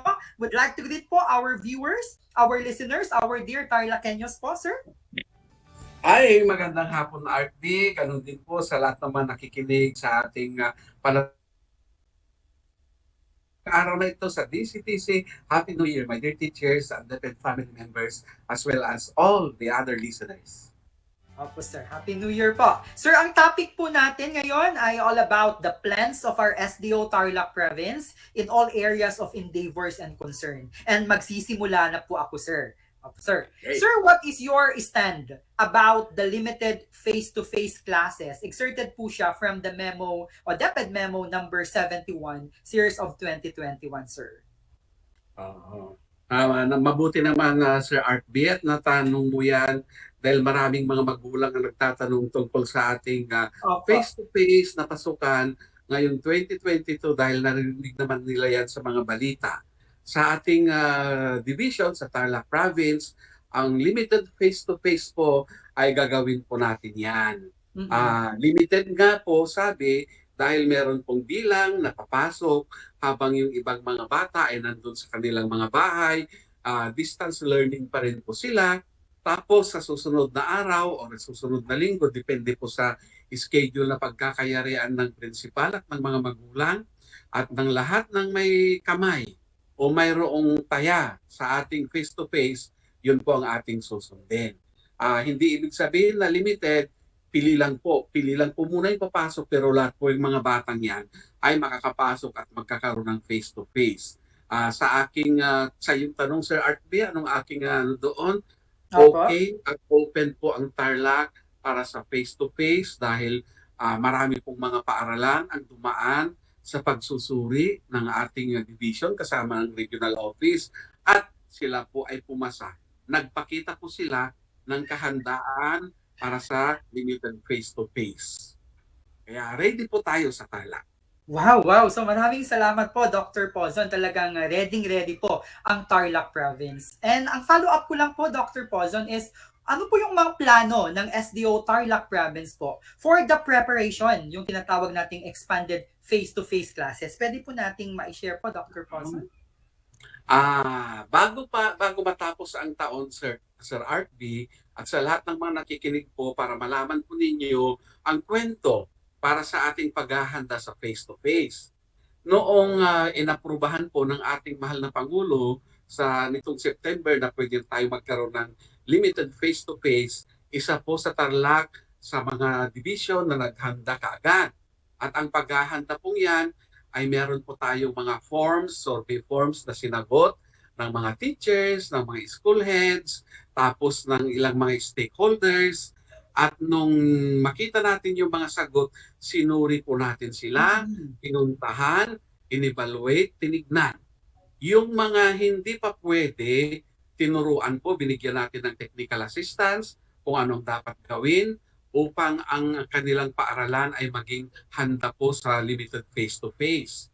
Ngayon po, nung matapos lahat yung mga yan, dumating ang mga taga-regional office, binalidate po nila tayo, binigyan po tayo ng go signal na pwede nang mag-face-to-face, pero meron pa hong isang napakahalagang requirement na kailangan nating tuparin. Ano po yun? Yun ay ang pagpayag at pag-aproba ng ating mga local chief executive o mga mayors po. Mga mayors po, kailangan po natin yung mga yun, nilang aproba. Ngayon po, ang napakabilis na aksyon ng ating gobernadora, mahal nating Susan Yap, Governor Susan Yap, noong ipinaalam po namin sa kanya, Huwebes po yun ng isa sa mga Huwebes ng December first week. Kinaumagahan po ng Biyernes, immediately nagpatawag po ang ating mahal na gobernadora ng meeting sa League of Mayors. Huwebes po Huwebes. Biyernes nagpatawag si may governor, kinausap lahat ang mga mayor, suportahan ang DEPED sa ating paghahanda. Kaya kita nyo po, napakabilis po dahil nagtulungan po ang ating governor, ang ating mga mayors at tayo sa DEPED. Kaya handa po talaga ang Kaya doon po, yung maski sa expanded na yan, expanded face-to-face, dumating man na mas malawak yung masasakupan ng face-to-face na yan, patuloy po ang DEPED Tarlac Province sa tulong po ng ating mga partners. Ulitin ko po LGUs, mga mayors, mga kapitan, si governor at tayo po sa DEPED. Napakahalaga po, walang face-to-face na mangyayari kung hindi sasang-ayon po ang mahal na mga mayors ng bawat bayan dahil sila po ang ating partner. Ganun po kahalaga ang papel ng ating mga local executives. Wow! So napakaganda po ang mithiin po ninyo at talagang mapapasana all po lahat ng makakarinig po sa inyo kasi mula po sa pinakamataas na may katungkulan hanggang sa also the barangay captain ay talagang ready na po talaga for the face to face. At maliban po doon, Dr. Poston, sa nabanggit po ninyo na pili-piling challenges, may mga other challenges po ba kayo na nakikita pa po ba sa Tarlac province sa pag-implement po? At ano po sir, yung mga ginagawa pong programa para ma-resolve po kaagad? Marami Sir Art B. Normal po na siyempre galing po tayo sa pandemya, galing po tayo sa mga nakita natin may mga namatay, nakita po natin na may mga na-quarantine, marami po sila. Wala po tayong itinago sa katotohanan na dala ng COVID-19 na yan. Number one na challenge natin, yung takot ng mga magulang na paano kung ang mga anak nila ay mahahawa sa eskwela. O ngayon, para ma-solve yun nga po, meron po tayong mga survey para makita po na yung mga kinakatakutan ng mga magulang ay mawala po. Halimbawa, ano bang preparedness ng school? So meron tayong mga ginawa, yung mga IATF protocols, yung meron sanitation hand washing facilities, meron silang mga alcohol na mga gamit sa kanilang mga school, disinfectant materials, yung social distancing, lahat po yun, lahat ng sinabi ng DOH, IETF, isa po yan sa hinana. Yun po yung mga takot ng mga magulang. Normal po yan. Pero gaya ng sinabi ko po, napaghandaan na po na yung mga sinasabi nyo baka magkahawaan ay may mga ginawa na po ang mga paaralan. Kasama po ang mga iba pang mga ahensya ng gobyerno. Isa pa po naman sa amin sa DepEd, ang kinakatakutan din namin ang pag-aalala or challenge na sinasabi, paano na po kung halimbawa tapos na ang klase? Paano yung pag-uwi ng mga kabataan, mga anak natin? Mula sa school, didiretso kaya silang uuwi ng bahay? O baka naman maggala pa po sila? O ano ang solusyon doon, Sir Artby at mga magulang na nakikinig? Nakipag-ugnayan po ang mga paaralan sa mga magulang na kailangan may susundo po sa mga anak nila sa uwian para nakakatiyak po tayo hindi sila pupunta kung saan-saan. So, kita niyo po, kapag open, bukas ang isip at damdamin ng mga magulang para sa pagtulong sa ating mga suliranin sa paaralan, kagyat po tayo nakakaisip ng mga solusyon. Kaya yung worry natin sa school sa ArtB, lalo na sa high school, lalo na yung mga senior high school, baka pagkatapos ng klase, siyempre, tuwang-tuwa sila, meron ng face-to-face at saka malaya sila. Baka naman nasabik, biglang pumunta sa mga mall, biglang pumunta sa ganito. Maiiwasan po yan mga mahal na magulang dahil hindi namin sila papakawalan sa school hanggat hindi po ninyo susundiin. So, yung mga ganung mga problema sa RB nababawasan. Mga iba pang mga tanong, mga challenges natin. Paano yung mga hindi pa nabakunahang mga kabataan? Paano yung mga iba pang hindi nagkaroon ng bakuna? Alam nyo, ang ating governor, ang ating mga mayors, hindi na nila pinipili yung mga babakunahang mga kabataan.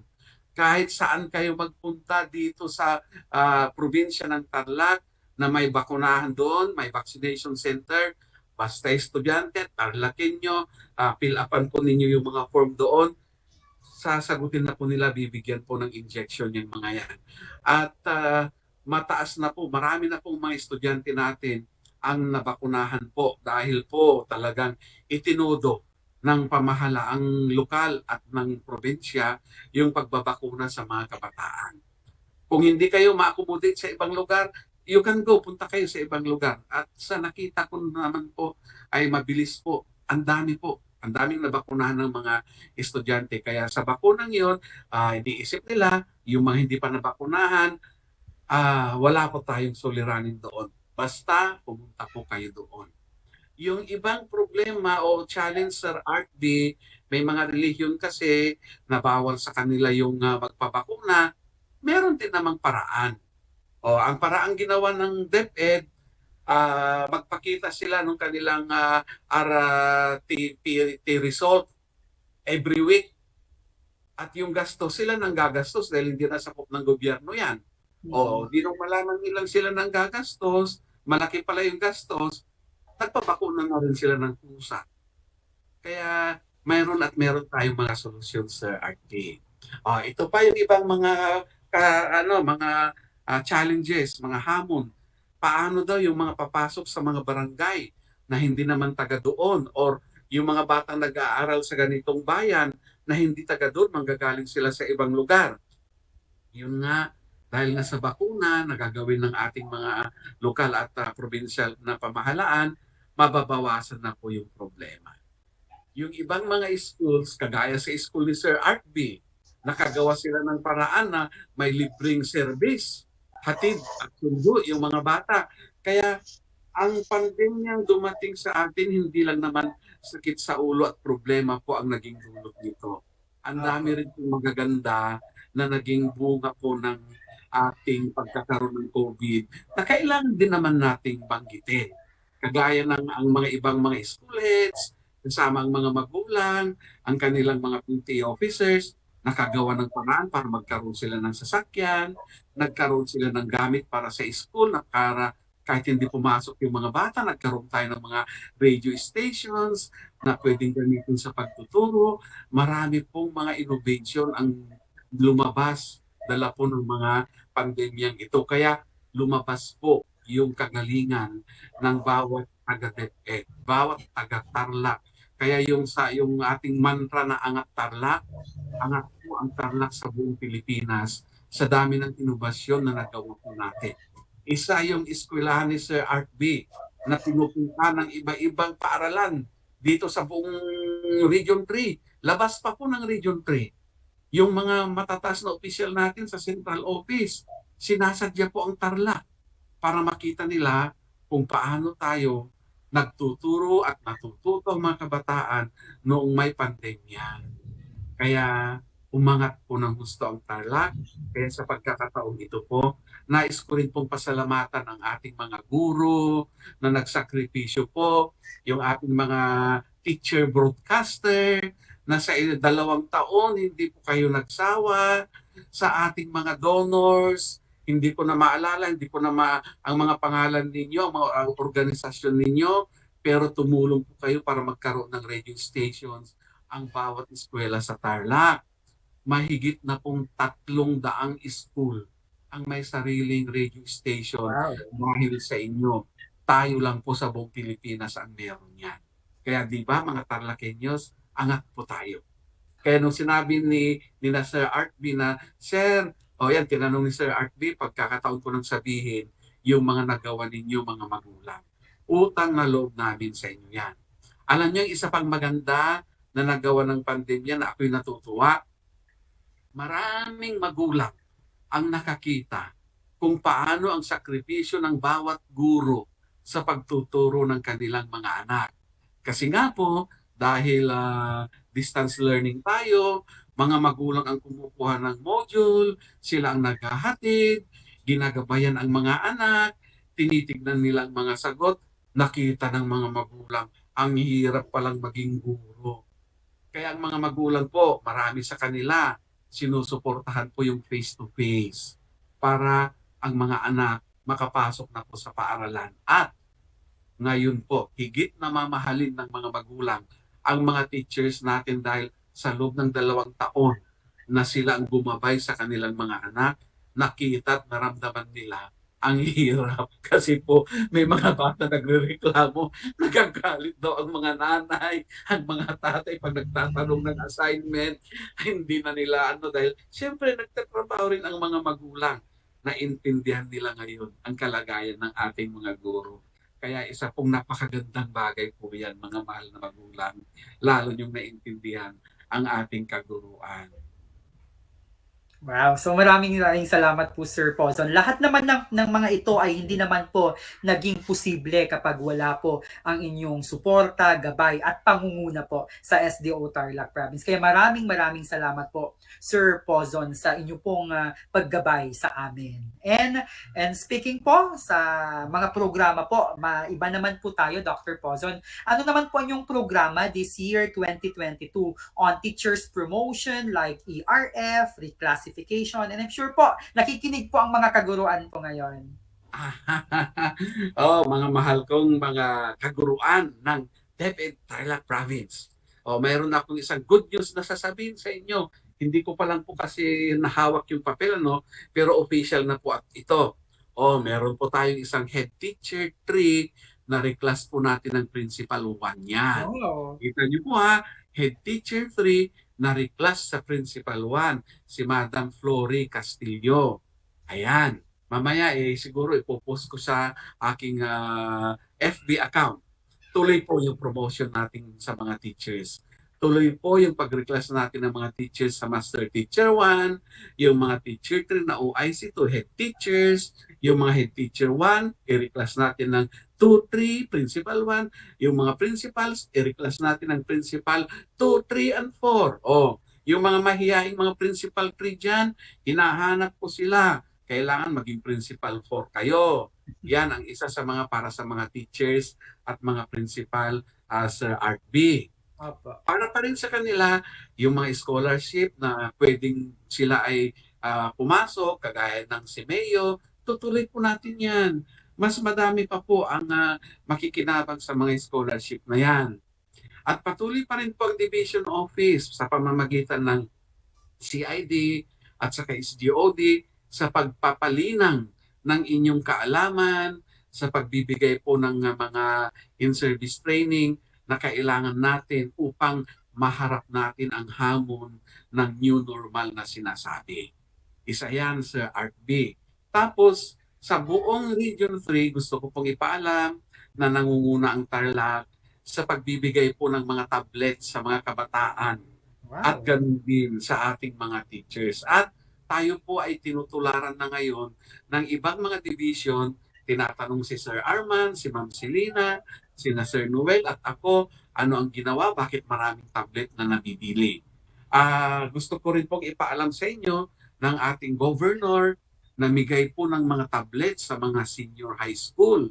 At ito po ang good news sa inyong mga senior high school at mga magulang na nakikinig. Yung ibinigay po ni governor na mga tablets para gamitin ng senior high schools, hindi nyo na ibabalik yon. Inyo na yan. Wow. Okay. Bakit hindi na kukunin or hindi na gusto ni governor wag nang ibalik? Inyo na yan. Ang nasa isip po ng mahal na gobernadora, kapag kayo'y papasok sa kolehiyo, meron kayong gamit. Hindi na kayo mahihirapan. Kaya mga anak, kayong mga recipient, first batch, second batch, sana may mga susunod pang batch. Ingatan ninyo yung mga ibinigay ni Governor para meron kayong magamit hanggang makatapos kayo ng kolehiyo at nang hindi na problema ang inyong mga magulang sa pagbili ng gadget. Kayong mga nasa junior high school, huwag magselos dahil malayo pa naman ang senior high school nyo. Kumbaga sa pamilya, inuna muna ni Governor sina ate at kuya dahil sila yung nandun na sa lugar na yun na mag-graduate na ng senior high school, magkukulehin na. Hindi bale, marami naman tayong binili na tablets para sa inyo. Tayo po uli, Sir Art B, sa buong Region 3 ang nangunguna sa bagay na yan. Tuloy pa rin po yung project ni Governor na project simple na kung saan kahit wala kayong gadget, magkakaroon kayo ng USB, magagamit ninyo yan, mahigit 60,000 yung ipinamigay ng Division Office sa mga estudyante. Lahat ng lesson, pwede nyong ilagay yon doon. Nandun po, kaya kahit walang internet connection sa inyo, makopya nyo lang yun doon sa binigay sa inyong USB, hindi nyo na po problema ang inyong aralin. Kung kayo ay naka-distance learning, samantalang yung iba ay nasa classroom, salit-salit po yan. Kaya imagine nyo po ang magiging takbo ng pasukan ngayong January. Magsisimula po tayo sa third week ng January, kasabay ng third quarter grading period. Kasabay po niya yan. Ngayon, mula sa araw na ito hanggang sa huling araw ng second week, mapaghahanda pa rin po yan ng ating mga kapitan, nina mayor, nina principal at mga teachers. Kaya mga madam, mga sir, Ako'y nakikiusap ng inyong pagiging ama at ina sa mga mag-aaral na ito. Ipagpatuloy po natin yung ating pagpapakita ng sakripisyo at higit sa lahat, pagmamahal sa mga batang ito. Dahil itong mga batang ito, sila ang papalit sa atin. Pag tayo po ay bigo sa paghahanda sa kanila ngayon, iisipin po natin, magiging bigo sila pagdating ng araw na tayo matatanda na, makikita natin yung ating pagpapabaya, ito ang bunga. Pero pag naging successful po sila, masasabi natin, ako'y naging bahagi ng pag-establish ng haligi at pundasyon upang ang mga batang ito ay maging mahusay. Wow. So maraming salamat po. Katatapos pa lang po ng Christmas pero ang dami na pong mga regalo sa amin dito po sa TarlakHenyos, mga TarlakHenyos. Ang dami pong nanonood sa atin, Dr. Pozon, and I'm sure yung mga iba po sa atin naghihintay po sila ng inyong New Year's message po. So any New Year's message po sa ating lahat po, Dr. Pozon? Yeah, bagong taon sabi kanila, Year of the Tiger. Ang tiger ay matapang, maingay, malakas, simbolo ng pagiging progresibo. Yan ang magiging isa sa mga tutuntunan natin, mga mahal kong family members ng DEPED Tarlac province. Pagpatuloy lang po natin yung ating nasimulan. I know, tapos na ang bakasyon, pagod na kayo, yung ating isip, katawang lupa kung minsan bumibigay, pero isipin po natin, walang makakagawa ng mga trabahong ito kung hindi tayo. Kagaya ng kantang, Nobody, nobody but you. Tayo yon, mga mahal na teachers.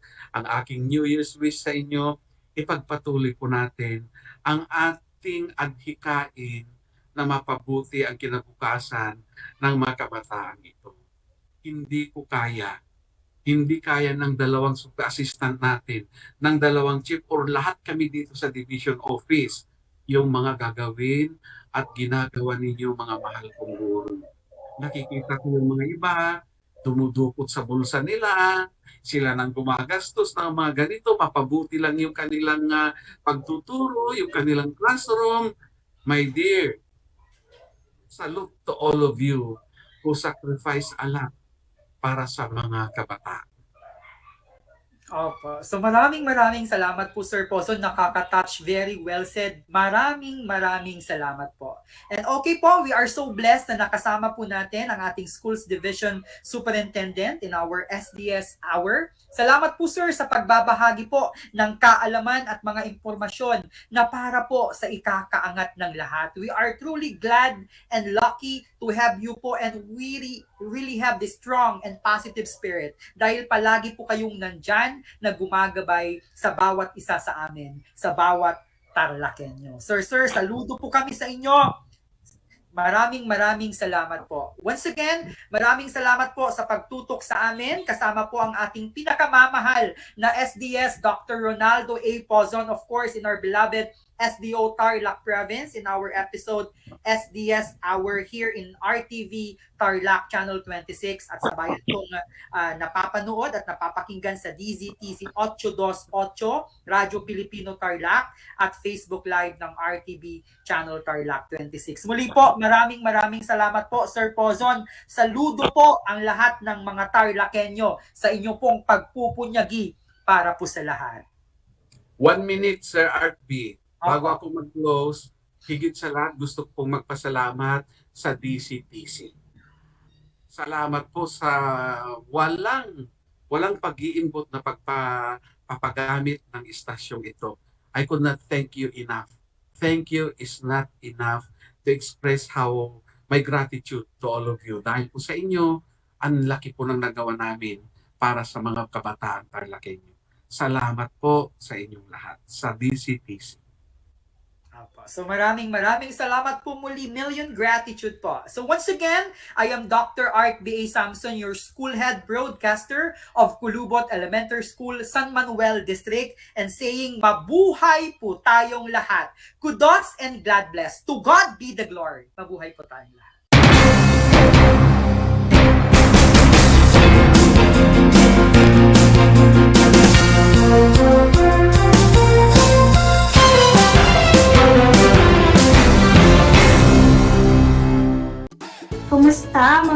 mahal kong tagapakinig. Nagbabalik ang inyong paaralang panghimpapawid. Aral TarlakHenyo sa RTV Tarlac, Channel 26 at sa bayang naririnig sa DZTC 828 Radyo Pilipino Tarlac. Tayo rin ay napapanood sa FB Live ng RTV Tarlac Channel 26. Sumasahimpapawid mula sa bayan ng Pura Tarlac, mula sa bayan ng San Clemente, mula rito sa Borok Elementary School, Pura Tarlac, sa bayan ng Kapas Tarlac. Ako, ang inyong guro,